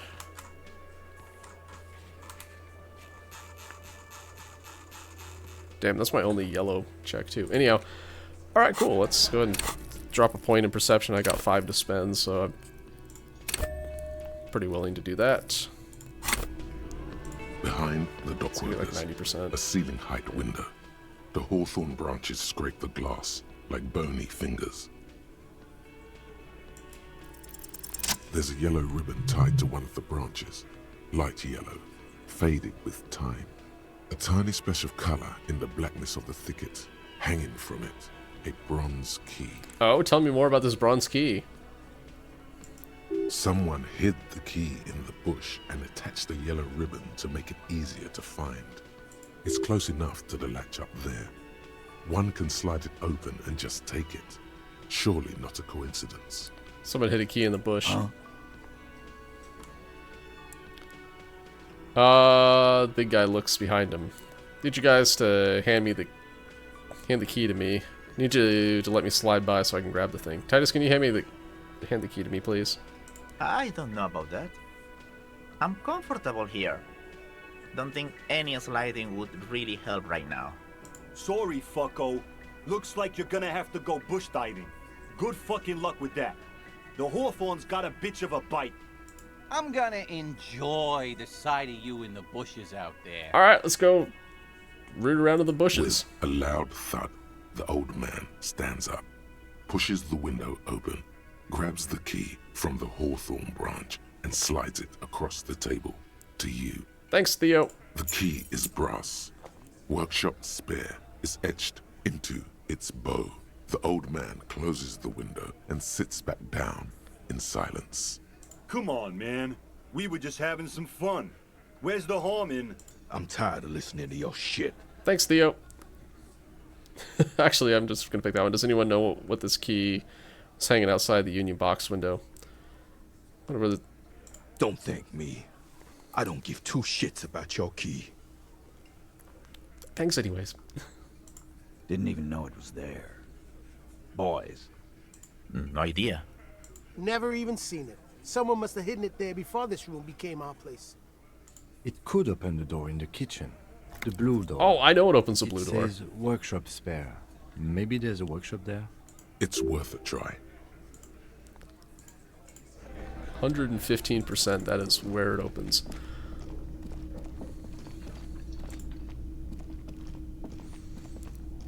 You see a heavy steel door with a prominent dimple lock.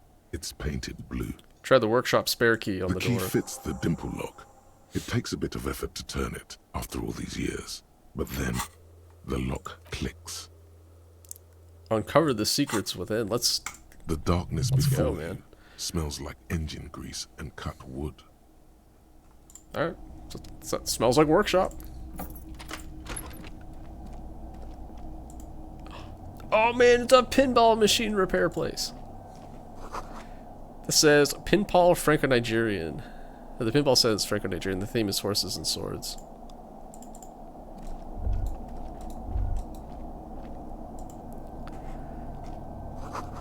This pinball is white Diora. The back glass shows female figure in mourning. Note NB, the spare key is tied to the bush outside the corner window room. Corner room window. Ooh, money. Over there, in the corner. The pinball machine? Not just any pinball machine. This is the pinnacle of pinball. Cornelius Gordy and the Mountain Goats. It's lit. You can't wait to get your hands on it. Lit, a phrase almost synonymous with the Insulindian pinball scene. Any pinball scene, really. Kim, are you seeing what I'm seeing? The pinball machine. Gordy's Goats. A classic. Wait, you've played it? A little. Ah, great. Lieutenant sighs. He just knows you're going to be playing pinball for the next 3 hours. Cornelius Gordy and the Mountain Goats reads the golden lettering on top of the back box. There's a small column of text underneath. The machine is coin operated. Oh no. Get the game on, Fingerboy. Those flippers are ready. Above the painting of a mustached man climbing a hill, a column reads, inspired by the legend of Cornelius Gordy, taken on the world's tallest peak, Corpus Muindi. The Mesk legend holds that when the nation is in danger, heroic Gordy shall return and save his people. The theme of the game is to explore Gordy's climb through the perspective of goats and to ascend to the top of the mountain in a time of trouble. The peak of the mountain is at the top of the playfield. All the balls have small goat icons on them and represent the goats as they race up and down the mountain. Areas around the playfield represent Gordy's climb, places he was said to have camped, which the goats can discover. Get them to the summit. What's with all the goats? Indeed. Think of them as balls. It takes a while to get into a rhythm. but pretty soon you're able to keep 3 goat-faced balls in play with relative ease. Go, go, finger boy. I feel sorry for the goats. If they only knew the kind of guy old Cornelius really was. This is an achievement for playing pinball. That's great. What kind of guy was he then? The kind of a guy who uses the word savages a lot when recounting his travels. A masked nationalist. Yay, racism. An avid huntsman too. He was often photographed in his dining hall, surrounded by wall-mounted hunting trophies from every continent. That's not cool. He also hit his wife and kids. Other people's kids too. Sometimes pets. Hateful little man. But you seem to be having fun. Pretty good at this. Your game is definitely improving. The jolly goats are flying. Oh wait, all how much over time the has board. passed? And although a few plummet to their deaths, you're never left with less than 3. Uh-oh. Suddenly, a special passage leading to the summit slides open at the top of the board. This is where the balls need to go. Maneuvering a goat ball into a position for a perfect Oh hit yeah, this is a isn't lot of easy. time passing. This is More for not their great. guests. But finally, the opportunity presents itself. One of them gets through. Tiny hammer shatters something inside the machine. Something glass. The words "pale rupture" light up on the speaker panel, and the machine starts filling with a thick, milky fog. Something's happening. Congratulations. This is where the game ends. It's a cheap way of getting more money out of the players. A stupid, nihilistic finale. There's so much fog, you can barely see anything. Some is actually leaking out of the machine, and one by one, your goats start slipping, disappearing into the milky nothingness. This can be navigated. The balls leave almost imperceptible disruptions in the fog. Use them to calculate where they hit next.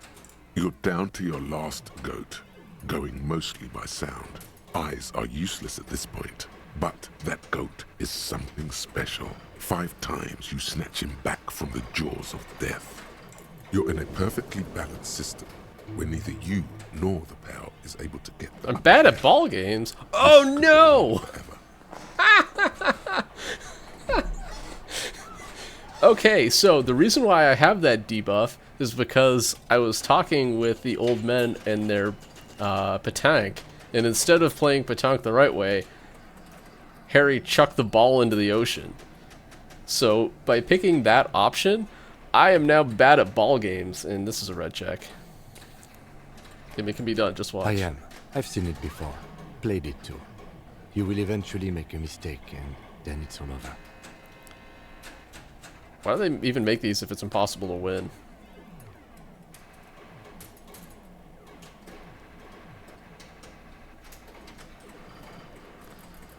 Why are... No! I'm gonna lose. How, if you can't even see it?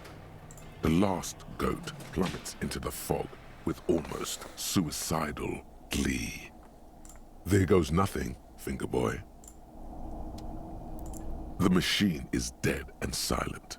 It needs serious maintenance before anyone can play again. Alright, well. Darn. Okay, so I need, what, reaction speed in order to do that one?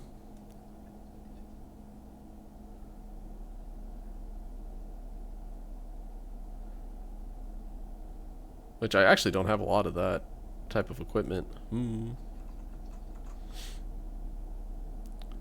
at all, really.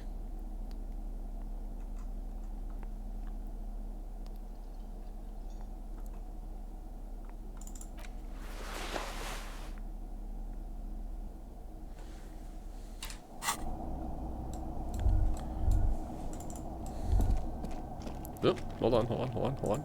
All these mesmerizing machines, just waiting to be plugged back in and played. Feels like it might jump back to life any moment, the lights illuminating the white-robed woman. What's White Diora? Some kind of inane pinball theme, probably related to Messina during the DeLorean age. The history themes are the worst. Diora was one of the 3 crown cities of the DeLorean era. on the Muindi Isola, the others being Ria Silvia and Advesperaskit. This theme is all about early airships and beautiful, sad, pearl-laden women. It's quite nice, actually. The lieutenant grimaces, looking at the machines. How about we fire one of these bad boys up and play some ball? You can't fire them up. They are broken. Only that one machine in the main hall works. The Royalist Pinball. He looks away. What a dumb name. Royalist Pinball. If they weren't broken, he would kick one of these machines about now.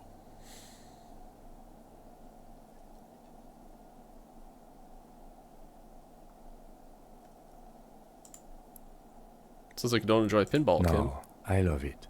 I love pinball. Who doesn't love pinball? Let's move on. He doesn't.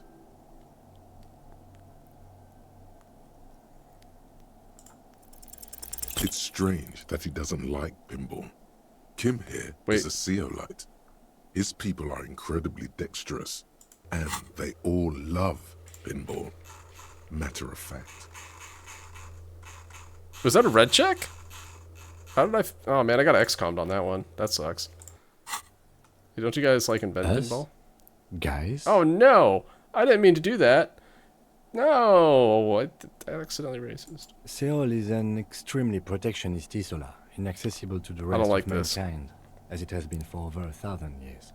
I have no special knowledge of them, despite my heritage. But even I know that they don't play pinball. They have a rigid class society and a punitive justice system. We should continue with our exploration of this place. It doesn't matter. Okay. I don't like pinball because I had to learn to play it for an undercover job at a pinball ring. And it's a lame, boring and unchallenging game. There. We can move on now. You still feel he's holding out on Zeolite pinball tricks. But fine. Explore on them. No. This small elevator is dimly lit by a bulb that's been glowing for ages.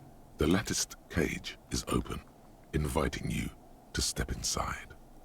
Smells of nougat and sweat. Your head brushes up against the ceiling.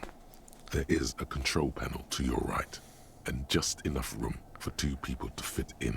Alright, Kim, time to get snuggly. We're going to take this death trap elevator up. The maintenance card under the control panel reads, Last maintenance, 10th July, 88. There are large rectangular buttons, monter, descend, and an international call for emergency assistance. That third one appears to be broken. Uh-oh. A small steel plaque reads, Halter 800. Halter is a Koningsteiner lift company who went out of business a long, long time ago. It says last maintenance was in 88. That it does. I say, let's brave it. This elevator was last maintained in the future. 88. This elevator was maintained a long time ago. No, it was maintained in 88 of the previous century. So it's not a message from the future. No, I think the bureaucrats just forgot about this backroom elevator after the revolution. Ruh-roh. Wonder what the elevator was used Seems for. like a small freight elevator for transporting machinery. For that, it's pretty quaint. He taps on the guttering light bulb. It's golden in the dark. Oh man, look at all this stuff I can look at and gain experience from. Small windows taped shut with black plastic. You can't see outside. Hold on, we can jamais vu our way out of here. Oh, would you look at that? Boxes of tools and replacement parts line the shelves. Schematics for a pinball machine, futurism themed. What's this? Ooh. Pretty good stuff, man.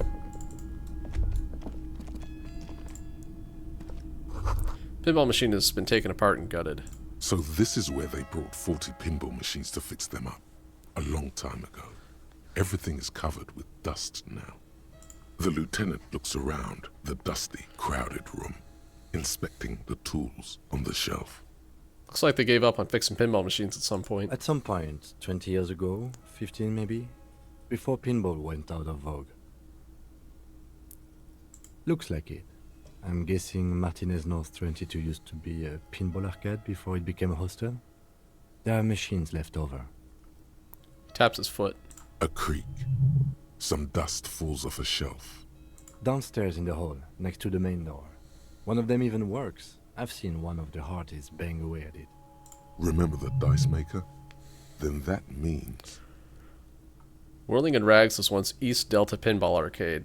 This is all left over from that. Ah, yes, as the novelty dice maker said. This has absolutely nothing to do with the case, I'm sure. But I do like a nice little connection. But then it went bankrupt. Your skin crawls from making the connection. Could this mean the Whirling in Rags really is part of the doomed commercial area? If that's true, then our cafeteria manager is not going to like it. We should tell him what we found up here, omitting that suspicion. He does not appear to be the kind of man who likes his establishment to be part of a neighborhood ghost story about bankruptcy. Oh, we're going to tell him. Stupid superstition.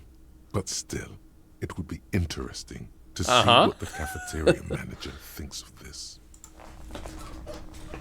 Okay, so there's some footprints. Yep. You clearly see footprints in the downy carpet of dust covering the workshop floor. So that has definitely happened in the last not that long. Jackpot. These, unlike everything else here, are new. Someone's been here within the last week or two. Let's have a closer look at them then. 3 weeks maximum, from the dust coverage. It could easily have been 1 week too. You know, officer.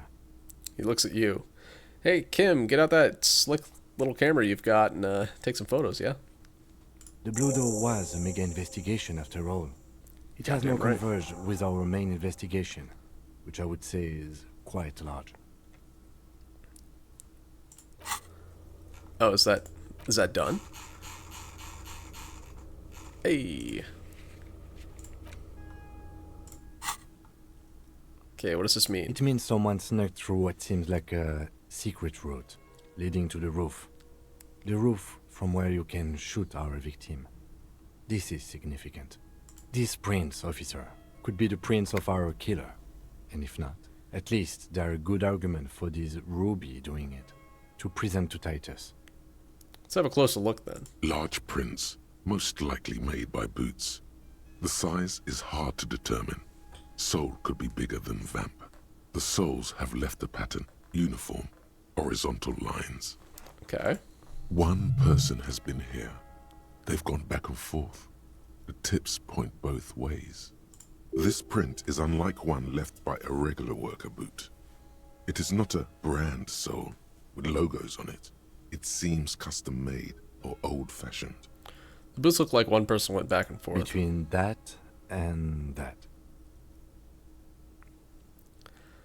Oh, I gotta sneeze, hold on.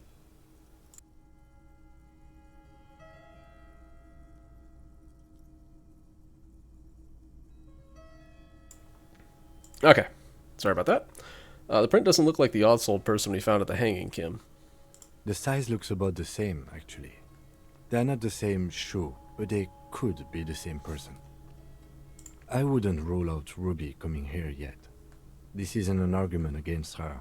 People change shoes. What? They do? No way. But it's not an argument for her either. This doesn't look like the workers' boots from the hanging, does it? No. These little horizontal lines are different. They look custom-made to me. Or some kind of foreign print. Hard to say. Still a boot, though. Everything around you is quiet. The prints crisscross the workshop floor. Let's move on.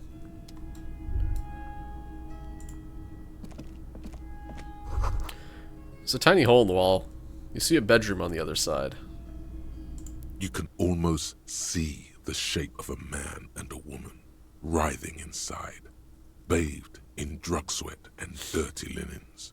Bottles lie around everywhere. I think I can see into Clausius' bedroom here, from here. You can barely see through. Better not to jump to sensationalist conclusions here. The footprints on the floor, however, definitely suspicious. What are those people doing in You there? lean closer to the peephole instinctively. I bet they're doing something quite unnatural there. Sensationally unnatural. Thanks, electrochemistry. Let's move on. Okay, let's get this damn bar off the... This is the barred door you tried to kick in before. So what's on the other Unless side? we veered off into a folded M dimension, I'm expecting to step out on the roof. We could ask Class here about this route. See how she reacts? Folded M dimension. A reference to the popular science fiction series, In System. Look who's in a good mood suddenly, and reads science fiction. Lightly punch the door once more, just in case. The door shudders a bit, as though it were laughing at you. Ha ha ha. Bent metal, broken glass. Your path lies strewn with the broken forms of everyday objects. You are the destroyer, the bane of inanimate matter. Gaze upon me, stuff and despair. No, I'm just a disempowered individual trying to make my disempowerment out of everyday objects. Yeah, I rip shit apart. Kudos. Anti-object task force? What?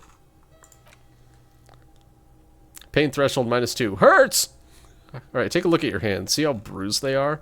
See those little scars? This is Exhibit A. The material world is holding you back. Containers, mailboxes, doors, chairs.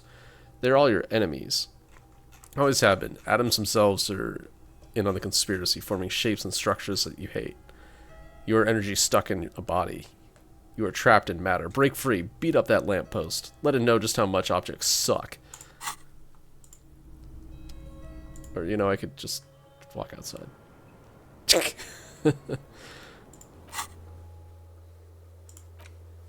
What did I... Oh, that doesn't exist anymore. Alright. Yeah. The question yet to be totally answered, is Whirling in Rags part of the Doom commercial area? Talk to Guard about this, see what he thinks. Yuppers.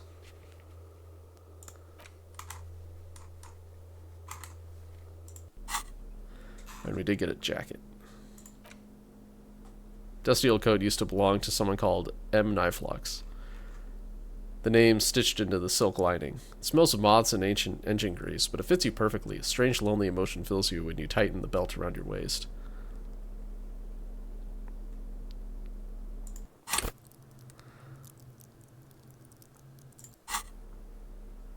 How's my authority so low? Jeez.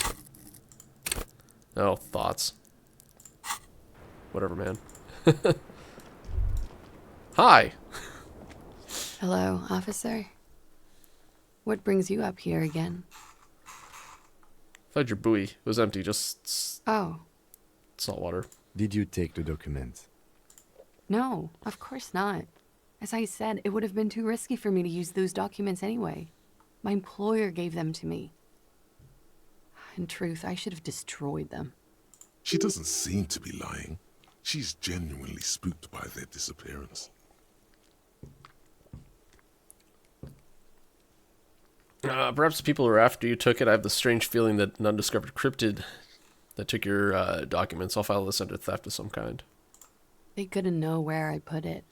I'm absolutely sure I was not followed. And I've told no one but you. You mentioned seawater? I was worried I'd been too careless with the latch. The documents were probably just washed away. Lies. She repeats, then trails off. It's unclear what she intended to say. Yes, we demand she be punished for deceiving us. We demand her anxiety. We demand her fear. Let's talk about you and Ruby again. She nods, then nervously pulls on her cigarette. She killed him. You've been through there, right? I saw you come out. It leads downstairs. She could have come to the roof through that, then made the shot right here, where I stand. It was dark outside. I wouldn't have seen her. Then slipped back downstairs without anyone noticing. That is possible. Interesting theory. Did she know that door exists? Had you been out there with her? Yes, of course. She's been up here many times, jacking private stations off the ring antenna. She used to come here to drink on the roof with me, before it got weird. Okay.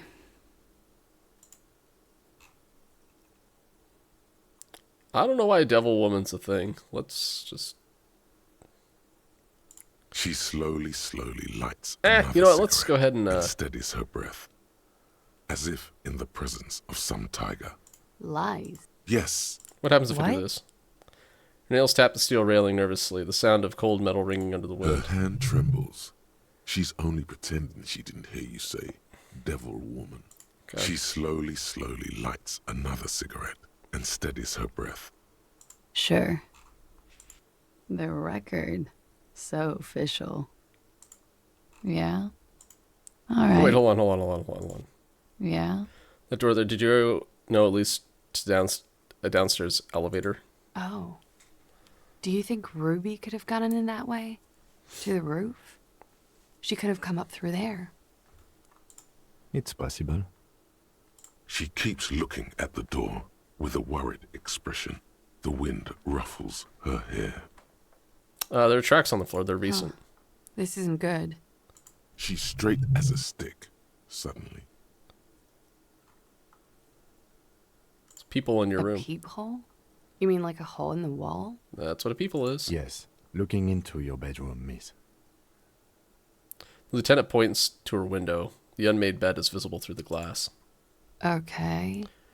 There's a pause as she processes this information. A jitter of fear and disgust moves through her body, beginning from her shoulders and ending in her hips. The cigarette tastes foul to her now. Do you think this is somehow related to Ruby passing through there?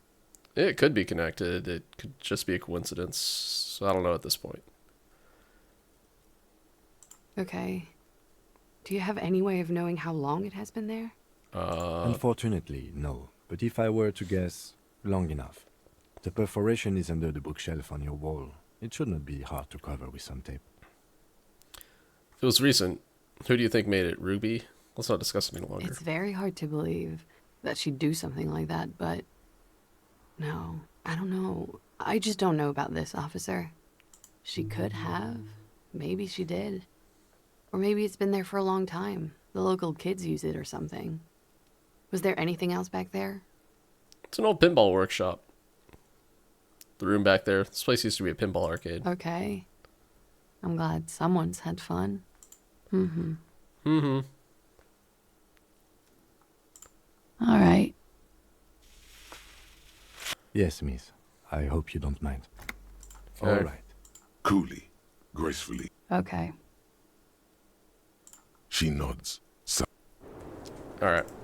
Let's just seeing if there's any new dialogue there. The answer was there was. But not much.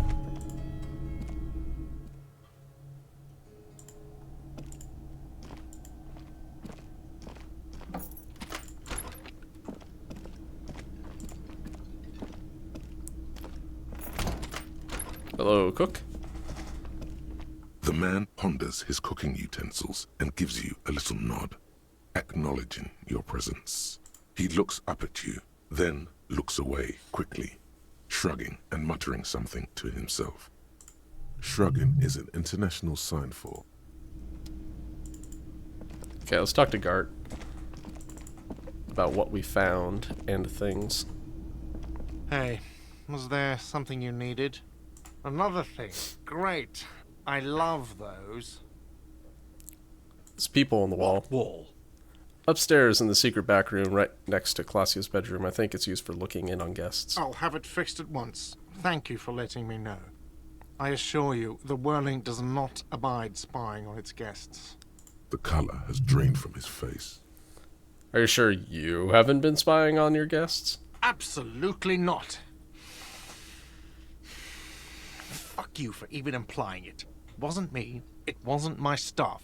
The establishment will look at it and ascertain what it was. Well, he's definitely not lying. He wouldn't endanger this business like that. Sir, he was only asking a question. It's his job and mine. See that it's covered. Yes, I absolutely will. Sorry, it's been a bit of a day. And now a hole in the wall. Alright, you've been notified. Thank you. I'll patch it up personally. Was there something else about the establishment? I hope not.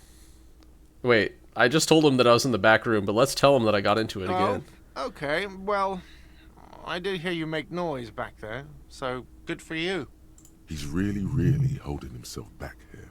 Aren't you going to ask me what's back there? Okay, what is back there? Skeletons, a mausoleum of the dead. Pinball machines, pinball workshop, nothing. Black gaping maw at the end of time. Yes, haha. What's actually behind there? There is no gaping maw. If you don't want to tell me, you don't have to. That's okay. But please do still tell me. Ha! I knew it. I've always wondered where those machines by the door came from. And they told me there was some kind of pinball thing here too.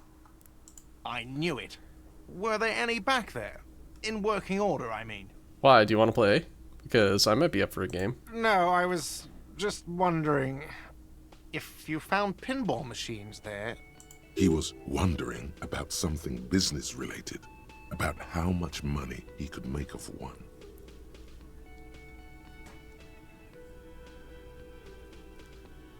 I feel a capitalist plot coming on. If you're thinking of selling those pinball machines, I want a fat cut. C-suite shit. I'm a disruptor. Yeah, no. We're just gonna keep it boring. But we could diversify the entertainment options, seeing as you've opened the door back there. Well, the machine we have in the corner now is broken. It wouldn't hurt to get a little life in here, other than the hellish karaoke machine. That one's always causing trouble. Yeah, those numbers he's adding up must be making good sense to him right now. Sounds like he cares about the place. He's not going to be overjoyed to hear that it's part of the doomed commercial area. He should still know. You have to be forewarned about these things. I have to warn you, I may have uncovered that the whirling is part of the doomed commercial area. What? Why would you say that? We're at a completely different address from that whole thing. So he knows of the doomed commercial area and its address. He's thought about this. Wait, so you know of the curse? Everyone knows of it. The whirling is listed on the intercom outside as one of the businesses in Building B. You should get your wiring fixed. I tried to call and couldn't reach you. I've been working here for a long time, and that intercom has never been used by the whirling. Hold on, not once? Isn't that already a sign of decline? The whirling was once the East Delta Pinball Arcade before it failed. It's only a matter of time before the whirling falls too. The whirling was once East Delta... It's a sign of the whirling in rags not being part of the doomed commercial area. If anything, we're revitalizing this neighborhood. Relax, Mr. Gart. I'm sure there is no doom. He simply wants to share his discoveries with you. The whirling was once the East Delta Pinball Arcade, which failed, though perhaps the whirling will escape the curse. Does this look like part of a doomed commercial area? This pre-revolutionary tilework, these high ceilings, the nice rooms, well, most of the rooms. For 14 years, man. That's how long I've worked here. I've kept this place up through hail and through sleet.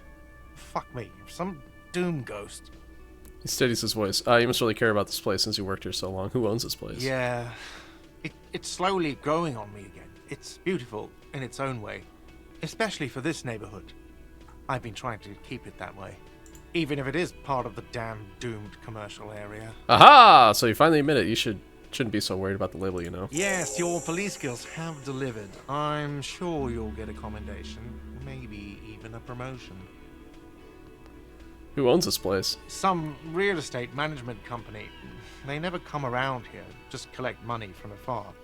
Honestly, I think some money laundering might be involved. Yeah, probably. Who named it Whirling in Rags? Well, it sure as hell wasn't the real estate company. It was you? You're surprised. What? It's a great name, I know. Cafeteria managers come up with great names too. It's from a song. Hail, Holy Queen, by the Ateniers. Hail, Holy Queen of the Sea. You're whirling in rags, you're vast and you're sad. Good pick. Well, good luck to you with this place then. Not too bad it's doomed then. Luck has got nothing to do with it. I need to think about where I'm going to place those pinballs. I have a feeling they're going to help. Yeah, they're all broken. Don't get too excited. Doom. It's implied. So, if you didn't have anything else to tell me about my establishment, can we, wrap it up? Yes? Alright. What do we got going on here? Let's take a look at the old list of things. Okay, so some of this stuff is just going to take a while. I